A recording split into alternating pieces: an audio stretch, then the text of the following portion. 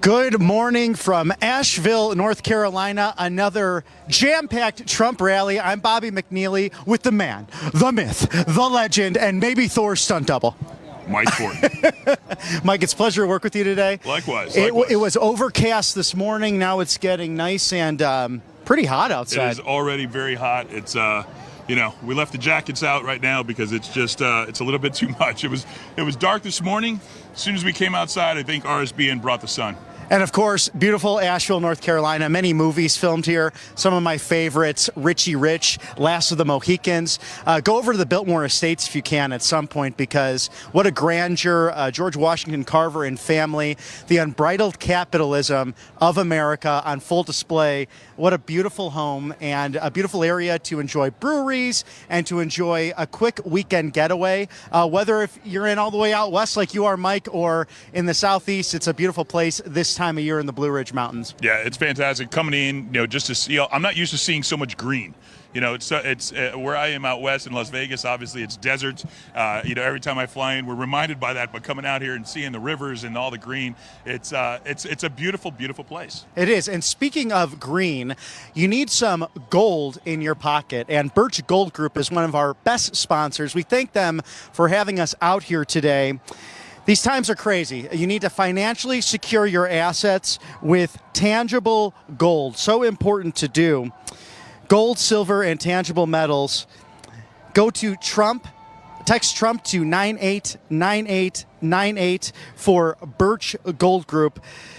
You can't bet your heads on just paper money anymore. You need these tangible metals, silver, gold, to make sure you remain safe in these inflationary times. Yeah, it's one of those times where anything you can have, in your back pocket, gold is one of those things that you want to be able to have because it's just never going to lose its value. Right, and today President Trump is speaking on economic issues and issues that have affected Asheville and Western North Carolina specifically.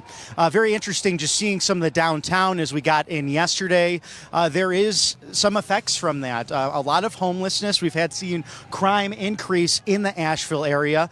So I wonder if the president will touch on not only inflation and the economy, but also troubles with security. Yeah, it's, I was speaking with a Uber driver in from the airport yesterday, and like you said, you're seeing a lot of that effect here. There's a lot of vagrancy, there's a lot of homeless, which is surprising for such a beautiful area. And, he was telling me that it's certainly increasing. There's been an increase in illegal immigrants coming into the area. So, obviously we're seeing it everywhere we go. And, no home has been unaffected by this. Current administration in some form or another, whether economic or crime, everyone's being affected. Oh, there's no question about it. And we actually have a counter protester here walking around saying no KK, no fascist USA. I actually was very used to that chant, having worked at Turning Point USA. Yeah. They would say something like that, and then Charlie Kirk has got to go. So it's always an entertaining chat. I always like to ask sometimes these protesters why the chant of no KKK, no fascist USA, because the Trump policies are actually probably the most anti-fascist issues and policy platforms that anyone could put out. I mean, it's free market, it's capitalism. So I'm kind of confused on how that might be fascist. Well, the one thing I've seen is with protesters like this is that if you do approach them or you do ask them any questions of substance, they're really unable to answer. And they run away, as we're seeing now. It's they're very, very quick to run away when you approach them with a real question or to validate what they're claiming. And this is the response: they run away. Oh yeah, and we thank our men and women in blue, police officers on the bikes, crowds cheering for them as they're coming across. Lots of American flags, Trump flags happening as Mr. Director is panning the area, and we see, of course, Secret Service agents working the beat, ready to go at Harrah's Cherokee Center in Asheville, North Carolina. That line is going down at least a country mile here. Yeah, it's a very significant crowd, and that what a response by local police and Secret Service to come out for a single protester like that. That was very quick. So we thank them for that and for their security. But the lines here, the crowd, as you're hearing in the background, is alive and well. Chants of fight, fight, fight in USA. As we get a better look at the crowd here, the crowd is just here in Asheville, North Carolina. is really here and turning out in great numbers for President Trump, who's going to be speaking today at 4 p.m.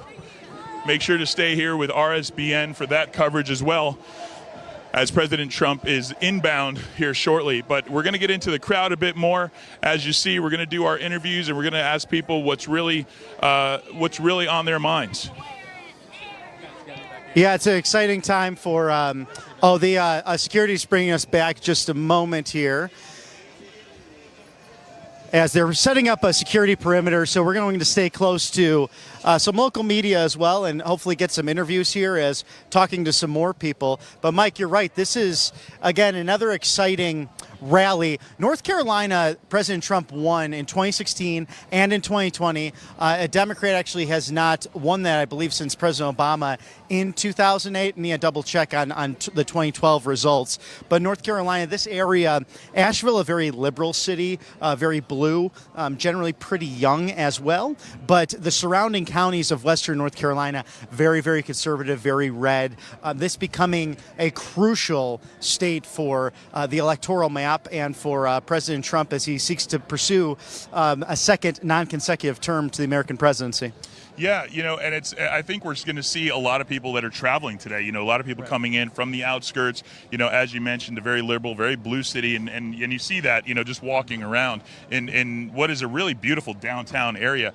But yeah, we're seeing, red hats as far as you can go, American flags here, and the crowds are just coming alive more and more. We're going to try and get more into the crowd here as we're allowed to.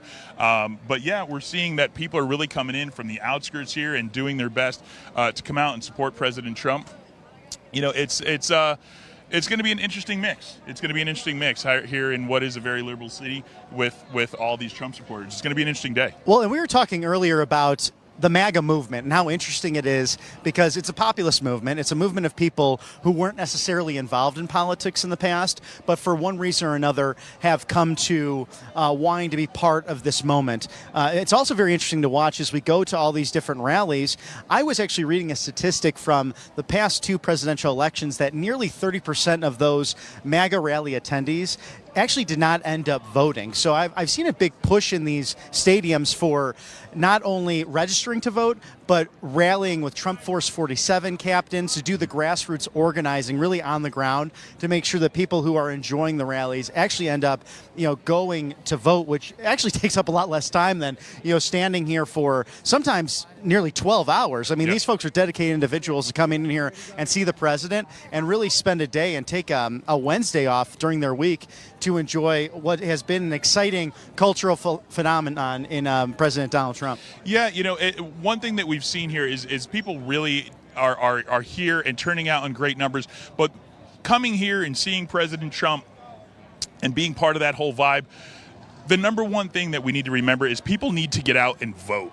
Showing up and supporting at a rally is one thing. Showing up on election day to vote, pull the levers, put the ballots in, that's what you need to do. Because what we're seeing is that, a lot of people, as much as they love Trump, when it comes time to stand in line to vote, there's not that enthusiasm. So we want to make sure that people are showing up in numbers on election day to make sure that you're there in full support, just like you come for these rallies. And that's where it is. It's going to be in the numbers. And that's part of the RNC MAGA platform, actually, of the 20 promises.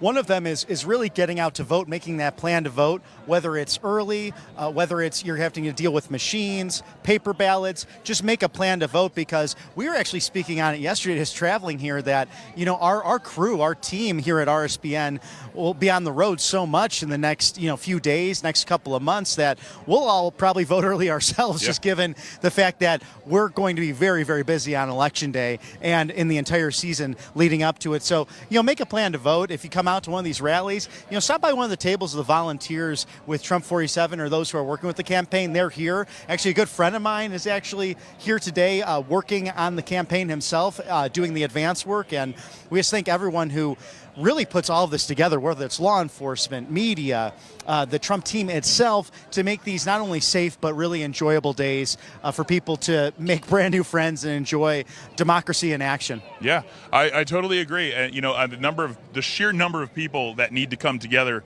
to pull off these rallies, every week, several times a week, is just incredible, and to do it with such skill and precision is amazing. So what I want to do is I'd love to turn the camera around and really take a look at this crowd. Absolutely. As it's grown even more beyond what we can see right now. We're not sure how far down it goes because we're not able to get down there just yet, but as you can see, the crowd is growing and there's a lot of enthusiasm as we get ready for President Trump at 4 p.m. here in Asheville, North Carolina.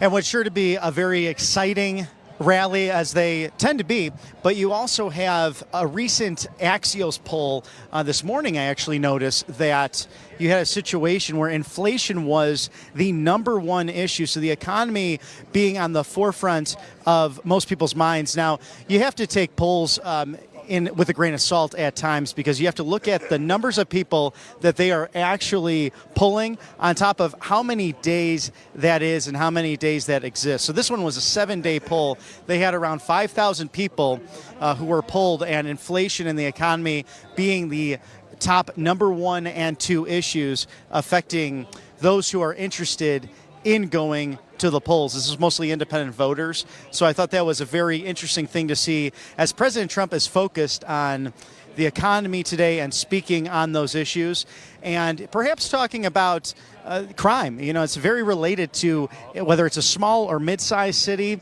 or a large city. Crime definitely affects the economy and vice versa. So having that opportunity to be safe in your neighborhood and be able to make money and bring that home for your family, I think will be a crucial key to this specific speech taking place. And Mike is talking security here, some police officers. Of course, we thank them for all they do to make these great rallies very safe. Yeah, it's very locked off today here in downtown Asheville. So we're trying to see where we can get access to the crowds. We're trying to make a plan because we've got very, very limited access. So we're getting lots of waves and lots of hellos, lots of "we love you" our RSBN. So we're trying to get to see everybody and really get you guys a sense of what it's like to be here on the ground in Asheville. Oh, no question. And I'm just reading a sign. So you saw the clear shot there, thanks to our Mr. Director beautifully panning out that long line down the street here in downtown. But security is keeping us from going and talking directly to people right now, but we'll get you that interview access as soon as possible. I'm just going to reassign right now. Yeah. Can you put that up, sir? I want to see this sign. He had it in our direction a moment ago, but I'm going to read it for you. There we go. We are born to know and worship God and to advance society. Please stand for life. Signed, Mommy and Daddy. So you have interesting signs that are homemade here, of course, that are usually pointed at specific issues affecting the electorate right now, or what people are passionate about. And as we've been to many of these right now to talk to folks, a lot of it is inflation as the economy, as I spoke on, but a lot of it too being illegal immigration, fairness, concern for our police, just the right and ability to vote. One person, one vote, having an ID to vote, all being huge highlights of the Trump MAGA movement. And of course, you could see so many people here today to enjoy an absolute wonderful rally. I'm always amazed at how many people show up. I mean, thousands come to these different MAGA Trump rallies to come and see their president. In some cases, it's only their first rally, and in other cases, like the gentleman all the way in Philadelphia, Pennsylvania, 68 rallies. So it's always exciting to see how many people show up for these different events, and we'll pan as much as we can for you to see the beautiful architecture, the classic, beautiful Asheville, North Carolina. It's a pleasure to be here, isn't it, Mike? It really is. It's great, and the weather's great. A little warm, but it's definitely great. I've been trying to coordinate here with security so that we can get over to the other side of the barrier, so we can get into the crowds here. So bear with us as we make our way over there. We're going to do that now as you continue to see the sights and sounds here from Asheville, North Carolina.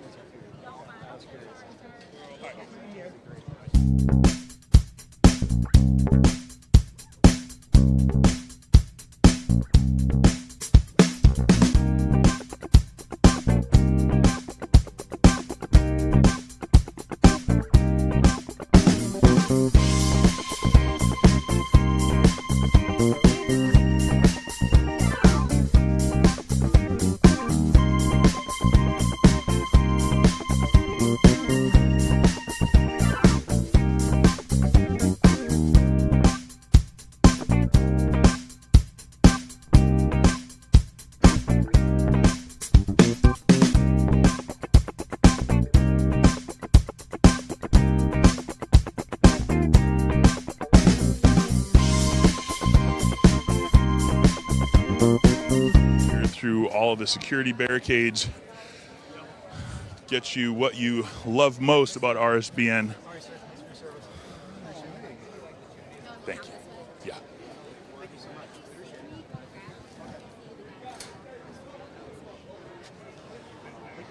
Cool. Thank you.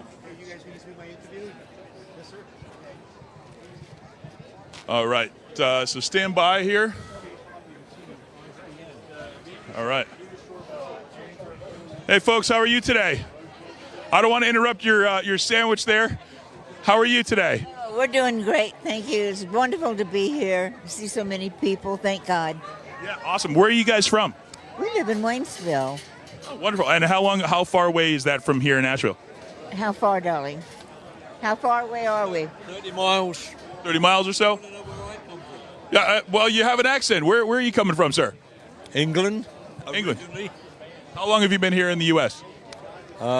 Since 2012. Since 2012. And how has your time here changed since 2012 till now? What are your thoughts on the progression?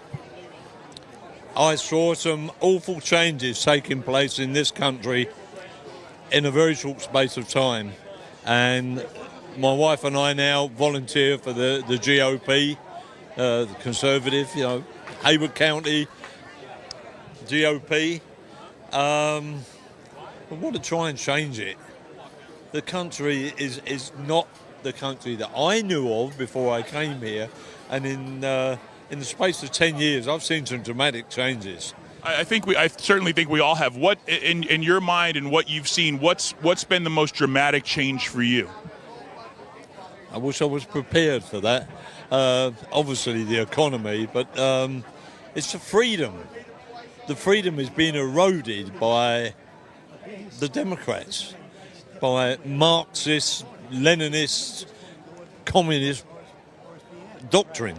So, schools, what's happening with the schools, the education system. The American Constitution was perfect, absolutely perfect. You couldn't ask for a better basis for a country, and it's been thrown away. And America is probably the only Western country where the people are still armed. I think that tells you something. They're trying to get rid of the Second Amendment. That was the first thing that dictators do, disarm the population. And the whole idea of the Second Amendment was for the people to protect themselves against a tyrannical government. Well, obviously, coming and immigrating yourself, obviously that's got to be something that's near and dear to you. How do you feel about our current immigration policies and what we're seeing going on? An absolute disaster. And I mean, there is no two ways about it, is it? He hasn't been able to get his citizenship yet because it will take so long and cost so much. And the mere idea of these strangers, and God only knows their reputations, and how they're getting in here and just being given everything. When immigrations people, they had to work and work the land, and they're here. We love this country, and it's just terrible. Obviously, that's got to sting a little bit. Obviously, having been here for so long and now seeing what's just kind of being handed over, with no ifs, ands, or buts. It's, you come across, you get this, and obviously someone like yourself who's been here and hardworking and, and came here obviously for better opportunity, I came here for love. And I knew my wife would not settle in Scotland, although she's, like so many people here, Scottish heritage. I loved it. I love the people. I like the fact that it's a Christian country. Very important. It is. Family values, faith, family, and freedom. We got to, bring up children in the way they should go, and they won't depart from their ways. Who said that, Liz? God. Jesus, God said it. But the thing is, look at what's happening to our kids today. It's demonic. I mean, it's hard to even. I can't understand it. It's just demonic. As a father myself, I certainly feel the same way. My kids are in public school. We're very lucky with the schools that they're in, but I certainly have seen that, and that's something where, as we travel around the country, it's something that, obviously the children is one of the top 3 things that we're hearing, and so we certainly feel that as well. We got to educate our children. We got to do something about the school system and encourage people to get back to the basics and go out and vote. Because they are going to. What's happening in this country is an insult to the men and women who have laid down their lives. Amen. Amen. Yes. Red versus blue, it's the difference between liberty and tyranny. Absolutely. Well, I thank you guys very much. We're turning into a third world country. Fast. Here's a quote for you.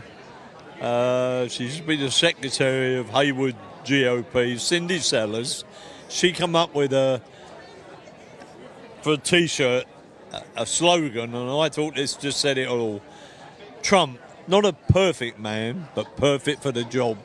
Amen. Amen. All right. Thank you guys so much for that. Pleasure meeting you. Enjoy the rally. We will. Thank you. All right. And we'd like to thank our sponsors. Thanks, Mike, for an awesome interview. The Wellness Company. America, listen up. The world is getting very, very scary and unpredictable by the day. We got assassination attempts, rumors of civil war, unstable stock markets, and now the looming threat of the bird flu is on everyone's mind. So did you know the Bird Flu Summit coming in October? It's an eerily reminiscent situation of what happened with COVID-19 in 2021. We have to avoid every pandemic. And get this, the first topic on this agenda, mass fatality management planning. If that doesn't send chills down your spine, I don't know what will. But there's good news. You don't have to be scared because the Wellness Company, led by Dr. Drew Pinsky, Dr. Peter McCullough, have created a contagion emergency kit.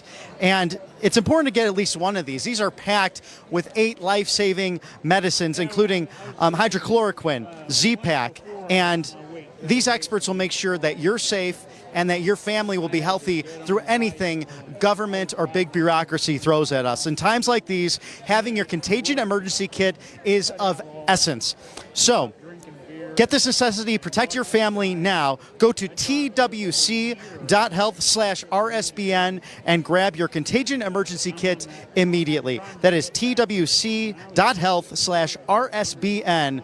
And use the code RSBN. It'll save you $45 on that kit. Kits are only available in the United States, and they're prescription only, so get out there and get that done. I have Mr. Joe Spallino here. Sir, if you'd like to come on camera. Such a pleasure to meet you and talk to you today. Singer, songwriter, a newsmaker, if you will.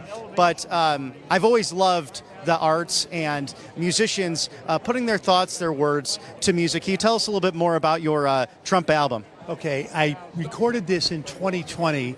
I was a worship leader for about 25 years. I moved down here from Long Island to Hendersonville, North Carolina, and God just downloaded these 9 songs into my heart in 30 days. I recorded them, and this is an awesome CD. There's songs like Trump Derangement Syndrome, Let Trump Be Trump, The Never Trump Blues, and I've just been selling it as I can. But I handed this to Don Jr. At a small venue. He was with his security, and he took it. He looked at it and handed it to his security, and it was gone. I want to get this into President Trump's hands. If it gets into his hands, it's going to be played like mad.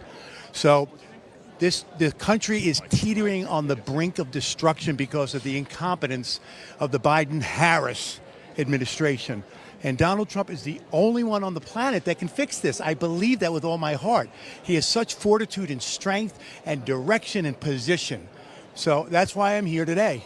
So, Joe, what brought a musician like yourself to the MAGA movement? Were you always political? Has politics and cultural events been a big part of your music making and writing? Not at all. When Donald Trump, when I saw him enter the race in 2015, I said, he's going to win. There's no doubt. Because I'm a New Yorker, and I knew what he did in New York for the city of New York City. He is awesome, and he promoted such great, things for our city. And I knew he was going to win. I jumped on the political bandwagon. I started posting things. I started getting involved in my local politics. I knocked in 2019 or 2020 with the Republican Party in Hendersonville, and about only a handful of people tried to throw me off their lawn. They said, "I'm not voting for that guy." I said, "Okay, you're voting for Joe. I get that. Let me ask you something. Name one policy that you support of Joe Biden's." They all went, "He's not Donald Trump." And that was the answer. They hated Trump. That's why they voted for Biden. But they stole the election. We all know that. Now, what about 2020 compared to now? Are you still knocking on doors? Are you seeing a change in Hendersonville, North Carolina in general? How is that all coming into play as you talk to your neighbors? I think it's getting more conservative. There is so much more support now for Donald Trump because everybody understands how they stole the election. I mean, it's such an absolute, fraud. How can at 10 o'clock at night they're ready to announce Donald Trump is a new president, or again the elected president? 2 in the morning, everything turned, and so I see people supporting Donald Trump. Most people are carrying a weapon. Most people are First Amendment nuts like me, and they support the Trump administration. Our economy is down the tubes, man. We need a change. We need help. We need to stay on course what Donald Trump did. We need to bring back our energy, our gas and oil drilling. We'll be back on track. Well, Joe, and he's supposed to talk on the economy today. Can we find you on Spotify, any of the socials, so we can get your music out there? Well, you can get me on Amazon. I think this is on Amazon or CD Baby, definitely. Or you can go to my website, which is thefreedombeliever.com. Or if that's not up yet, thefreedombeliever@gmail.com. Email me. I'll send you a CD. Well, we're keeping in touch. I look forward to buying one. Joe, thank you so much for your time. I love the American flag jacket. God bless you, Joe. Absolutely. We'll see you soon. And that's what's so fun about these Trump rallies. You see artists, you see different people using their gifts and talents in order to talk about the MAGA movement and talk about what's happening here in America. And I think we have some more wonderful people to talk to. We're going to sneak on down this way. And I'll follow Mr. Director. Yes, sir. How are you? Yes, sir. And we have, sometimes you have skateboards coming on through. So, James, how are you? I'm doing Good to see you. Is this your first Trump rally? This is my first Trump rally, absolutely. And are you from the area? No. We came all the way out from California to see. Oh, really? Yeah. Okay, fantastic. We have a couple West Coasters, Yeah. Here today to enjoy. And so, what would bring you all the way from California down to beautiful North Carolina, both beautiful states, of course, to see the President of the United States? We heard there was going to be a Trump rally. I love it. Well, what's the exciting thing about MAGA for you?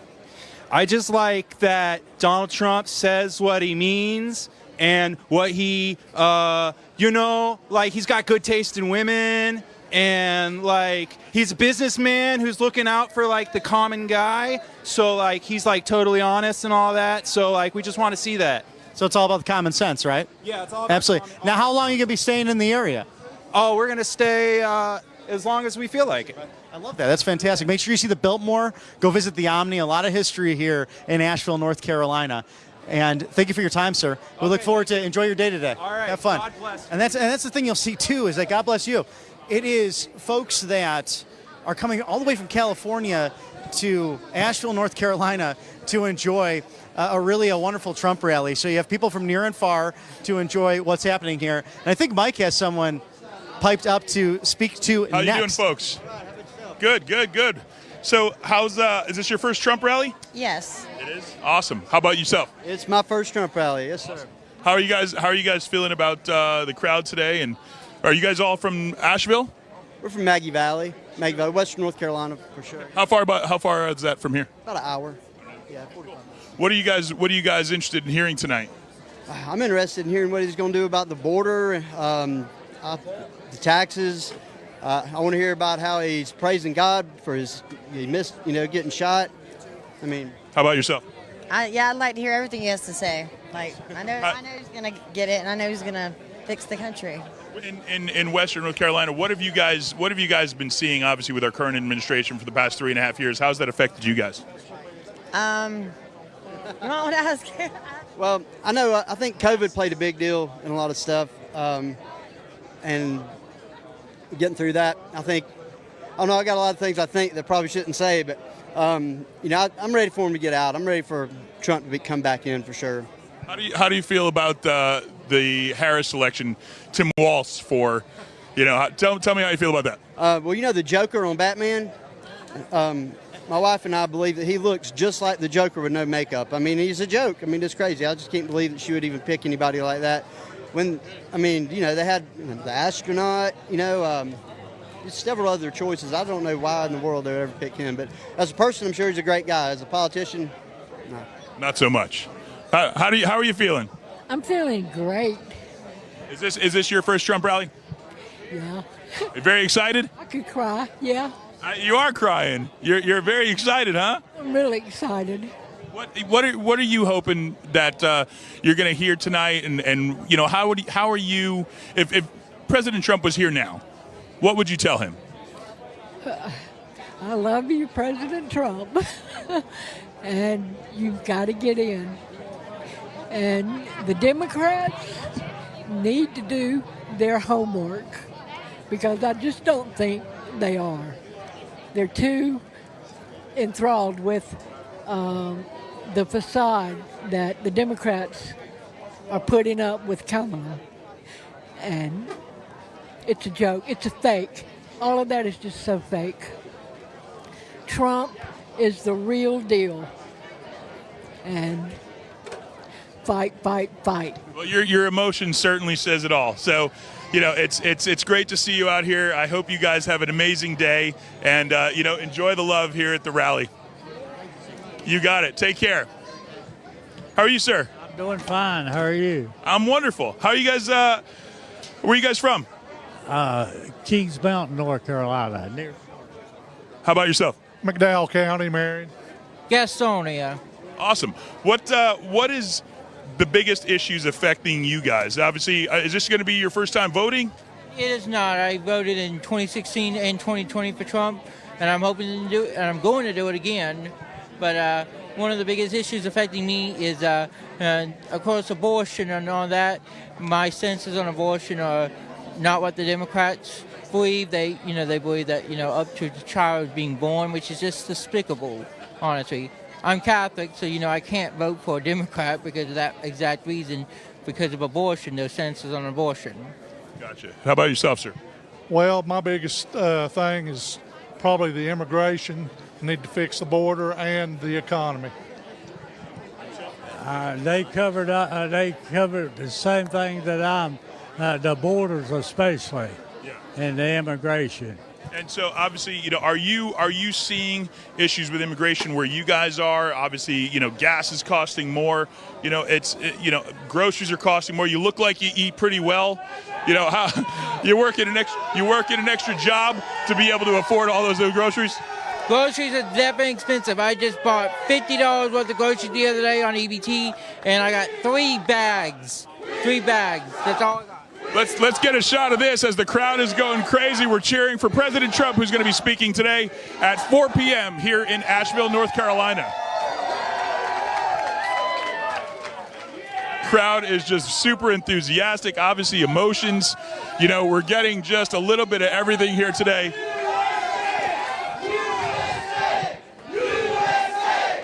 Leave you with the sounds of the crowd here in Asheville.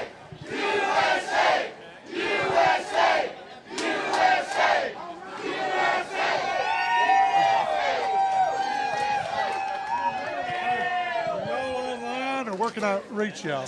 You can check us out, RSBN. We're on YouTube right now, and we're live. We're live all day. You got it. What do you got? I love your pin. Well, thank you for your support. We certainly love that. That's awesome. Thank you. Thank you so much, sir. How you doing today, sir? Hey, man, how are you? Doing good. What's your name and where are you from? My name's Tenrio. I'm from Brooklyn, New York. I volunteered for the Trump campaign when he was in a rally at the Bronx rally. I guarded my president when 10 feet away. I was letting everybody in the VIP section. And, by the glory of God, I didn't even know he was doing a rally today. But by the glory of God, brought me here today. I'm here for a business trip, something completely different. I learned yesterday that he was doing a rally here, and I had to be here. I just had to. I even bought my selfie stick. I bought this impromptu and everything. Very good. That's awesome.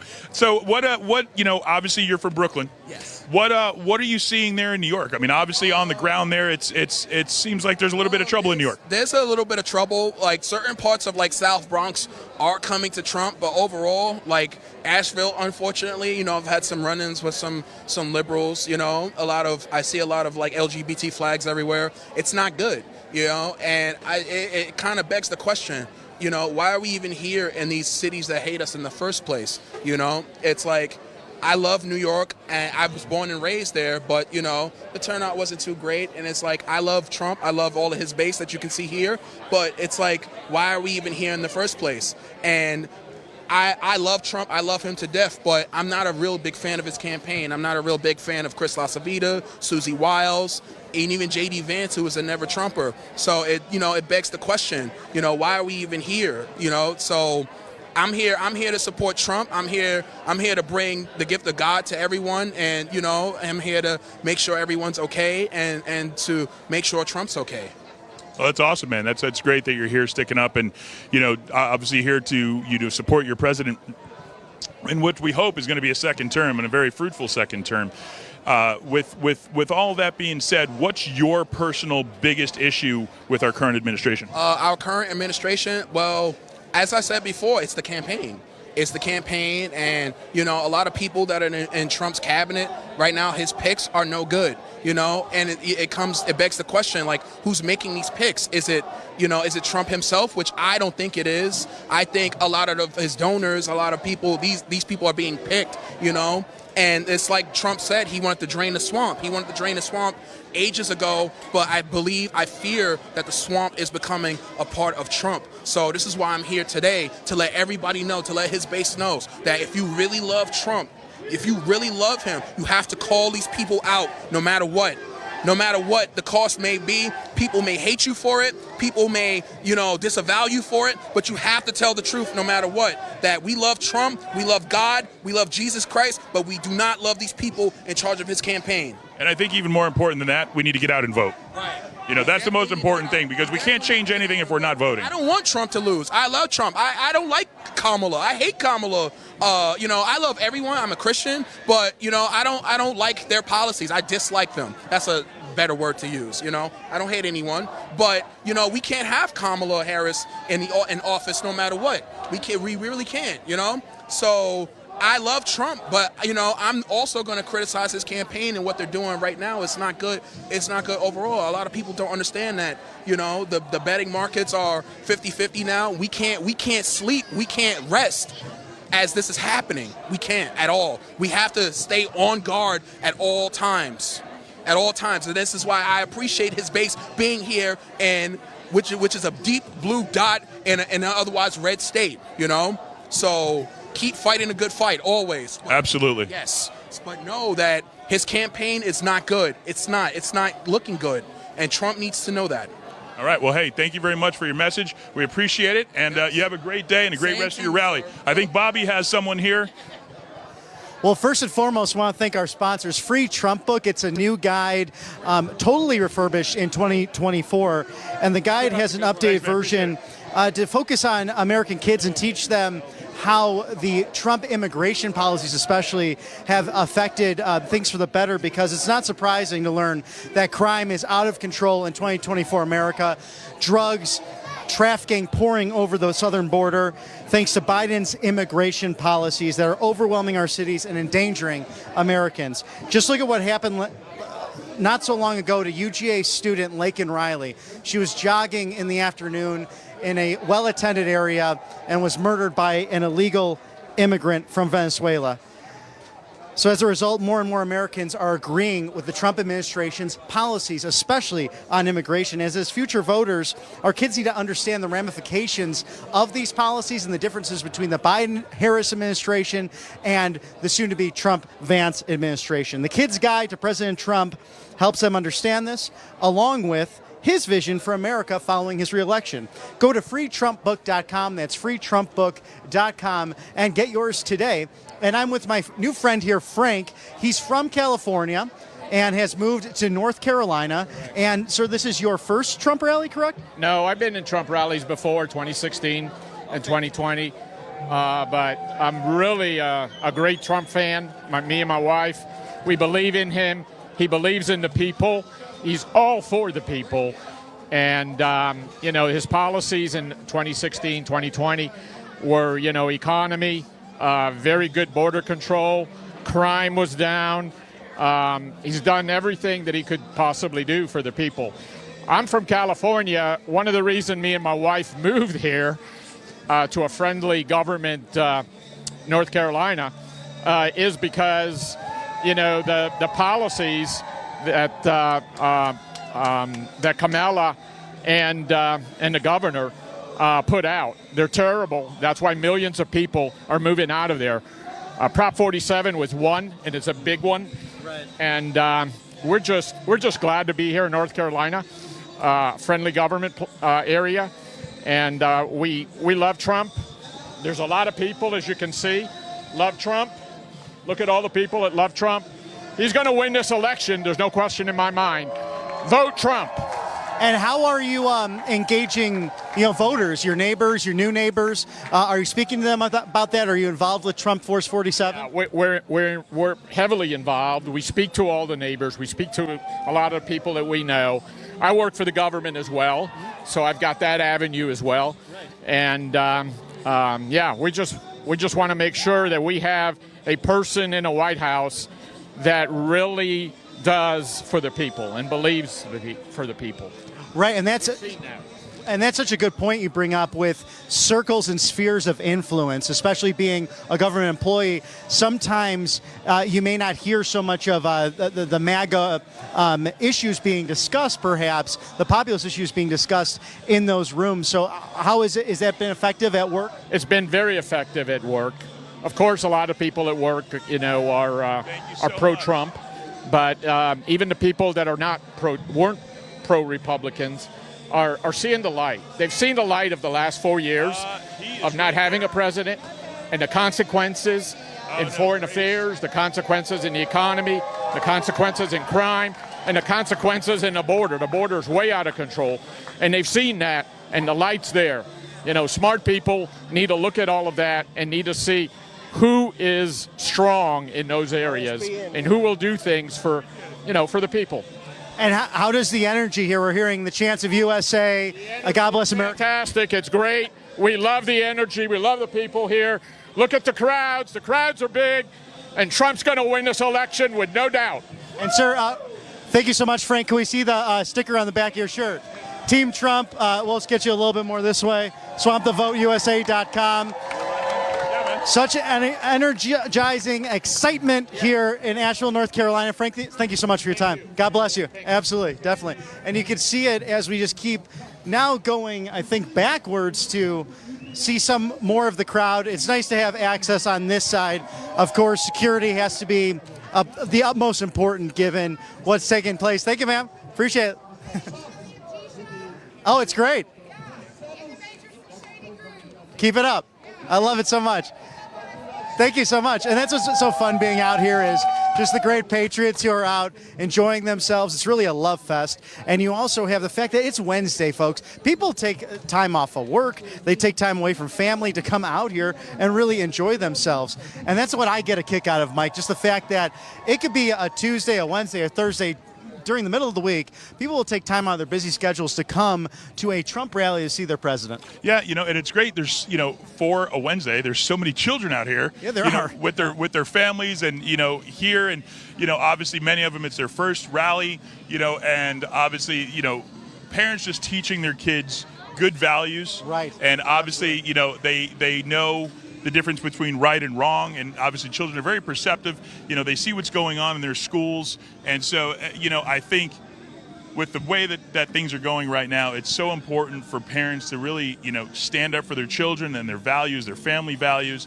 and it's just great to see. Well, what's interesting too is that the X interview with President Trump and Elon Musk, really two men just clearly choosing a lifestyle where they would be ridiculed, where they didn't have to get involved in the arena. And they're very curious and caring about saving Western civilization and the United States of America.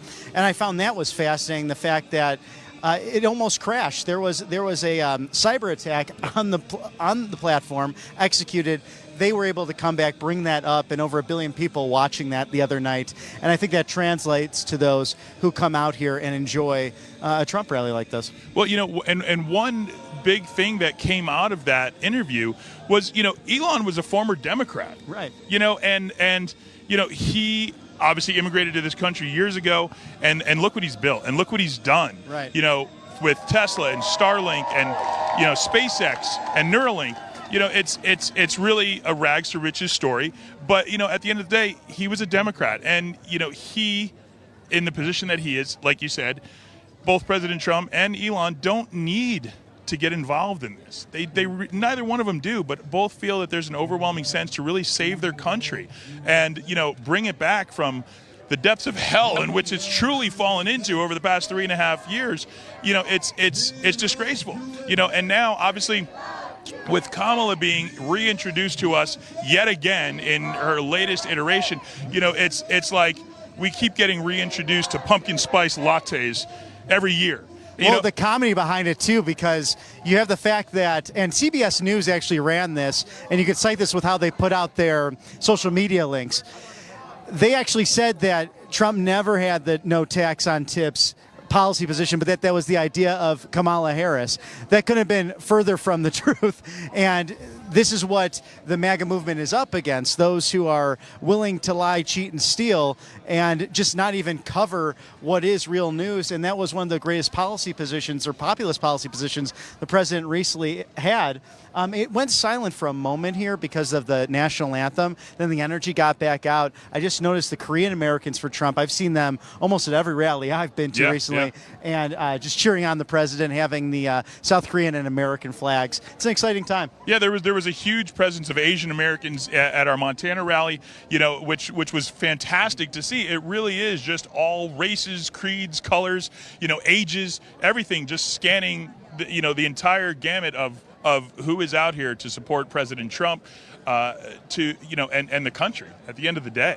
Oh, there's no question about it. And that's what's so interesting. If you haven't been to a MAGA rally and you're curious about it, go near your town. They're going to be all over the country pretty much. Now you have a focus on, of course, these big swing states. They're going to be in Georgia, North Carolina, Pennsylvania, Michigan, Wisconsin, out near your neck of the woods with Arizona and Nevada. These are key, crucial battlegrounds that this race could really come down to 20 counties. But regardless, get out there, vote.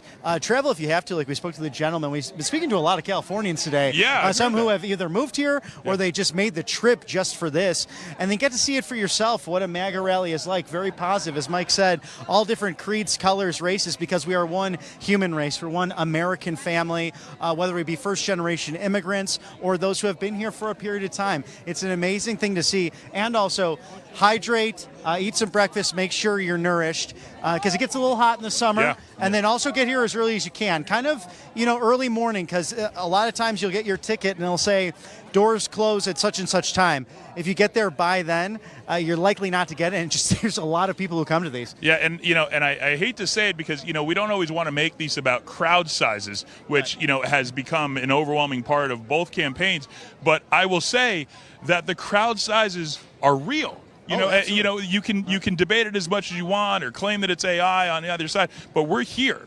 We're here. We're on the ground. We're walking and wearing out shoes. But as you can see, if you're blocked by the tree, the lines just go on and on as far as we can see. And this line here, is just. I've tried to walk down as far as I can to get to the end of the line. I've not been able to do that thus far. Oh, it's true. We could keep exploring here and checking this out, but that's the interesting thing about these MAGA rallies is that you do have these long lines, plenty of people being here, enjoying themselves, and plenty of media now too. We have local, we have national, we have so many people engaged in this process. We're really in the thick of it here. I mean, less than 3 months until the United States presidential election 2024, one that is truly going to be one for the ages, for the history books. They always are historical, but there is such a difference between liberty and tyranny in this time, in this place. The positions of President Donald Trump and Senator J.D. Vance versus those of Vice President Kamala Harris, her running mate, Governor Tim Walz. You know, we can examine that a bit, too. I mean, you have a governor who signed legislation that sheriffs could not enforce, and they told them in Minnesota, I can't enforce this right now. It was to take minor children out of the home from their parents if the parents were not going through with the transgender sex changes, the medications, something parents should have a right to say over their minor children, being that it could be a mental dysphoria or something that is clearly a mental illness in some cases. Amazing that he would want to take children out of the homes of their parents in Minnesota. I mean, how is this man going to be vice president? Yeah, you know, it raises some serious questions. You know, as a father of three myself, thank you very much. You know, it's really scary to think about that. You know, if one day, and we've heard about this, you know, over the past several years of how many people that have gone through with a transition or in some ways been forced to transition that are now not happy with the results. And so, you know, that's something that, you know, really needs to be examined. You know, as a father, for someone to tell me how I want to raise my children, you know, and what they should and shouldn't do, and have the full authority to take them away and take them out of our home, you know, because my kid might have a bad day or whatever it may be. I mean, that's very, very scary. Oh, it's no question about it. And when you really break it down, it's very fascist to do something like that, to take the rights away from parents and to federalize them, to put all of that into the hands of the federal government. It's clearly a scary proposition, and that's why you can go to donaldjtrump.com, see the 20 policy platforms, the 20 promises to America. I like to compare it to that 1994 Newt Gingrich contract with America that he put out through the Congress. This is very similar to what President Trump has pushed through the RNC, these MAGA populist policies that will make a difference for everyone, regardless of socioeconomic background, religious preference, and also wherever they're living in America. They're common sense policies that can make a large difference. And I'm actually going to run down right behind you, Mike. I'm going to try to get the attention of the Korean Americans over here and say hi to them. Thank you, man. Appreciate it. Yeah, it's that's a great group of folks. It really is. Take a little look here at the crowd. Like I said, it extends down at least to the end of this street, if not further. I know they have created quite the traffic jam here in Asheville just to accommodate the gigantic crowd that has continued to grow since early this morning. There was people here in line as early as 6 a.m., if not earlier, that we could see from our hotel. And the crowd has just continued to grow on this beautiful Wednesday afternoon in Asheville, North Carolina, as we await the arrival of President Trump to speak at 4 p.m.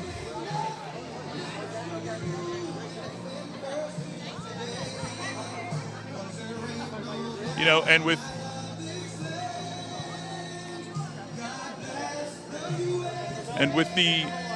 as we await, you know, one of the main things here with Kamala, you know, it's as if they're putting in their backup quarterback. And, you know, I believe that we're starting to realize that we realize why there's a backup quarterback. And they're never as good as the original. But let me pass it over to Bobby as he's here with the Koreans for Trump. Yes, sir. And we are with, is it, sir, Koreans for Trump? Yep, South Korea for Trump. That's fantastic.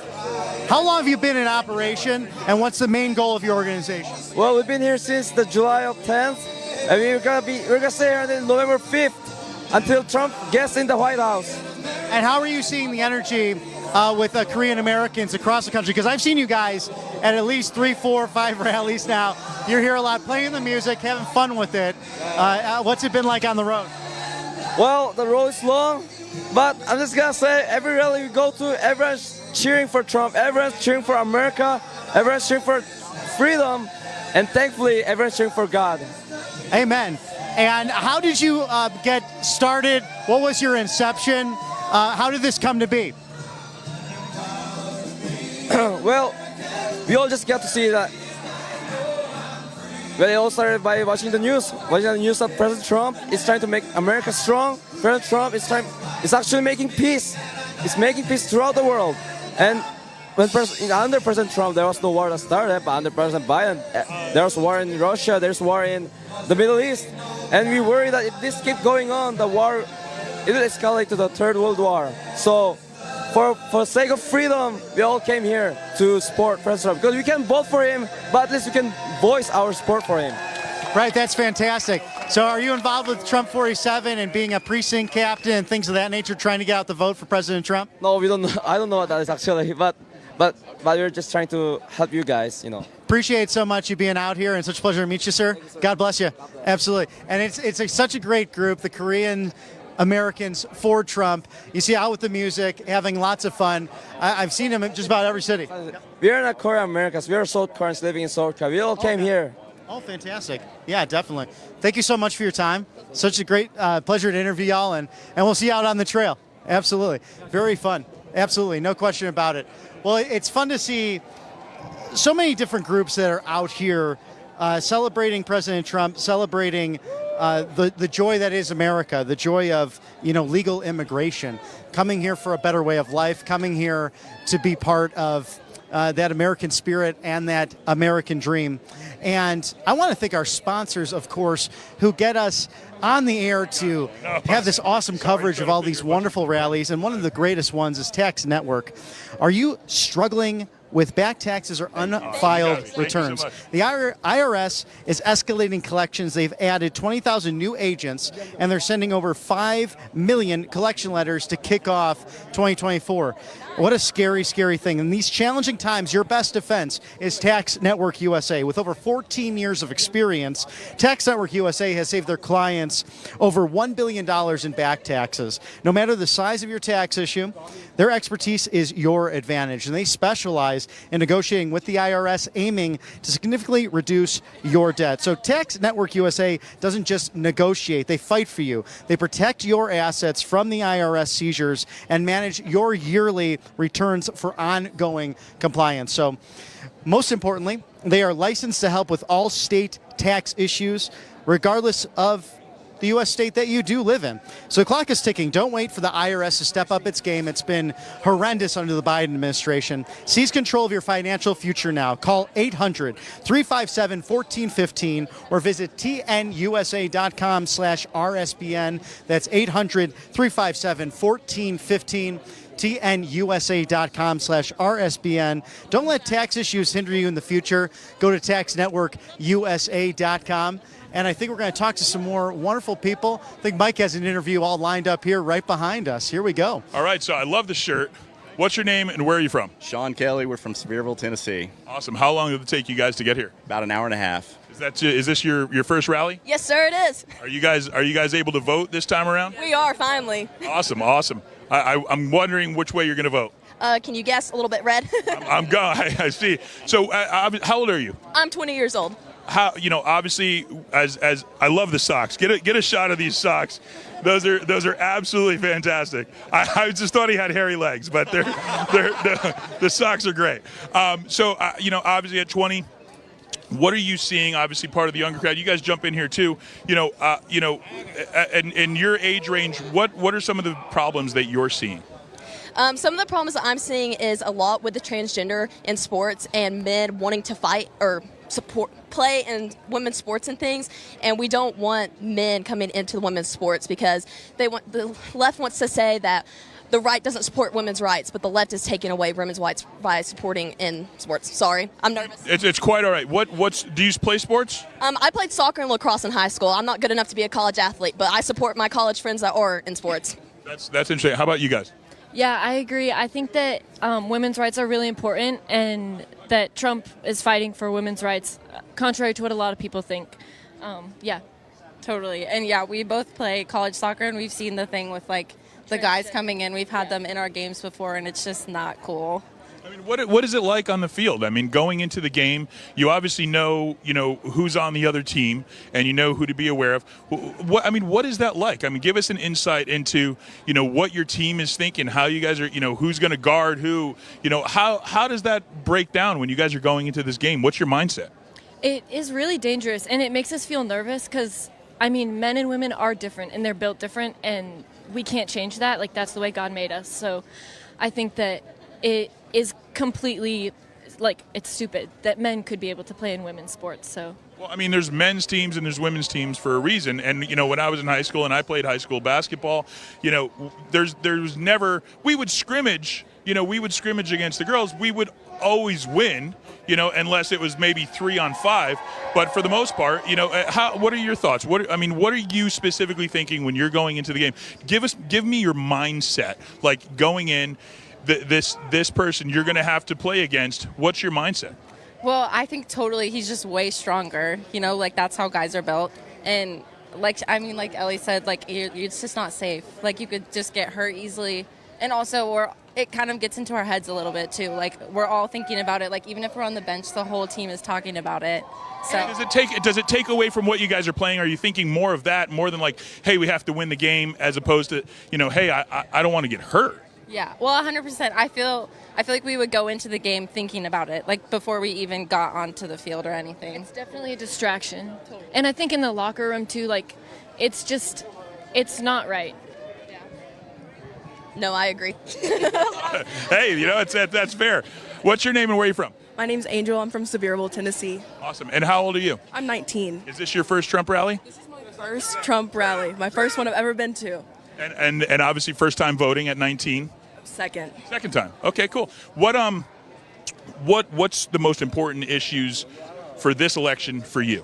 For me, well, the most important issue is school and education. I'm in college. I think that we have the right to learn stuff, but I also think that for younger students, we need to be very mindful of what we're teaching the younger generation, of what we're feeding them. We're feeding them information that doesn't need to be put down. But I think biggest issue with like candidate-wise, I hate identity politics. They make me mad.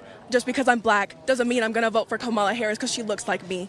I mean, I think that's such a stupid way to think today, because we're not voting for looks. We're not voting for, oh my gosh, that's my representation. We're voting for the country. And it's important that we think that, oh, I'm going to vote for the country. I'm not going to vote for me, myself, and how I look. That's fantastic, and I love that. You know, I know a lot of people in the back are shaking their heads yes and agreeing with you. So that's great, and hearing that from, you know, someone of the younger generation going into this election is fantastic. You know, are you father, I assume? This is my daughter. Okay, cool. You know, obviously, as a father trying to support your family, what are the most important issues facing you and your family right now? You know, the most important issue for me is the cultural issue. I don't think it's no longer just about good versus bad. It's pure evil and righteousness right now. I think Trump is God's got his hand on him. I think he can help the country turn around and turn us back to the roots of what our founding fathers instituted for our country, getting back to God and praying to him and taking care of our brothers and sisters, our fellow countrymen, just being a good American citizen once again. That's awesome. That's awesome. And Mom, what do you have to say? Oh, I'm all for about the borders being closed. I think that what we're going through is a really rough time, and I'm actually born and raised right here. This is my hometown. And being here and knowing that Trump is here where I grew up, that is incredible. This man that actually took and got shot for us is standing here where I grew up, and he's coming to talk to us, and we're going to stand here so we can hear what he has to say, but we also know we're going to be protected with this man. We've seen it. He sit there and got shot, and then he stood up and said, fight, fight, fight. I don't know anybody else that has done that in my time, and I have been here for a while, and I have never seen that. I've never even seen somebody that's not a politician but gets up and has us sitting there waiting and listening to see what he has to say. And that, to me, is amazing, because we're all here for him, but he's here for us. That's amazing. And yes, it was very, very inspirational, you know, to see him get up from such a tragic event after being shot live on TV. We're going to take a minute. We're going to send it right back to our studios. Stick with us. President Trump is here in Asheville, North Carolina at 4 p.m. We're sending it back to the studio now. Stick around. You ask and we listen. We're finally bringing the most requested offer ever. Get the queen size premium MyPillow, now only $19.98. MyPillow is made with patented adjustable fill. It adjusts to your exact individual needs regardless of your sleep position. It helps keep your neck aligned and holds its shape all night long so you get the best sleep of your life. But that's not all. Get our 6-piece kitchen or bath towel sets only $25. Our brand new mattress topper as low as $69.98. Get our famous MyPillow bed sheets for as low as $25 and so much more. So go to MyPillow.com or call the number on your screen. Use your promo code to get huge discounts on all MyPillow products, including the premium queen-size MyPillow, only $19.98. That's the lowest price ever. Don't delay, order today. From all of us here at MyPillow, thanks America! Hey y'all, it's Silk from the Diamond and Silk Chit Chat live show. Look, don't forget to check me out right here on RSBN Network. Be sure to watch the show on Right Side Broadcasting Network, and I want you to support Right Side Broadcasting Network. Yes, it's imperative that you do so, okay? I look to see y'all soon. Bye-bye. Welcome to the Right Side Broadcasting Network. We're not like the other media outlets out there that cut and edit what other people say. In 2015, we were created by our founder, Joe Seals, to cover President Donald J. Trump's speeches and rallies, to which we continue to do to this day. We've also covered important conservative events like CPAC, TPUSA, March for Life, and many other important events and hearings around the country.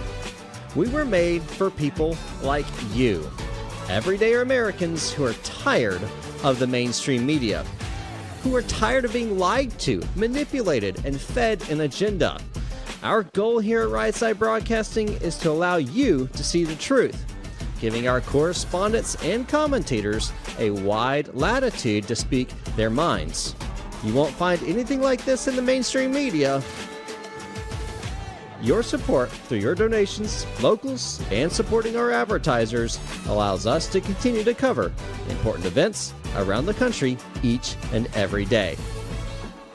So, from us here at Right Side Broadcasting, thank you for supporting us and the right side of history. Good afternoon from Right Side Broadcasting Network. I'm Matthew Alvarez. We'll be going right back out there to Asheville, North Carolina, as President Trump gears up to speak at 4 o'clock today. Of course, today leaning towards discussing the economy and some remarks there in Asheville. Obviously, we'll bring you all of that speech at 4 o'clock. The pre-program starts at 3 o'clock. At stake in North Carolina are 16 electoral votes, so obviously a swing state, but 2016 and 2020 going to President Trump. Before we continue the commentary and take you back there live, I want to talk to you about American Financing, one of our great sponsors here at Right Side Broadcasting Network. As you can see, you could save up to $854 a month by using American Financing. So to get all the details, you see that information there on your screen. You know, I know a lot of us are struggling to keep up with the everyday bills, food, gas, and even the power bill. So if you own a home, I want you to call my friends at American Financing. You can get that $854 a month. They'll give you the details on how you can save that money right there with American Financing. All right, so it's about 12:10 Eastern as we are here in Alabama Central Time right now, 11 o'clock here on the Central Time Zone. A lot of huge topics going on the left-wing media, talking about misinformation and disinformation. We'll tackle that a little bit later, just the basic definitions of what these things are, and tackle that from a mainstream point of view to reveal kind of what the playbook is on the left. But in the meantime, you see that live view there of the people waiting in Asheville, North Carolina. Have not been to Asheville yet. I know I've heard so many great things about that area. There are some 6,000-foot mountains just right around that spot, a mountain town, kind of a cool place to check out. As you heard from Bobby McNeely earlier, the Biltmore Hotel, a great tour there. So looking forward to checking out that town. But if you're watching from Asheville or North Carolina, hello to you. Wore the North Carolina colors today for you. But at the end of the day, we know, again, again, President Trump to speak at 4 o'clock. So moving on to one of our other sponsors as well, with the Birch Gold Group, we did speak with Philip Patrick recently. More details about Birch Gold. I know a lot of times you hear us talk about texting Trump to 989898. Well, here's some more details from Philip Patrick with the Birch Gold Group. Thank you again for joining us here on Right Side Broadcasting Network. I know we talk a lot about Birch Gold Group here. It's because it's an awesome organization. So can you tell us a little bit more about what people will see once they text Trump to 989898? Yeah, it's very simple. They're going to get access to a free information kit. It's going to tell people not only why they should be buying gold in climates like this, but also how they can do it, whether people have a retirement account or cash in the bank, how they can work with these sort of accounts, and we can place physical precious metals tax deferred. So the key is information, and texting Trump to 989898 is going to get people a lot of good information on gold. That's awesome. And it looks like last week, Jamie Dimon actually said he's skeptical that inflation will return to the Fed's 2% target. So do you think he's accurate with that information? Yeah, I think absolutely. You know, the inflationary forces that we're seeing, specifically deficit spending from the Biden administration, and of course the remilitarization of the world, you know, I think it's going to force the Fed to probably cut rates soon. And you know, he said, and I think he's right, he doesn't think it matters quite as much as people think. He's been warning for a long time now that inflation is going to be stickier than the administration is suggesting, and I think he's absolutely right. But why is he skeptical that the Fed will actually, you know, do some of the rate cuts and then that won't help the economy? Do you understand why that's happening?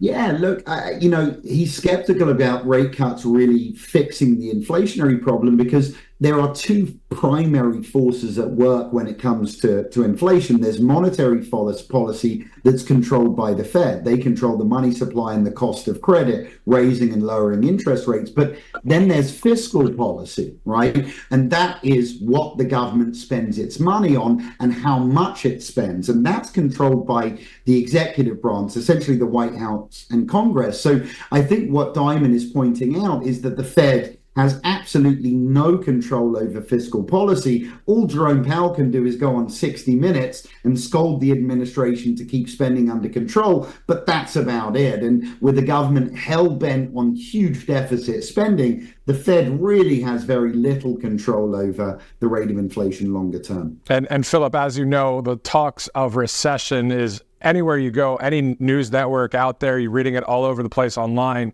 So that recession indicator, SOM rule, was triggered by unemployment numbers. How reliable is that indicator? Yeah, it's correct. We saw very bad unemployment numbers coming out not long ago, and that has officially triggered, as you mentioned, the SAM rule. In terms of how accurate it is very accurate. It's predicted the last 11 recessions without one false positive. So a very accurate indicator of recession, and we've seen it triggered not long ago, doesn't bode well. What that tells us is the economy is either in or likely will be in recession very, very soon. Exactly, and that's unfortunate news. It's terrible news, but also, you know, in these times, nobody likes turbulence, Philip, right? Whether you're flying in a plane or whether it's financially. So what can Americans do to kind of hopefully stabilize with this economy? Look, it's a great question. I think, you know, we've got to realize this isn't just a problem domestically, but it's all around the globe, right? Look at the Eurozone, look at Japan, look at China, all entering into recession. What are these governments doing with their own money? 2022, 23, now first half of 24, we've seen gold buying by central governments setting records. And the reason that they're buying gold really applies to us, right? These nations are holding dollars. They're seeing the purchasing power of those dollars reduce every single day, and they're hedging that dollar exposure using gold. Listen, the last thing you need in an inflationary climate is the value of your assets to fall as well, right? Because it's a double whammy. And that's where gold comes in. These same negative forces, inflation, recession, currency devaluation, they drive gold up. So they give governments as well as individuals an ability to grow during tough times. So what's the old saying? You follow the smart money. There's not much smarter money than central bank money. And I suggest individuals start looking at what the big boys are doing and following suit. Yeah, exactly. So we've got gold, silver, and precious metals. Can you talk to us about this month, the special with the silver coin that you guys have if someone buys one of your products? Yeah, we're offering free silver. I think for every $5,000 or $10,000 purchase, we're offering a free silver coin all the way up. So we always have some promotions to incentivize people to take the step. If the market isn't incentive enough, then some free silver will bridge the gap. So yeah, for any of your viewers, some free silver coins with any purchase or any qualifying purchase. Okay, and finally, the how easy really is it once somebody texts Trump to 989898? If someone doesn't understand anything about the financial markets, but they say, "Hey, I've got a few extra bucks, I want to get into gold." Really, how easy is the 1, 2, 3 on it?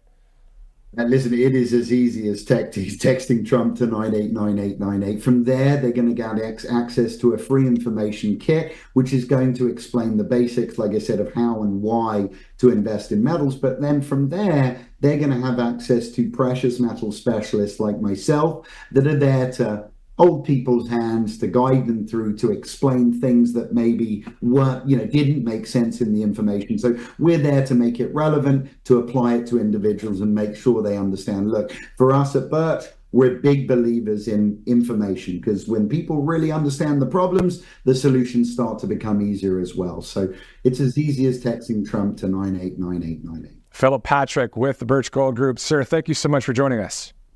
Thank you for having me. Always great to speak with Philip Patrick at the Birch Gold Group as you take that live look there in Asheville, North Carolina.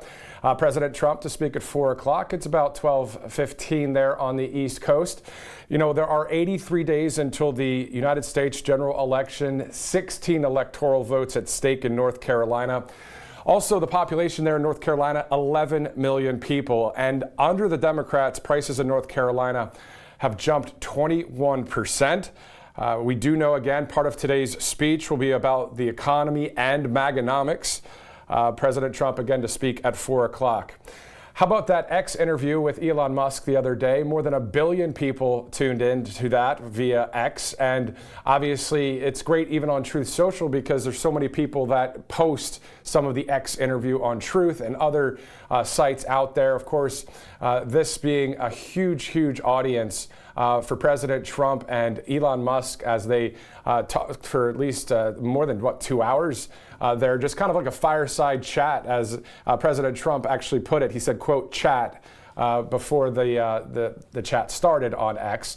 I know I listened there. My wife was listening in also, and millions of you as well across the country tuning into that great interview. So it's awesome to see freedom of speech out there happening in this country still, in the face of many people that want our First Amendment and our Second Amendment and our Constitution to be erased from our country. But it's great to see that President Trump and others, and we the people, and many others, even around the world, when it comes to people like Jair Bolsonaro or Viktor Orban or others that are standing with the free world. All right, so places to watch RSBN. I was looking on the other day on the Apple Store the other day, and I saw one of the reviews from someone about our app. It said, quote, America's favorite freedom channel. So that was really nice to see that there on the App Store. So on Rumble, YouTube, X, Facebook, the RSBN app, the RSBNnetwork.com, you can watch as well. And before we toss it back out there to Asheville, North Carolina, speaking of Truth Social, Abe Hamada out of Arizona, the Trump-endorsed congressional candidate, said something really encouraging before we toss it back out there to Bobby and Mike in Asheville. He said, quote, Abe Hamada said this, I am proud of MAGA. You are honoring our founding fathers by being awake and speaking the truth. Our country has been hijacked. It's going to take all of us to save it. My primary victory proved that we can beat the billionaires, the corrupt media, the establishment, fake Republicans, and Democrat Marxists. Honored to be in the fight with all of you, end quote. That from Abe Hamada on Truth Social just the other day. So freedom of speech alive and well, and hopefully will continue in this country forever. So let's send it back out to Bobby McNeely and Mike Fortin live in beautiful Asheville, North Carolina. And we're back in beautiful Asheville, North Carolina for a Trump rally that is sure to be stupendous. There's really not a cloud in the sky today, Mike. I think this is just absolutely gorgeous in a beautiful downtown, and the folks are really excited to see the 45th and upcoming 47th President of the United States. It really is just, the crowd's been fantastic. I just, during our break here, took a walk all the way down, and it's right now the crowd is wrapping all the way down to the stop sign there, as you might be able to see, and all the way down the other block. So, the crowd is really turning out. We have relatively few seats in the stadium, but it's going to be a packed house. It's going to be standing room only, just like we saw in Montana, just like every Trump rally. He will be speaking at 4 p.m., so everyone is anxiously awaiting that time. But again, the crowd just continues to build as we get a little bit later in the day. I think people are getting out of work and leaving school early, whatever it may be. They're coming down to support their president. And, we've been hearing just some great stories here on the ground. We got to hear from some Gen Zers earlier about, women and men in sports, which was, near and dear to my heart as someone who's played sports their entire life and has children that are playing sports now, so just to hear that story of the mindset on the field and what they're going through, right now in real life, in real time is it's just fascinating to hear. Oh, no question. And if you're just joining us today, I'm Bobby McNeely with the man, the myth, the legend, Mike Fortin. And we are always amazed by just the beautiful display of vendors' items that you can get, different collectible items, some third party, some coming from the campaign, not always necessarily affiliated, but some great lookalikes, sometimes also made in America. But we have a Trump duck here, which is really fun. This will be nice right on a mantle, I think. And then, of course, one of my personal favorites, you got the Trump hair in the visor. I've been seeing that a lot. That's been a very popular one. We got some friends on the side here who are wearing that as well. But I always get a kick out of how many jobs President Trump has created, not only in government, but through his private business sector life. I saw something recently when you look at the difference in the candidates. President Trump and Senator Vance spent the majority of their lives in the private sector, whereas Vice President Harris, Governor Walz, almost exclusively in government. I think it's the massive discrepancy you see in the differences in the policies of the ticket, the belief in the individual, the belief in private sector industry to get the job done, to bring people to the table, rather than it being forced through government. Well, and to expand on that, a lot of people, on the left will talk about how President Trump speaks and things like that. President Trump is a businessman. He was raised as a businessman. He was raised to, buy low and sell high and make money. That's President Trump's thing. He's a businessman. So to expect someone who is not in politics, who hasn't been groomed for politics, their entire life, like a Kamala Harris or a Tim Walz, you can't expect someone who's not a politician to speak like a politician. I think that's one of the reasons President Trump is so relatable to the common men and women here in America, because he speaks like us. We speak his language. We understand, what he's saying better than just hearing the rhetoric, the nonstop rhetoric and the lies that continue to come from the left, on a day-to-day basis. There's obviously no agenda on the left. It's as the wind blows. And now what we're seeing is the left is starting to adopt whatever President Trump is saying. The no tax on tips that President Trump has announced has gone viral, especially out where I am in the West Coast in Las Vegas. It was a huge hit, and it's something, no tax on Social Security. And now we're starting to see the Harris-Walz campaign, adopt that as if it was their own idea, because they just don't have any real original ideas of their own. And Kamala's website is still blank when it comes to any policy. So there's no policy. There's nothing. And we're still 20-something, almost a month in, and we still haven't seen an interview. And honestly, I don't know that we need to see an interview from Harris, because why don't we just take her words as what they are?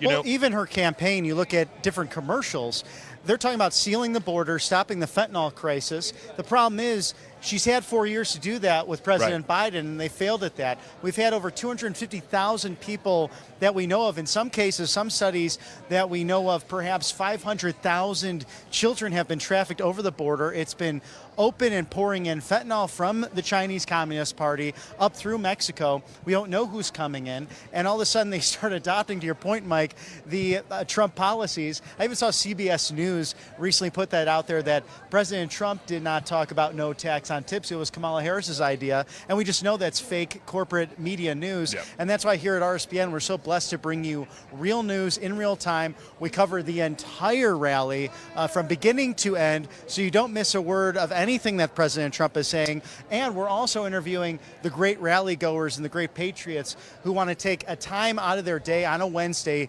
take that off from work, from family and friends in some cases, in order to go right over to a Trump rally and enjoy themselves. So, kudos to them to stand out in the heat and enjoy it. And one thing to that as well, Bobby, is it's uncensored. There's been this massive attack on free speech, and I think that's why, RSBN really resonates with the people, because what you're seeing and hearing, it's unfiltered, it's live, it's, anything can happen, anyone can say anything, and we're not picking and choosing what people say, positive or negative, one way or the other. It's live. So, unlike mainstream media, you're seeing it. You're seeing the size of the crowd. You're hearing from the people that are on the ground. You're hearing from the families that are being affected by these policies and what has taken place over the last 3.5 years. And what we continue to hear from the Harris campaign is that, when I'm elected, well, guess what? You are elected. You're there. Right. You've had 3.5 years to put your touch on these policies and make things happen. And nothing has happened. And she was the appointed border czar from President Biden and clearly failed on that. But I'm actually going to sneak over here, talk to Debbie, and we'll get some more interviews with the people right here at the rally, having fun with that. But it's so true. It's Kamala Harris has failed on a number of different policy issues, and President Trump is here to right those wrongs, to talk about those issues. We're actually going to sneak into the crowd here. Oops, excuse me, gentlemen. Let's sneak on over here, and we're going to catch up with Debbie. We were talking to her during the commercial break about why she's coming over to the Trump rally. Oops, excuse me, sir. Hey, Debbie, I'm sneaking on in. Also, her nickname is actually Bobby. Do you believe that? We got B-O-B-B-Y and B-O-B-B-I-E. But it's such a good time to see you, and a little bit of shade for you, hopefully. And you are from Bristol, Tennessee, here in Asheville, North Carolina. Tell us why you came out to the MAGA rally. I never in a million years thought I would have the opportunity to get to see Trump live, and moved to Bristol from Nashville about 1.5 years ago, and my niece told me about the rally, and it's like, let's go. Oh, it's so fantastic. And what attracts you to the MAGA populist policies? And were you very political before? Have you really been involved in any other campaign? I haven't been this may be involved in a campaign. I've never gone to see a candidate before, but yeah, I come from a pretty political family. My mom's always been real involved. I just like Trump's policies. The economy right now is a hot mess. The border's a hot mess. The war on police, we're going in the wrong direction. No question about that. And we were talking just as we came out of a commercial break. You have Vice President Harris talking about now the no taxes on tips, and literally taking a playbook from President Trump. Also the same, I've seen some of her ads that have been run that we have to close the border, we have to stop the fentanyl crisis, but she, as the border czar, appointed by President Biden, has completely failed at that, to your point. So how do you remedy that when you're speaking to neighbors? Are they seeing her fallacies, the fact that she's flip-flopped on a lot of issues? What's it like in Bristol, Tennessee, and even greater North Carolina when you're talking to your fellow neighbors and perhaps MAGA supporters? In Bristol's a pretty conservative area, so I think most people agree and see her for the fraud that she is, that she's just been a career politician and isn't going to, her policies right now, we're seeing what she stands for, so she can say what she wants, but your actions speak louder than words. And now President Trump is focused on the economy today for his speech, but we know he will, if something comes to mind, some points he has to make, he'll go off and talk about a number of different issues. What are you most looking forward to today? What are you hoping to hear from President Trump? Just some of the things that he's going to do on the economy is basically. Debbie, thank you so much for your time, or Bobby, that's also your nickname. So such a pleasure to meet you from Bristol, Tennessee. And thank you for your time. Enjoy today. Absolutely. And that's what's so great about RSBN. I'm going to sneak around this tree here. we actually talked to folks that are at these rallies, that are in the thick of it, that might be from a nearby town, from a nearby area like Bristol, Tennessee, to give us a real pulse on the people and what people are feeling throughout the country. Because these 20 platform positions, this, I call it the second contract with America, like 1994 was with Speaker Newt Gingrich and his promises made legislatively. President Trump has enacted these promises through the RNC platform, 20 promises to make really a difference for all of America, whether it be the middle class or those with a lot of money. He really wants to make America great again.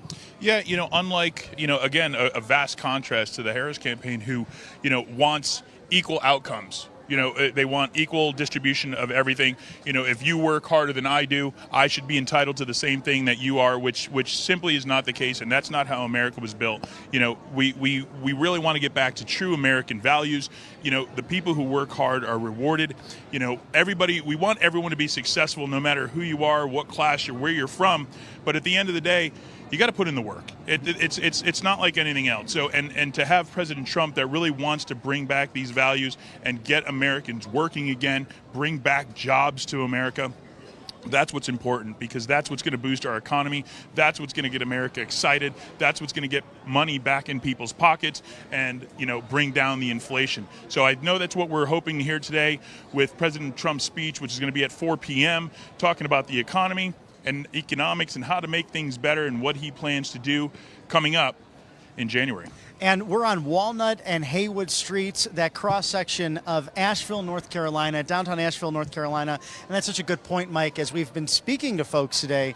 The inflation, cost of living being at the top, the forefront on everyone's mind. So whether you're at Walnut and Haywood or Wall and Broad, all the way in New York City, inflation, Biden stagnation affecting the cost of living throughout the country. And we were even talking about earlier, before we went live today, just the different home values in different areas, the gasoline, groceries, gentlemen talking about here they can't eat. Absolutely. Yeah. People are having a hard time with basic essentials. I saw someone, actually, I've been talking when I'm on with Matthew as well in the studio. We've talked a lot about, where do we shop? And he's more of a Sam's Club guy. I'm more of a Costco guy. I will wait in line. I kid you not. I'm in the Atlanta, Georgia area. Roughly 20 or so minutes always at any time for gas at Costco. And we're fortunate it stays at really under that $3 mark, but we're lucky in a big metropolitan area like that. But people are going there. I saw a gentleman filling up his truck, just shaking his head. He's like, gosh, this is just, probably has a few kids as well. Yeah. And I actually got out of that car. I said, just hang in there, brother. I know it's a tough time right now. Well, let me tell you, I moved to Las Vegas, Nevada from California. We were in Orange County, California prior to moving. And the reason we moved is, we love the area we were in Orange County and Huntington Beach. Fantastic area, very like-minded families and, just a wonderful place. Right. But we had to move. We were forced to move because we simply couldn't afford it. As a family of 5, and having 3 kids, we used to spend about $200 a week on groceries, which would fill our refrigerator and last us a solid week. Now that $200 lasts us, no kidding, about 3 days. I have a 9-year-old who eats like he's 20, right. And we'll buy groceries and a day later it's gone. And so now $200 has turned into roughly $500-600 a week for the same stuff. This morning at the hotel, I paid $15 for eggs and bacon, which used to be $5.99. So inflation is hitting everyone no matter where you are. The good thing about us having to move was we're saving some money now. We're feeling a little bit of relief, but at the end of the day, it's still not where it needs to be. Having to relocate where you've spent the last 15 years of your life, and uproot your family and move your children from a school where they've had friends for all this time and they've grown up with, to a completely new environment. And it's a wonderful area, Summerlin, Las Vegas, where we live. But at the end of the day, we've left everything behind. And it's due to the fact that, California has its policies and Governor Gavin Newsom, which has just been the worst thing I think that's ever happened, the terrible policies that he's enacted there, the city of Los Angeles, the county of Los Angeles, just terrible policies all around, which is just forcing people out by droves. Businesses are leaving. We've seen obviously Tesla and SpaceX now moving, Chevron now moving out of California for better opportunities and for, to save money and to bring, just a better way of life to its employees. So, I think we'll continue to see that mass exodus out of California. Especially when President Trump gets in, there's just other things out there that I think people can enjoy in other places. So we're going to continue to see what happens next. Amen. Thank you for sharing that, Mike, because I think it's really the theme throughout this. We've met many Californians either here visiting today or even who have moved here to North Carolina for a better way of life. But I think we'll pan down this way and talk more to some of the folks out there who are enjoying everything happening here at the Trump rally. Who's excited to be here today? Oh, my gosh. Wow, we are rocking and rolling. What a beautiful downtown. Absolutely. Ma'am, how many Trump rallies have you been to in the past? Just one. This is my second one. Excellent. Are you local to the area? Yes, I am. Fantastic. In Asheville itself? Or? Right, Wonderful. right. How long have you lived in Asheville? 30-some years. Oh, fantastic. And what has changed over that time? Is it, are things getting better or worse, especially in the last 4 years? I don't think it's gotten any better. I think we have some poor government decisions that are being made. So anyway, I haven't been too happy about that. Oh, absolutely. Well, it's a beautiful town. I love the history of it, just with the Biltmore and the movies that have been shot here. I got to visit that for the first time 2 years ago, and I thought I'm going to Richie Rich's house. So I love that movie growing up. And that's an interesting thing too, because look at the culture. That was something that was really valued at the time, and just the idea of success, the idea of hard work that would get you there, the family values that you could see movies even in the early 90s who would show that. But something interesting about that estate, the Carvers, George Washington Carver, was a deep Christian, a God-fearing man, and they displayed that. They clearly loved America and they loved history, and this area has really provided so much of that historical context, let alone the beautiful Blue Ridge Mountains and the geographical area.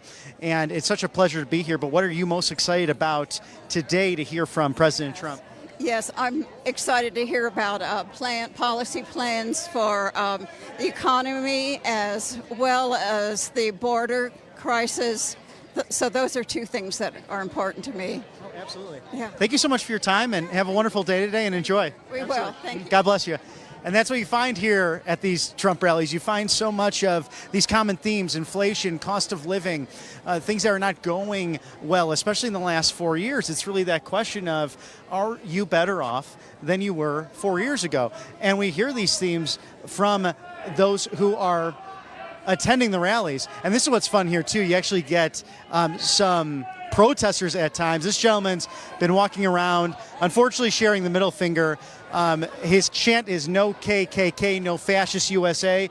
Again, always fascinated by that chant, because if you look at Governor Tim Walz and some of his policies, for example, signing an order to remove children from their homes if parents don't allow them to go through with transgender either surgeries or taking of the medication. That seems pretty fascist to me, but yet the opponents of the Trump-Vance ticket stating that as well. Of course, they have the freedom of speech to do that and be here, and always interesting to dialogue with the other side in that process. So coming down the line here, so many MAGA Patriots going all the way down to College Street. You excited to be here today? Oh my gosh. Ma'am, how many Trump rallies have you been to? This is my very first. Fantastic. And are you from the area? I am from Asheville. Yeah. How long have you lived here? 2 years. Great. And are you from, so what else brought you to Asheville? Was it the beautiful North Carolina Blue Ridge Mountains? Absolutely. We're from Colorado. Love the Rockies, but we wanted more moisture and just more greenery. So we're happy to be here. Oh, I can understand that. And those western states, very beautiful. Colorado, beautiful in its own right. But I am in exile from the Chicago area down south, so I live in the Atlanta, Georgia area. So I try to come up here to the mountains as much as I can, because it really is a beautiful place to be, and good people as well.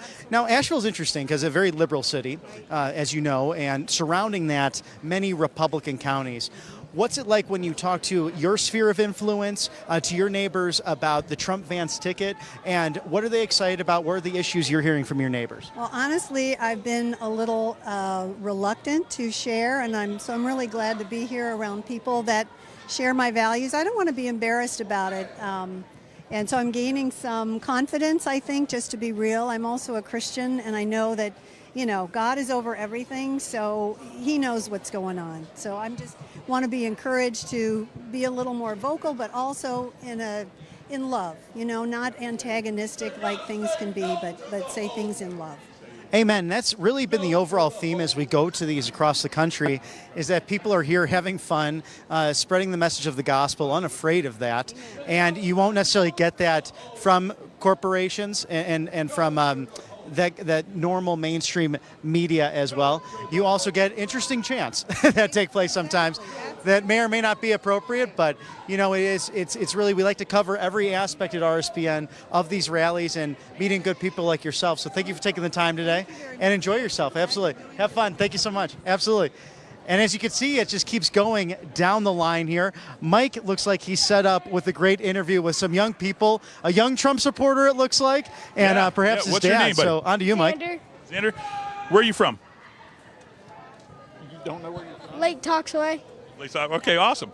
Dad, how are you? Doing well. Awesome. What's your name? I'm Patrick Holden. Patrick, obviously as a father, of a young son, what are your feelings on what you're seeing in schools and things like that, and how is that affecting you and your son's education? The public school system, I feel, is broken. We've had trouble with it in the past, and I didn't want to deal with it, so I have him in a public charter school, which is great. It's one-on-one with the teachers, the director. You can talk to the school board. I mean, it's a wonderful school, and I love it, but I couldn't do public school because I'd be in trouble, because I'd open my mouth and say what needed to be said. Well, that's great. So the school that you have them in now, they allow you to be a parent, be involved in your son's life, and and what's going on, and provide feedback. So obviously that's one of the things that's under attack right now is especially public education. They just want to take what you do as a father away from you and your rights. If he's having a bad day, they want to take that ability for you to know what's going on in your son's life outside of the home. So, it's great to hear that you have a school that supports you. What do you do for work? Whatever needs to be done. I'd climb trees to sheetrocking. I'm doing a little bit of remodel too, so just whatever somebody asks me to do, I'll do it. How has the price of gas and groceries really affected you and your ability to provide for your family? Well, it has hurt. It's hurt a lot, and I've went up in pricing on what I charge for work, and it bothers me because I feel as if I'm expensive, but when you look at life right now, everything else is expensive, and we're just trying to get by and survive. Yeah, I just mentioned a moment ago, I paid $15 for breakfast. It was bacon and eggs, and so everyone is feeling the heat in terms of the economy, which is what President Trump is going to be speaking on at 4 p.m. today. Is there anything you're hoping to hear from President Trump that might provide a little bit of relief for you? Of course, when he was in office last time, gas prices did come down a lot, and that's going to cause everything else to come down in price. I don't see as it being, back where it was, but maybe it'll get leveled out again, and we can be all on the same page on pricing. We're all certainly hoping. You dropped your tie there, buddy, but it's all right. I'll grab it for you. What, you're seeing your dad work so hard to be able to provide for you and give you all the things that you want. What do you have to say for your dad? Maybe thank you? Thank you. There you go. I know he's working hard for you. Obviously he's a hard-working man. So, are you excited to see President Trump today? Yes. Is it your first time? Yes. Awesome. If you could vote, who would you vote for? Trump. Very good. Awesome. Well, thank you guys so much. Let me give you your tie back. I dropped mine too, so don't worry about it. You guys have a great day. Enjoy. Take care of yourselves. Keep going. And Mr. Director, if you don't mind, I might pan back here to our interview over here with a lovely lady I've been talking to about just what's taking place in Asheville, North Carolina. And what's your name, ma'am? Mary Ray. How many Trump rallies have you been to? This is my second. Fantastic. And are you from the area? Yes, Hendersonville.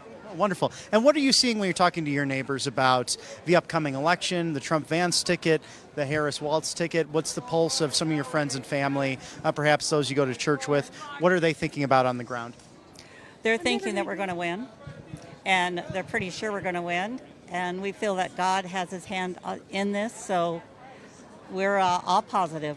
Well, and that's what I'm really struck by, too, talking to the great folks here, whether it be we've talking to some folks from Hendersonville. We've also been talking to locals here in Asheville. Met a lot of people who moved from California to North Carolina. Oh, yeah, definitely. We have some people working in our Hendersonville, or I should say Henderson County GOP, that are from Los Angeles area, and they were so happy to get moved out of there. Oh, I'm sure, absolutely. Just a better way of life, lower cost of living, nicer people. We've definitely felt the hospitality here locally for RSBN, and we always appreciate it wherever we will go. Sometimes Los Angeles not as friendly for us, but that can vary at times. It's what are you most excited about hearing from President Trump today? I'm excited just to be here to see him, but I also know that his platform is what's best for America. Because if we don't get him in the office, we're going to have a very bad 4 years, worse than we've had in the past already. And why is that? What are you hoping to see him achieve, say, on day one or even the first 90 days of the new administration? I hope to see him do a lot of executive orders, changing what Biden had already signed, and him changing it back, like the different things that we had with the oil fields and also the wall, deporting those who are illegal would be the first thing I'd like to see.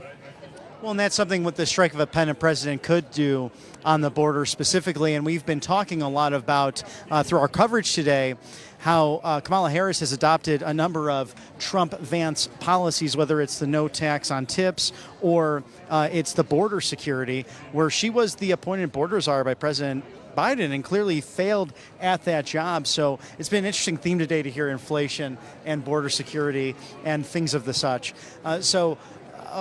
What are you hoping to share with your neighbors and friends who may not be on the side of Trump-Vance yet? I'm going to share all the accomplishments that Trump has done in the past. I'm going to share what the consecutive platform is, and I'm going to share what Kamala has not done in the last 4 years and what her socialist and communist ideas are for the future, which would destroy America. Well, May Ray, thank you so much for your time. I love the hat, a beautiful American flag dress. Enjoy your day.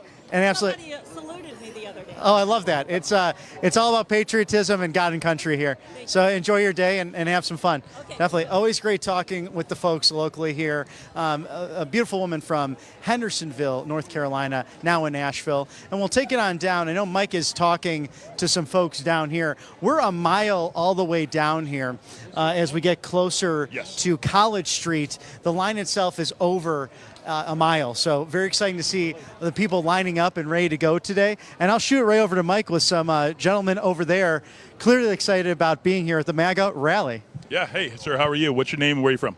Bruce Treadway from Johnson City, Tennessee. You said that was about an hour and a half drive or so? Yeah, about an hour. Is this your first Trump rally? Yes, it is. Awesome. You guys, who's your friends here? Bill. I'm Bill. Bill, from Waynesville. Wayne from Waynesville. All right, awesome. Oh, okay, cool, awesome. Yeah, so he was telling me to come on over and talk to you. And what do you, if President Trump was here now, what would you have to say to him? Stand firm. Don't give in to the political name calling. State of the facts, and should be do good. Very, very sound advice. What are some of the issues that have been affecting you and your family, and why do you support President Trump over the alternative? Traditional way of life, values, and the economy, obviously. The economy. And some of our overseas friends need our stance with them, and I believe in that. We've always done that for our friends and allies. Of course. What did you have to say? Well, another thing bothers me with is all the illegals coming into our country. Once he's voted in, he will put a stop to that.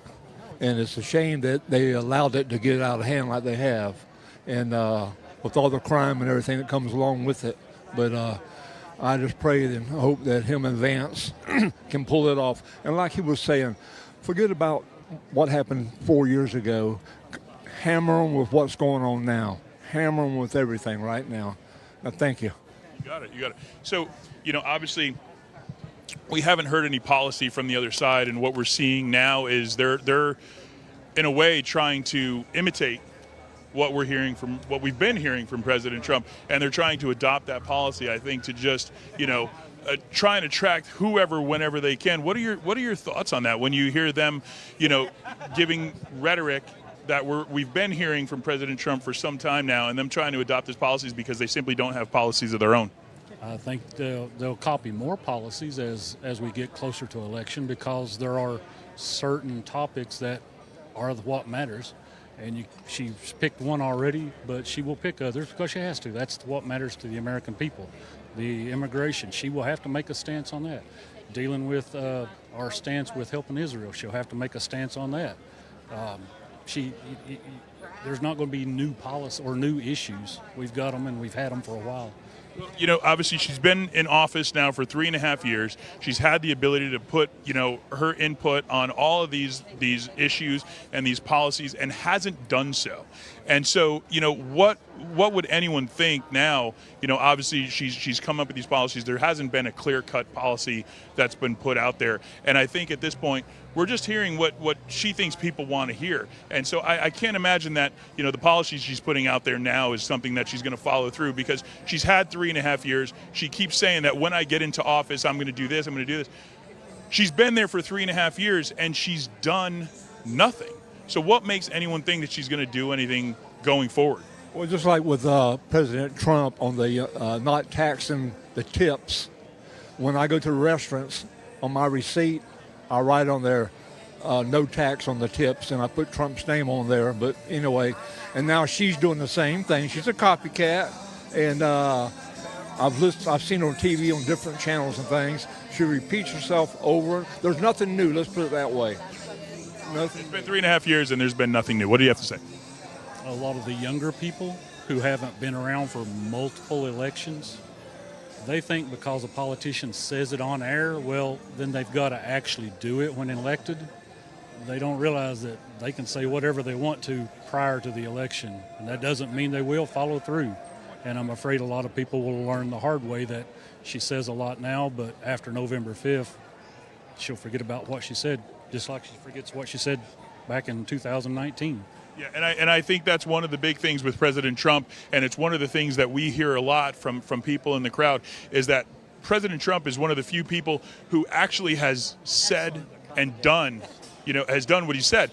So, I think that's something that's very appealing, when you can go out and you can say something on a stage prior to an election, get into office, and then immediately enact that. That's very appealing to people, and we already know that what's been said by the other side from the left, by Biden and Harris over the past 3.5 years, simply hasn't been done. And if anything, it's just gotten worse, and it continues to get worse. So, guys, thank you very much for your time. We appreciate you being here. President Trump's going to be on at 4 p.m. I know you guys were worried about getting in, but I think you're going to have a pretty good shot. So I wish you guys the best. Thank you very much. You got it. Take care. Take care.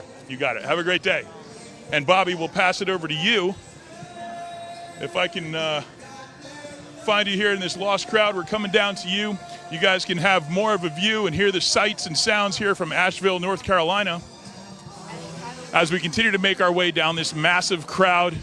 As you can see, we'll give you a quick shot as we pan up. You can see all the way down to College Street, this crowd takes a right down there, and it just continues to grow. We're hearing from the law enforcement on the ground that the crowd is just increasing in size over and over. So I'm going to pass it off to Bobby. Thank you, Mike. And ma'am, your brother's watching at home? Yes, my brother Marvin is in Tennessee watching the rally, or watching us going. Wait, he's not that far away. Why is he not here today? He had to work. Oh, I understand that. That's our marvel, that a lot of people take work off and make personal sacrifices to be at this rally. Yes, ma'am. I did. What do you do for a living? I have a restaurant. I made my husband stay and work. That's great. And what's your name? Leanne. Leanne, such a pleasure to meet you. I love RSBN. Y'all are Oh, great. thank you so much. It's really a pleasure to see you and to meet you, and a big shout out to your brother. Yes. Yeah, I'm sorry he had to work today. Yeah. Hi, Marvin. We'll get you another one soon. He'll be in North Carolina a lot, so he'll be close by. Yeah. Absolutely. God bless you. Absolutely. So I want to get over to these gentlemen, part of a series that we like to call Gen Z is Gen Free. These gentlemen, school starting next week. You're local in North Carolina, but what are you most excited about? This is the first Trump rally for y'all. What are you most excited about seeing today from President Trump? Just about everything. I mean, it's kind of crazy that the former president's going to be here, and I mean, the anticipation is kind of crazy because I don't know how to feel, but get to hear him with my own 2 ears is something crazy. No question about that. And what would draw you young men, you gentlemen getting ready to either go to college or be in the workforce, what would draw you to a MAGA rally to see your president? I don't know. Just see the former president and to just hear what he has to say, because he's going to he's going to make this country better. Well, and what's it like being amongst your peers? Do you have a lot of friends who are Trump supporters? Are they? Oh, really? Interesting. Yeah, tell me a little bit more about that. Our school has a bunch of Trump supporters, mostly because it's the South, and a lot of people are pretty passionate in what they believe in. It's all throughout the school. It's been a big part of our school culture. Right. Well, that's really neat because I'm not terribly much older than you guys, but I'm in the millennial category, and it's kind of a mix for us, especially folks in their late 30s, even coming into early 40s now. I'm not too much younger than Senator Vance, and it's kind of a mix for us still as people have had families and they're in the workforce for a long period of time. I would say it's more of a split 50-50 on generationally looking. But is there anything that attracts you to the platform specifically of the Republican Party, of the MAGA principles, those 20 promises that you're most excited to hear or see today from President Trump? I mean, I wouldn't really say that there's, things that I don't think it's all of the good things about Trump that I'm really here for, but all of the negative things. I would not like to see Kamala Harris in office whatsoever. I think that anybody who votes for Kamala is really at this point just leading with emotion and not actually using their head. And so I think it's completely asinine to vote for somebody who would not be good in office like that. Right, and what are those specific policies from Kamala Harris that you're most fearful of if they are to be enacted with her as a potential president? I saw an interview with her, with Kamala, and she was asked what's her plan on fixing inflation, and she was like, inflation. Prices are going up, so obviously I just don't think that she's got the competence to handle a situation where Trump has been a businessman for most of his life. He's dealt with finances. I feel like he's better cut for that. Well, and that's what we saw recently. It showed the difference between President Trump, Senator Vance. The majority of their career spent in the private industry, where you have Vice President Harris and Governor Walz. The majority of their time spent in public government entities, and clearly two vast different ideas and looks for the country. Is there anything else you'd like to share with us, why you're here and why you're excited to see the 45th President of the United States? I'm just excited all around. I mean, it's kind of surreal to me that he would come to North Carolina, Asheville specifically, and it's so close. Just can't pass it up as an opportunity. Love that. Thank you, gents. God bless you. Have a great time today. So much fun. That's what we're seeing, that same theme of cost of living, inflation, the border, these different issues that many of the MAGA patriots are covering as they're getting excited for what's sure to be a great rally. And as we look down to College Street, this line is over a mile long. And we're having a lot of fun just talking to the great, fun folks here. Very positive atmosphere. And we will keep going up and down the line to get more and more information. And it looks like Mike is ready to talk to some more patriots over here as we bring Mr. Director down the street, down this beautiful downtown Asheville, North Carolina. Back to you, Mike. I'm here with Vinny. Vinny, where are you from? Birmingham, Alabama. And how long of a trip is that? It took me about 7 hours to get here, but I drove kind of slow. Gotcha. That's good. You save yourself from getting tickets. What's one of the main concerns for you for being here, and what are you hoping to hear tonight from President Trump? Obviously, his focus is on economy when he speaks at 4 p.m. But what are some of the issues that are really affecting you? Biggest issue is this country moving towards socialism, which would lead towards communism, and I really am concerned about that, not just for the people on the right side, but for every single person in the United States of America. And if we get another 4 years of a Democratic administration, I firmly believe that we will be there in 4 years or less. Yeah, I think a lot of people on the left are, they think this is what they want. But it's always that buyer's remorse, and I think we're getting that now after the past 3.5 years. It's truly buyer's remorse of the Biden administration, or what we've seen, which has been just a complete disaster. And for anyone to put any eggs in the Harris basket, I think they're fooling themselves. I said this earlier. I didn't get to say the whole thing, but every year we get reintroduced to pumpkin spice, right? And every year it tastes terrible. And every time they reintroduce us to Kamala Harris in one form or another, it's the same thing, and it never tastes good. So I think people are tired of hearing that, and the American people are starting to see that this might not be the way to go. Obviously, she's not taking questions from the media because I don't think she has a leg to stand on when it comes to her policies. Her website doesn't show any policy, and the only policies that we've seen, and we've heard this from many other people, she's been copying from President Trump. What are your thoughts on that? Well, it's just like Vivek Ramaswamy has said, we are not up against a candidate, we are up against a machine or a system. And right now what the machine is doing is they're propping up Kamala Harris as an artificial candidate.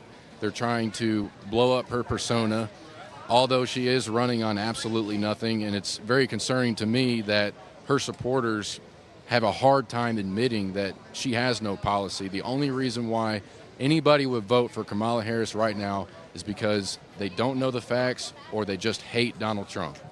I think that's very valid. It's these never Trumpers that we keep seeing, and they're willing to vote for someone that has zero policy, has done nothing since they've been in office, only so they're not having to vote for Trump, which is just a really poor decision, for anybody, because obviously we have a president who cares about the country, knows what the people want, has his pulse on the American people, and yet there's people who just don't want that. They don't want America to prosper in the way that it has in the past and how it did under the Trump administration. So I think, hopefully we can get back to that. I think the biggest thing that we can say and the biggest message that we can get, obviously we have thousands and thousands of people here. I haven't gotten a count yet, but I would say we're close to approaching 8,000 to 10,000 people here on the ground. And the one message, if all these people can get out and actually vote when it comes time to vote on November 5th, I think we're going to have President Trump back in office, which is what we all are here for and hoping. But it really comes down to getting out to vote and, standing in the lines just like we are today, no matter what. And if you can, protect the vote. There's a website you can go to, protectthevote.com. Get out and make sure that you do your part in your community to, be an overseer and make sure that what's happening in your local community is valid. Well, one thing I'd like to add to that is just the overall election integrity this cycle, especially with the amount of illegal immigrants that we have seen come into this country, that I've heard that they're being registered to vote, which wouldn't surprise me because I firmly believe that the American people have woken up to the truth and they are going to vote with their wallet this time. I said that 3 years ago. The American people will vote with their wallet this time around.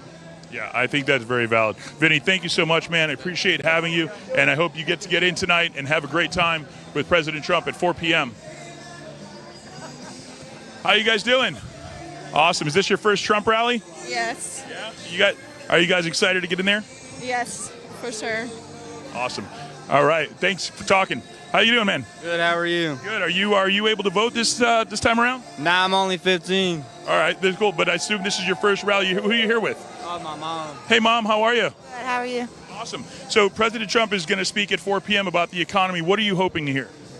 I'm hoping to hear that he has a plan for inflation. Hoping to hear that he has a plan for overspending in the government and that he's going to keep our money here in America where it belongs. Awesome. I see you getting in there. Obviously, you have a pretty big son here at 15. What's it take to feed this guy? A lot, and a lot of taming back. I know you got to put on some weight. I bet. Well, hey, thank you guys so much for coming. It's going to be a great rally. Enjoy yourselves tonight.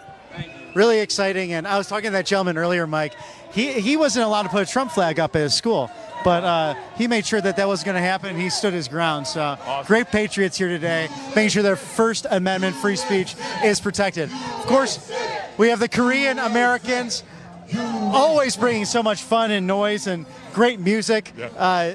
Fighting for free speech. A lot of them, they can't vote yet because they're new citizens or new on green cards, on visas, so they have a period of time to wait for that. But clearly, and they want to do it the right way. Oh, exactly. Which is legal immigration. It's fantastic. Now, we got to thank our sponsors, of course, and the best-selling Kids Guide to President Trump is available and free to our viewers. It's new and updated for 2024. Talks about all different policies that President Trump has championed, including the immigration policies, as you mentioned, Mike. It's not surprising to learn that crime has skyrocketed under the Biden administration. Drugs are getting worse. They're coming right over our southern border.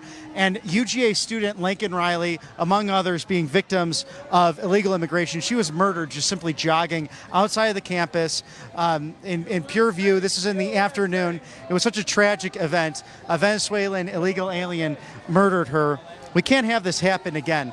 So, as a result, more and more Americans are turning to President Trump's policies, especially on the border. And we need our younger Americans to learn the truth of what's happening out there.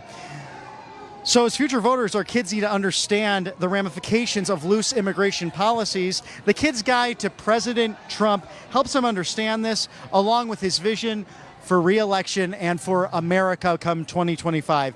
Go to freetrumpbook.com. That's freetrumpbook.com, and get them while supplies last. It's great to do a stocking stuffer. Christmas is right around the corner, and we will be back live from Asheville, North Carolina momentarily, and go to a commercial break. We'll see you in a bit. You ask and we listen. We're finally bringing the most requested offer ever. Get the queen size premium MyPillow, now only $19.98. MyPillow is made with patented adjustable fill. It adjusts to your exact individual needs regardless of your sleep position. It helps keep your neck aligned and holds its shape all night long so you get the best sleep of your life. But that's not all. Get our 6-piece kitchen or bath towel sets only $25. Our brand new mattress topper as low as $69.98. Get our famous MyPillow bed sheets for as low as $25 and so much more. So go to MyPillow.com or call the number on your screen. Use your promo code to get huge discounts on all MyPillow products, including the premium queen-size MyPillow, only $19.98. That's the lowest price ever. Don't delay, order today. From all of us here at MyPillow, thanks America! Hey y'all, it's Silk from the Diamond and Silk Chit Chat live show. Look, don't forget to check me out right here on RSBN Network. Be sure to watch the show on Right Side Broadcasting Network, and I want you to support Right Side Broadcasting Network. Yes, it's imperative that you do so, okay? I look to see y'all soon. Bye-bye. Welcome to the Right Side Broadcasting Network. We're not like the other media outlets out there that cut and edit what other people say. In 2015, we were created by our founder, Joe Seals, to cover President Donald J. Trump's speeches and rallies, to which we continue to do to this day. We've also covered important conservative events like CPAC, TPUSA, March for Life, and many other important events and hearings around the country. We were made for people like you, everyday Americans who are tired of the mainstream media, who are tired of being lied to, manipulated, and fed an agenda. Our goal here at Right Side Broadcasting is to allow you to see the truth, giving our correspondents and commentators a wide latitude to speak their minds. You won't find anything like this in the mainstream media. Your support through your donations, locals, and supporting our advertisers allows us to continue to cover important events around the country each and every day. So, from us here at Right Side Broadcasting, thank you for supporting us and the right side of history.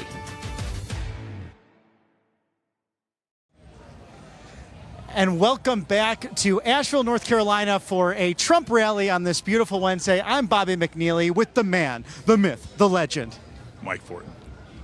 Such a pleasure to be with you, Mike. Thanks, man. We're having a lot Likewise. of fun today talking to MAGA Patriots, and we'd like to thank our sponsors, especially Birch Gold. Gosh, you know, Biden inflation, the cost of living, we've heard so much of these themes as we interviewed these great MAGA Patriots today. And if you look at the change in American foreign policy 50 years ago, we went from the gold standard to the petrodollar. Henry Kissinger, through the Nixon administration, saw to it that the Saudi Arabians and the United States would trade in petrodollars, making the dollar the world's standard currency. Well, that's all changed. And with financial times the way they are, you need to make sure your nest egg is protected. That's why you could trust the good people at Birch Gold. Turn your 401k, your IRA, these paper money things into tangible gold, silver, precious metals, and you could do that today by texting the word Trump to 989898. That is Trump, easy to remember, to 989898, and work with our friends over at the Birch Gold Group. They are the experts in this, and we've had patriots like Ron Paul and Steve Bannon, Dan Bongino endorse this great group to make sure you're financially sound and secure to protect your assets in crazy inflation times. Clearly the cost of living on the top of people's minds here today. Yeah, it's certainly affecting people. I mean, we spoke to the lady there who's trying to feed a big 15-year-old. Everyone's trying to just feed their kids. We keep hearing that. People just jokingly say it, but it's true. It's a fact that people just want to eat. And the money is just not going where it used to. We just can't afford the things that we used to. We can't live the way that we used to. It's when gas is in California $6.50 or $7 in some cases. Exactly. How do you fill up a tank? And even the cost of electric has gone through the roof. So if you have an EV, you're paying insane amounts of money just to charge your car, if you can charge it, because we have blackouts in California. So, you're being told not to charge your car, but to go buy an EV. So, it just doesn't make any sense. It really is intangible. And again, the freedom of choice, you should have that ability. If you want an electric vehicle, great. Yeah. Go get it yourself. You can afford it because they are expensive. There shouldn't be any of these mandates. And we've talked to so many people today who have actually left commie California, sadly such a beautiful place, but the policies there, because of people like Kamala Harris, because of people like Gavin Newsom, it's really pushed a lot of people to this part of the country. Yeah. We've talked to a lot of people in Tennessee and North Carolina. We're in Western North Carolina today in Asheville, where they've moved for a better life and been here the last couple of years really enjoying it because cost of living not as extreme, but still feeling it regardless of having to make choices between groceries, fuel, those essentials to get you through your day, get you through your month. Yeah. And that's really been on the forefront of people's minds as we're talking to them today. Yeah. I think the key thing here is freedom. People want the freedom to make their own choices, the freedom to choose what they want about their own bodies, the freedom to buy the kind of vehicle that they want to buy, the appliances they want to buy. We don't need people making those choices for us. I certainly don't want people making those choices for me, making choices for my family, for my children. I like to think that my wife and I know what's best for us and for our kids. And I think freedom is truly at stake here. When it comes right down to it, you want to be able to make those choices. And who is the government to take those choices away from us? We live in the greatest country in the world based on freedom. It's what we've always had. And now that's under attack. To say what you want to say, to do what you want to do, to move how you want to move, we need to get President Trump back into the White House. Well, and that's an interesting point, Mike, because if you look at the X interview with Elon Musk, which nearly broke the internet, there was a cyber attack on the platform. They came back to have that discussion over the X platform, and Elon Musk talking about how he waited 6 hours to shake President Obama's hand some years ago, that he was a moderate Democrat, and now his argument saying for the hope of Western civilization, for the future of America, perhaps supporting Donald Trump is the best route. And it was really interesting to see these two gentlemen who really don't have to be involved if they ultimately want to. They've had such great personal success, such great personal wealth in a number of arenas, choosing to get involved for the betterment of society. So I really enjoyed their comments and their dialogue just the other day. Yeah, and if guys like that have so much going on can get involved and want so desperately to make America great again, I think that says a lot for us more common folks, that we can get out and we can do more to make America great again. And you can do that by just getting out to vote. We're under attack. The common man is under attack, and just get out and vote. That's the only message I can say. For people that are hurting, that are suffering in whichever way that the Biden administration has caused that over the past 3.5 years. Get out and vote. It's the one thing you can do to make a difference. to make America great, to make your family great, to be able to provide, how you want to be able to provide and make the choices you need to do. Just get out and vote. Well, and it's so much fun, this process, as we look towards Election Day, how many neighbors you get to meet and how many people just knocking doors, making phone calls. You can have a lot of fun with it. Trump Force 47 is out here today. I've seen a lot of the volunteers. One of the interesting statistics was from the last election, and even into 2016, an average of 30% of MAGA attendee voters or rally goers, they ended up not voting in those elections. So we've seen a shift in the campaign as we've been covering it, where it's ways to get involved, whether it's being registered to vote or even creating caucuses, going out, hosting dinners, hosting different fun times to knock doors for neighbors and just get out there. Everyone has a sphere of influence, whether that's 3 people, 10, 15, whatever that number is. You can go out there and preach the message and bring people to the polls and make a plan to vote. That's the biggest thing, because we're going to be busy until Election Day. And we know what's at stake. Oh, absolutely. We know what's at stake. We don't want this anymore. Right. We just don't want it. So, it's imperative that your sphere of influence, which is a great word there, people get out, they bring people they can, young and old, get out in every way, shape, and form. And, we also have awesome decorations and clown outfits sometimes, so it's always fun to see at these rallies. This is great. That's one of my favorites. Yeah. So, yeah, absolutely. Awesome. Clowns love weird. I love that. Thank you. I would wear that, but we're working right now. Thank you, though. And this is great. Thank you for doing this, sir. People need the water today, right? Can you share how much you need water and food just when you're out here in the heat? Oh, yeah. It's getting warm out here, so standing in line for hours. They need some hydration, so yeah. And what's your name, sir? Greg. Greg, and how long have you been doing this? You just come out here for fun, or how many rallies have you been to? Sorry. This is my first. Yeah. Fantastic. Yeah, it's good. Excellent. Have you ever seen mimes out here before? I have not. It's my first one. Right. I don't need one of those. Thank you, ma'am. It's always entertaining at a MAGA rally. It's always a lot of smiles, a lot of fun, a lot of focus on God and country and the future of it, and really what the whole populist movement feels, what it means to people. What does it mean for you specifically? Well, I mean, it comes down to God and family, right? I mean, that's what the core of the country should be. That's right, absolutely. Now, are you from North Carolina? Originally, yeah. I grew up here. Where are you living now? Arizona. Oh, fantastic! Wow, so you're getting a little bit out of that Arizona heat to come here for. Right, I liked it. Even being in Atlanta, and I lived in Arizona for a year, and I love it out west. It's beautiful. But it's fantastic. But even Atlanta this summer, right? It has been nice and hot. So coming in last night, just breathing in that mountain air and getting that cool Blue Ridge, just love it up here. And good. Humidity out here. Oh, no question. Yeah, you get the dry hands and everything. So what are you most looking forward to for President Trump's comments today? He's supposed to touch on the economy, some of those other issues related to his platform. What are you most expecting and most excited to hear from President Trump? Well, living on the border, it's out of control. It's out of control. We got people just traipsing across that are criminals, and nothing's being done about it. Now, how close do you live? Are you in the Tucson area or in Phoenix? I'm in Yuma. Oh, in Yuma. So you're really close to it. Yeah. Yeah. And what's that been like affecting Yuma, Arizona? See, sometimes we're talking to folks originally from here, this gentleman, but they may be somewhere else now or even directly on a border state, even though every state, because of these policies, have become a border state. But what has illegal immigration done to Yuma, Arizona? The cost of everything's gone up. I mean, it's not just an economic issue, but it's a border issue too. I mean, you can't go to the hospital with that and be treated there because they're going to charge you so much. They're going to charge your insurance like crazy because they're having to treat immigrants for free.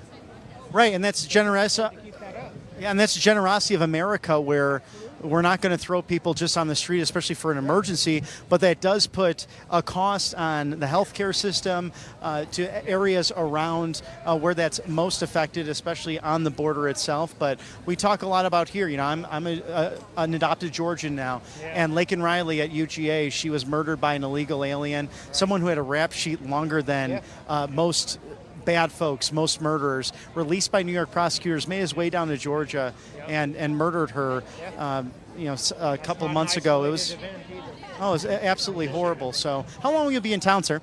A couple days. That's great. Hopefully get to see family and see friends. And thank you for sharing the water and making sure that everyone's staying having fun and staying safe. Absolutely. God bless you. Thanks for your time.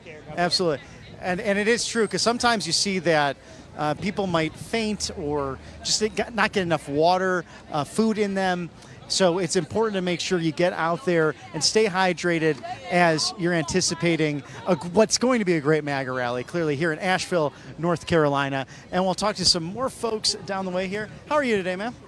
Good, good. Is your first MAGA rally? Yes, it is. Excellent. Are you from the area? No, I'm from Florida. Okay, wonderful. So made the trip up just for the MAGA rally. Yep, just to support Trump. And what are you most looking forward to today with what he's going to say, with his policies that he wants to reenact in a second Trump administration? Yes, reenact in the second administration, Trump administration. And I just want to, every time I have a chance, I'm from Chile. I don't know if you ever read about Chile. Okay, it's supposed to be a Republican country until the socialists took it. Now, that country and all Latin American countries, they're dying.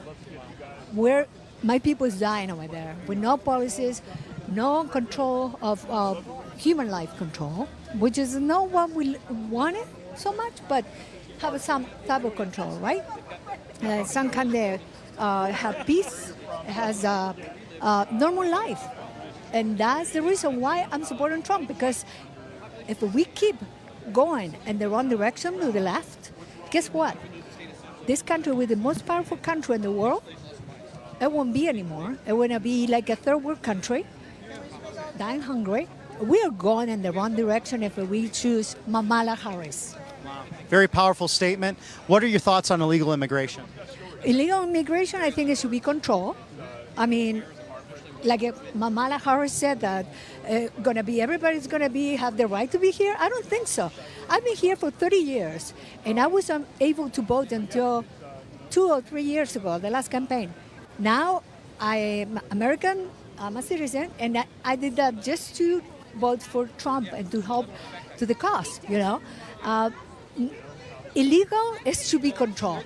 Keep those people out, keeping everybody, we're all illegal. I mean, we're all immigrants, not illegal, we're all immigrants, I want to say that. But do it the right way. And we love legal immigrants, we love Chile, but you know, South America, these stories, whether it be Venezuela, what's happening there right now, you have these robust capitalist economies that have now fallen to socialist dictators and regimes, and that could happen to America. Do you agree? Oh yes, it started happening. I mean, they want to take the guns of the police. They did that in Chile. Guess what?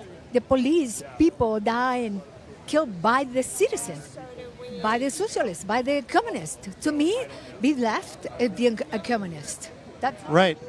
Oh, thank you so much for your time. I want to make sure you get in line because they're moving us along. So thank you so much. God bless you.